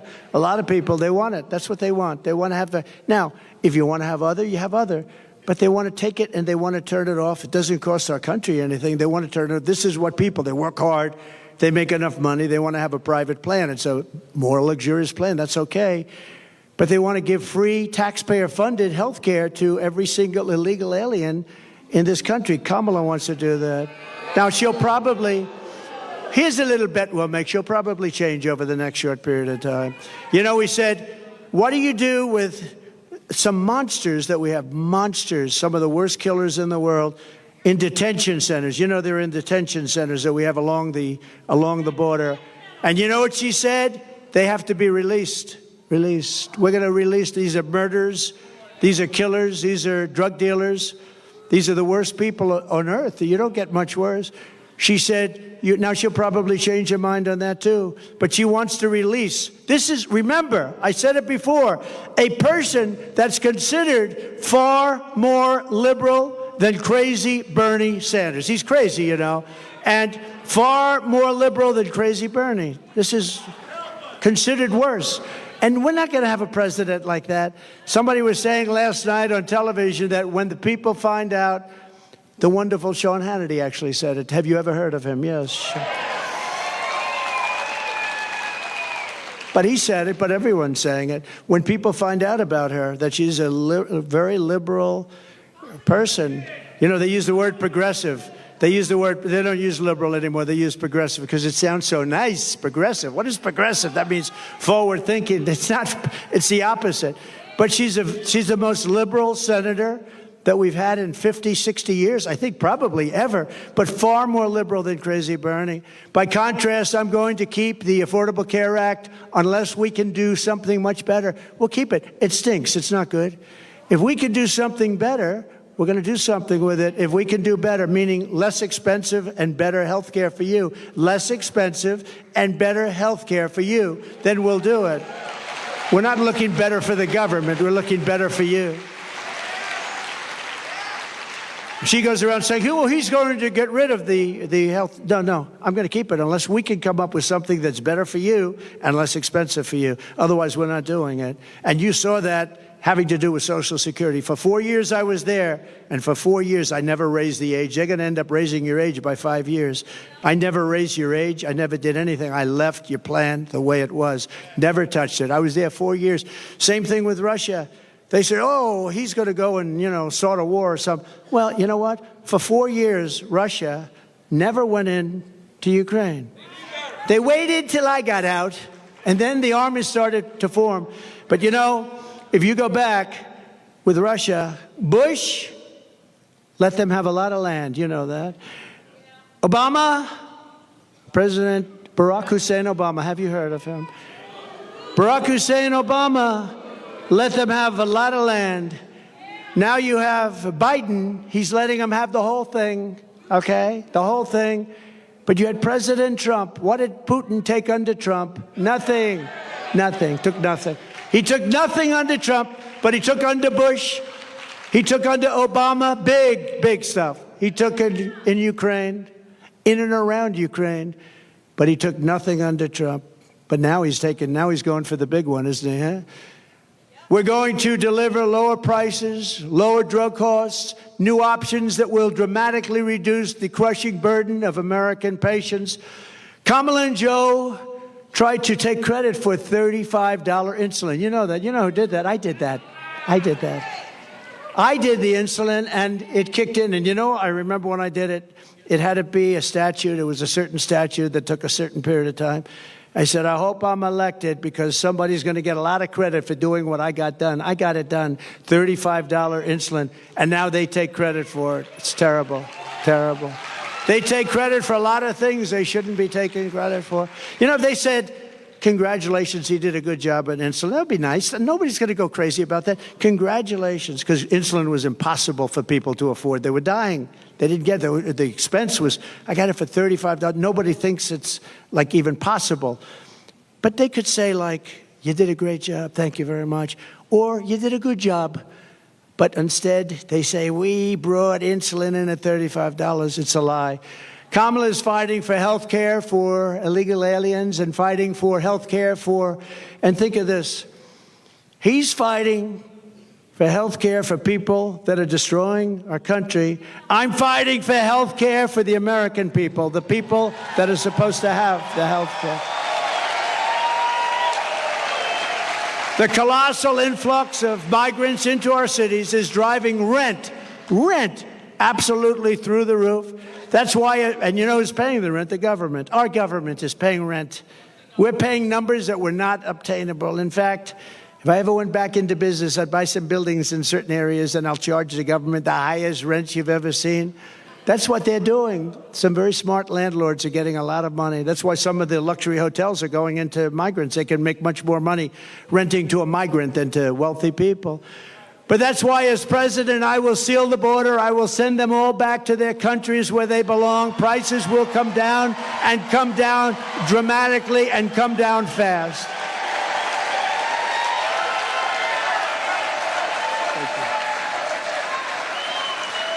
To further address the housing affordability crisis, we will work with states like Nevada, a great state. We're leading big in the poll there, by the way. Thank you very much. Good governor. To open up large tracts of federal land for housing constructions, and similar to opportunity zones that I did with Senator Tim Scott, a great guy from South Carolina, senator from South Carolina. Came in, he said, I have this idea. He's had it for a long time, but he could never get a president to execute it. I did. And opportunity zones, one of the greatest things that we've done in terms of economic development. I give Tim Scott a lot of credit for that too. These areas will have low taxes, low regulation to stimulate rapid economic growth, maximum affordability, and the return of a thing called, which I always come back to, the American dream, because we've lost the American dream. We will bring back our supply chains. You know, supply chains were basically not even talked. It was automatic. You have a thing, it's delivered from here to here. When this lunatic became president, with her, remember, she was there at every step of the way, but she was like silent because she was, I don't know, nobody respected her until she was the only choice left. They couldn't get anybody else. Did you see where they had the 12 most likely people to be chosen after Biden? And she was ranked number last, and she was the one that was picking. She was ranked. She was ranked below Tim. He was second, I think, second to last. We will bring back our supply chain. We're going to bring back our supply chains. We're going to bring them back from China and other foreign countries, ending costly supply chains. Those are supply chain disruptions. We're going to bring them back. We're going to bring them back fast as we reduce burdens on domestic manufacturers. American workers will make our critical goods better and cheaper. We're going to make them in our country, right here in the USA, right here in a place called North Carolina. Have you heard of it? Have you heard of it? We're going to have 10 to 20% tariffs on foreign countries that have been ripping us off for years. We're going to charge them 10 to 20% to come in and take advantage of our country, because that's what they've been doing for nothing. To take our jobs, we're going to charge them and bring back millions and millions of jobs by doing so, and billions of dollars. I did that with China. I took in hundreds of billions of dollars with China. Nobody ever took in 10 cents from China, and it slowed them down, and it made us much better. In fact, Biden's been unable to take those tariffs off China because it's so much money coming in, they don't know what to do. How do you replace it? Our current, he's on the take. Yeah, you're right. Do you come from North Carolina, sir? Where is the guy that said that? He's on the take. It's pretty good. I would say he could be right. He is right. Our current massive deficits will be reduced to practically nothing. Our country will be powered by growth. Our country will be powered by growth. We'll pay off our debt. We'll have all this income coming in. If people want to take advantage of our country, they have to pay to take advantage of our country.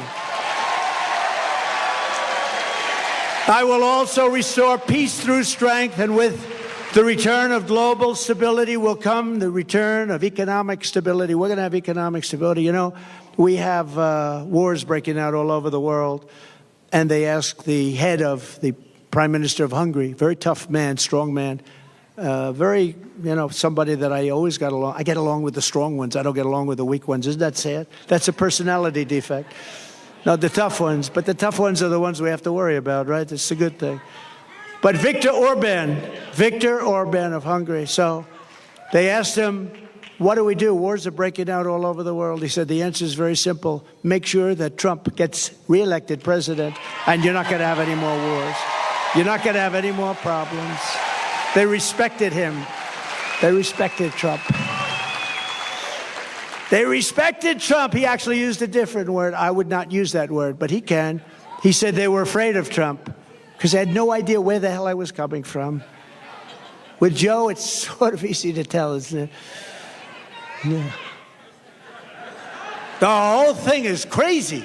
You know what we're going through? It's crazy. They arrest their political opponent. They go after their political. The whole place is, our country is like a different place. No more wars, no more disruptions. We will have prosperity and we will have peace.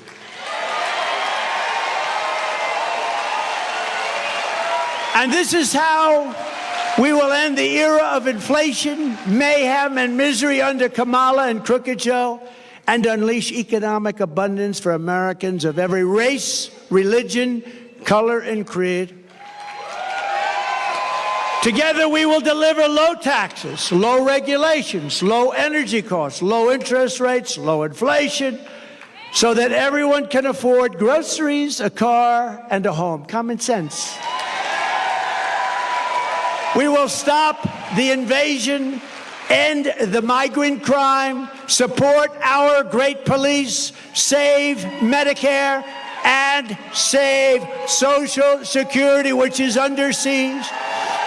We will strengthen our military, build a missile defense shield, keep critical race theory and transgender insanity the hell out of our schools, and keep men out of women's sports.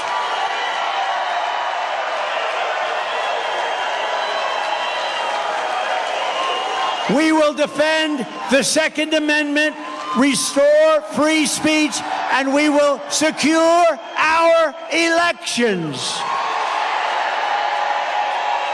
Everyone will prosper, every family will thrive, and every day will be filled with opportunity, hope, and joy. But for that to happen, we must never let Kamala Harris get anywhere near the White House, and we must defeat her country-destroying liberal agenda. She destroyed San Francisco. She's not going to destroy our country. So get your friends, get your family, register, volunteer, and get the hell out and vote. You got to vote.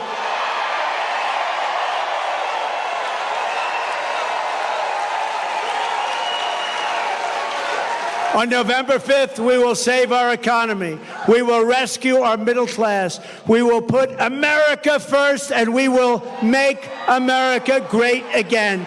Thank you very much. North Carolina, God bless you. God bless you all. Thank you very much.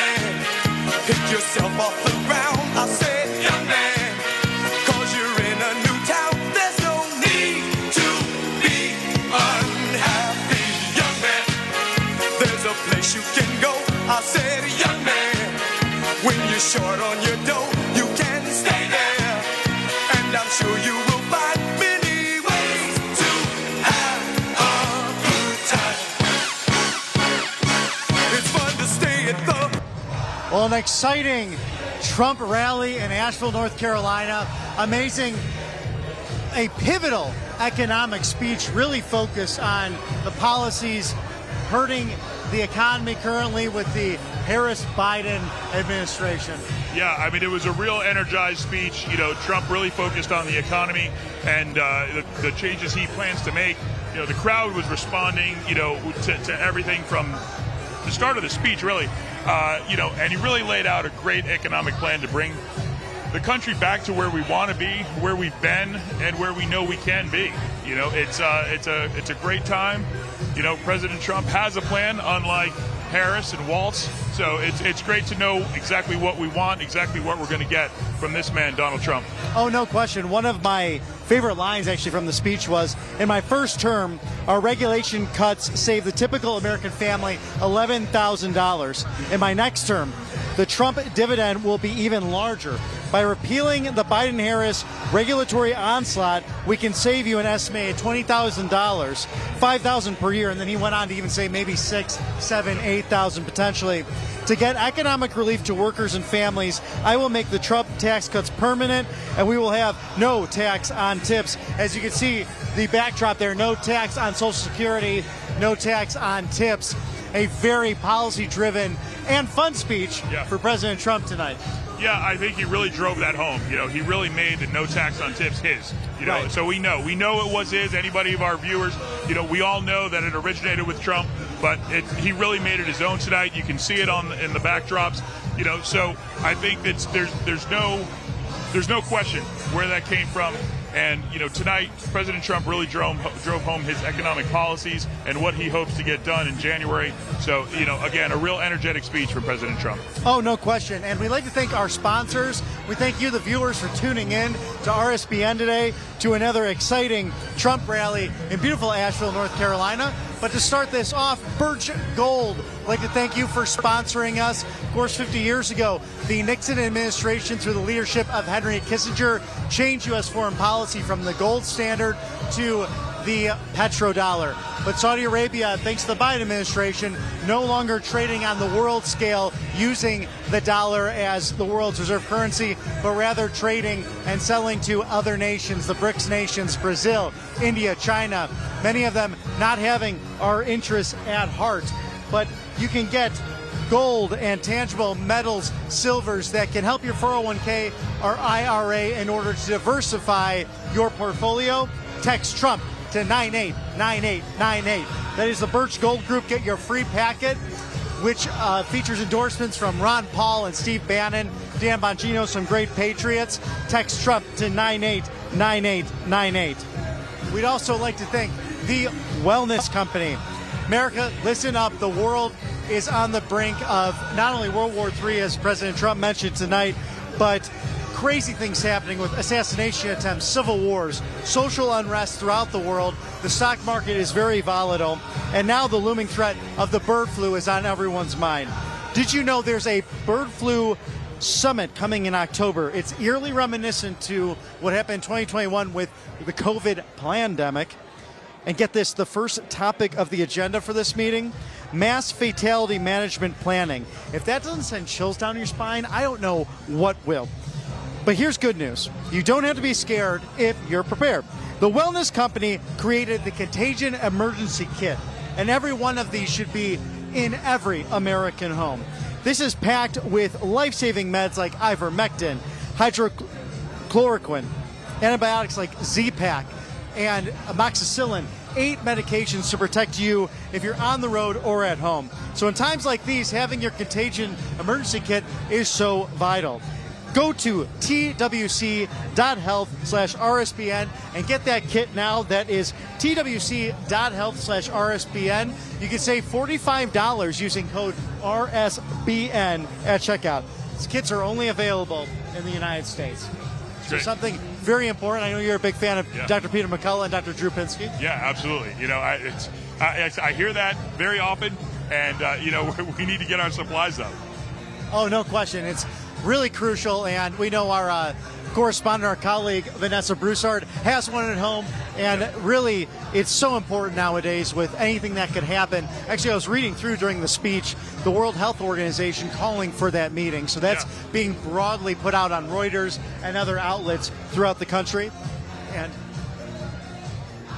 And we have the free Trump book to thank, which is the best-selling kids guide to President Trump, available free to viewers. It's been updated in 2024. And as we know, crime is pouring through the southern border, so are illegal drugs, and President Trump actually talked on that today, how the economy and inflation go hand in hand with an open border. So it's not surprising to see that this is getting worse and worse.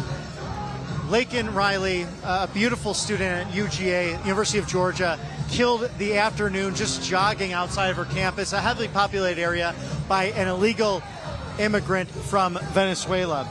So it's so important to share the Trump policies with our future posterity, with children, not only the Gen Zers, but those kids who are starting to learn about American history and culture. As future voters, our kids need to understand the ramifications of the Trump policies versus the Harris policies. The Kids Guide to President Trump will help them understand just that, along with his vision for America following his reelection. So go to freetrumpbook.com. That's freetrumpbook.com. Order yours today. And Mike, you've been talking a lot about your own family, how important that is to have those family discussions around the dinner table, and to really let them decide for themselves, but also giving them the facts that most of the mainstream media will just not touch on. Yeah, again, with social media and them being on social media so much more so than I really want them, I have no control of what's coming up on their feed, so I want them to be informed. This is a great way to do that. And again, I want them to make the right decisions. I want them to make the decisions on their own when the time is right, but I want them to be very well informed, and this is one of those ways to do that. Oh, absolutely. And another great way to be informed, we thank Tax Network USA. Tax Network USA. Are you struggling with back taxes, unfiled returns, or simply overpaying? The IRS is escalating its confiscations and its collections, adding 20,000 new agents just recently and sending over 5 million collection letters. That was just to kick off 2024 alone. God forbid what they would do under a potential Harris administration. But so don't let the IRS take advantage of you. With over 14 years of experience, Tax Network USA has saved their clients over $1 billion. Yes, with a B, like President Trump says, billions and billions of dollars, as he mentioned in tonight's speech with the economy. No matter the size of your tax issue, their expertise is your advantage. And they specialize in negotiating with the IRS to reduce your potential debt. So they just don't negotiate, they take action at Tax Network USA. The clock is ticking. Don't wait for the IRS to seize your assets.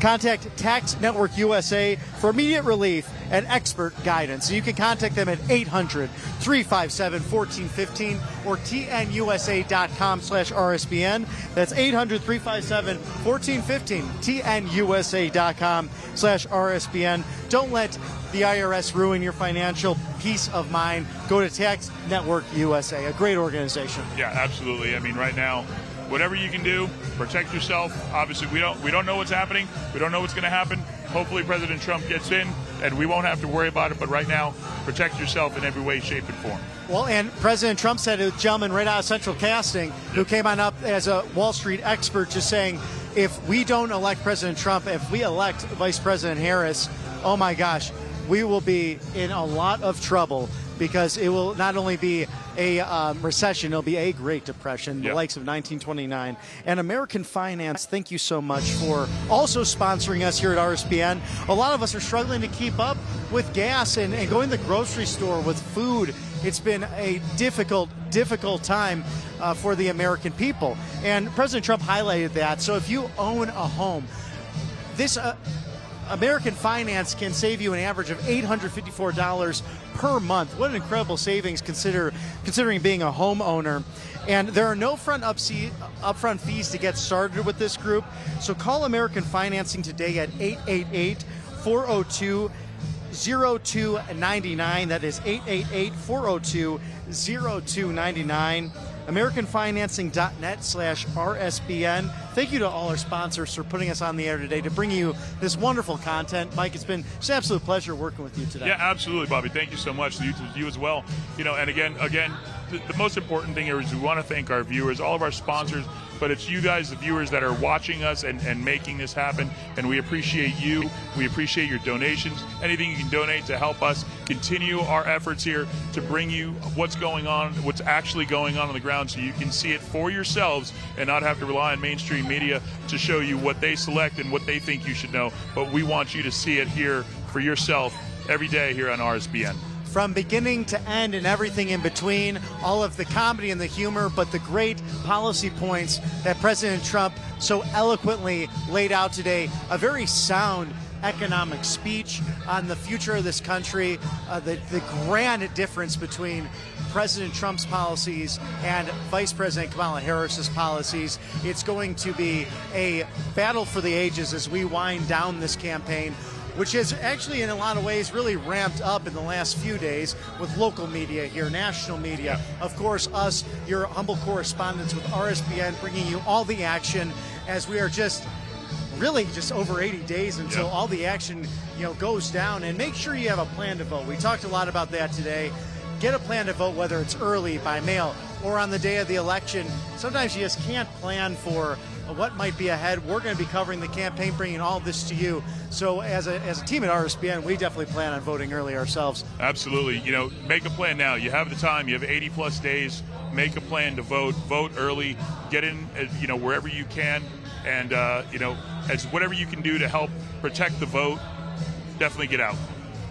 And from Harrah's Cherokee Center here in beautiful Asheville, North Carolina, home of the Biltmore Estate, the Omni Grove Park Inn, a place of the Blue Ridge Mountains, America's beauty on full display here in so much history. I'm Bobby McNeely for Mike Fortin. Thank you so much for joining us today, and we will see you at the next Trump rally, which will be all the way in Wilkes-Barre, Pennsylvania. Thank you so much for joining us. God bless you, and God bless America. You ask and we listen. We're finally bringing the most requested offer ever. Get the queen size premium MyPillow, now only $19.98. MyPillow is made with patented adjustable fill. It adjusts to your exact individual needs regardless of your sleep position. It helps keep your neck aligned and holds its shape all night long so you get the best sleep of your life. But that's not all. Get our 6-piece kitchen or bath towel sets only $25. Our brand new mattress topper as low as $69.98. Get our famous MyPillow bed sheets for as low as $25 and so much more. So go to MyPillow.com or call the number on your screen. Use your promo code to get huge discounts on all MyPillow products, including the premium queen-size MyPillow, only $19.98. That's the lowest price ever. Don't delay, order today. From all of us here at MyPillow, thanks America! Hey y'all, it's Silk from Diamond and Silk. Don't forget to catch the Diamond and Silk Chit Chat live show right here on RSBN. That's right, RSBN. Now that's Right Side Broadcasting Network. Okay? See y'all soon. Bye-bye. Welcome to the Right Side Broadcasting Network. We're not like the other media outlets out there that cut and edit what other people say. In 2015, we were created by our founder, Joe Seals, to cover President Donald J. Trump's speeches and rallies, to which we continue to do to this day. We've also covered important conservative events like CPAC, TPUSA, March for Life, and many other important events and hearings around the country. We were made for people like you, everyday Americans who are tired of the mainstream media, who are tired of being lied to, manipulated, and fed an agenda. Our goal here at Right Side Broadcasting is to allow you to see the truth, giving our correspondents and commentators a wide latitude to speak their minds. You won't find anything like this in the mainstream media. Your support through your donations, locals, and supporting our advertisers allows us to continue to cover important events around the country each and every day. So, from us here at Right Side Broadcasting, thank you for supporting us and the right side of history.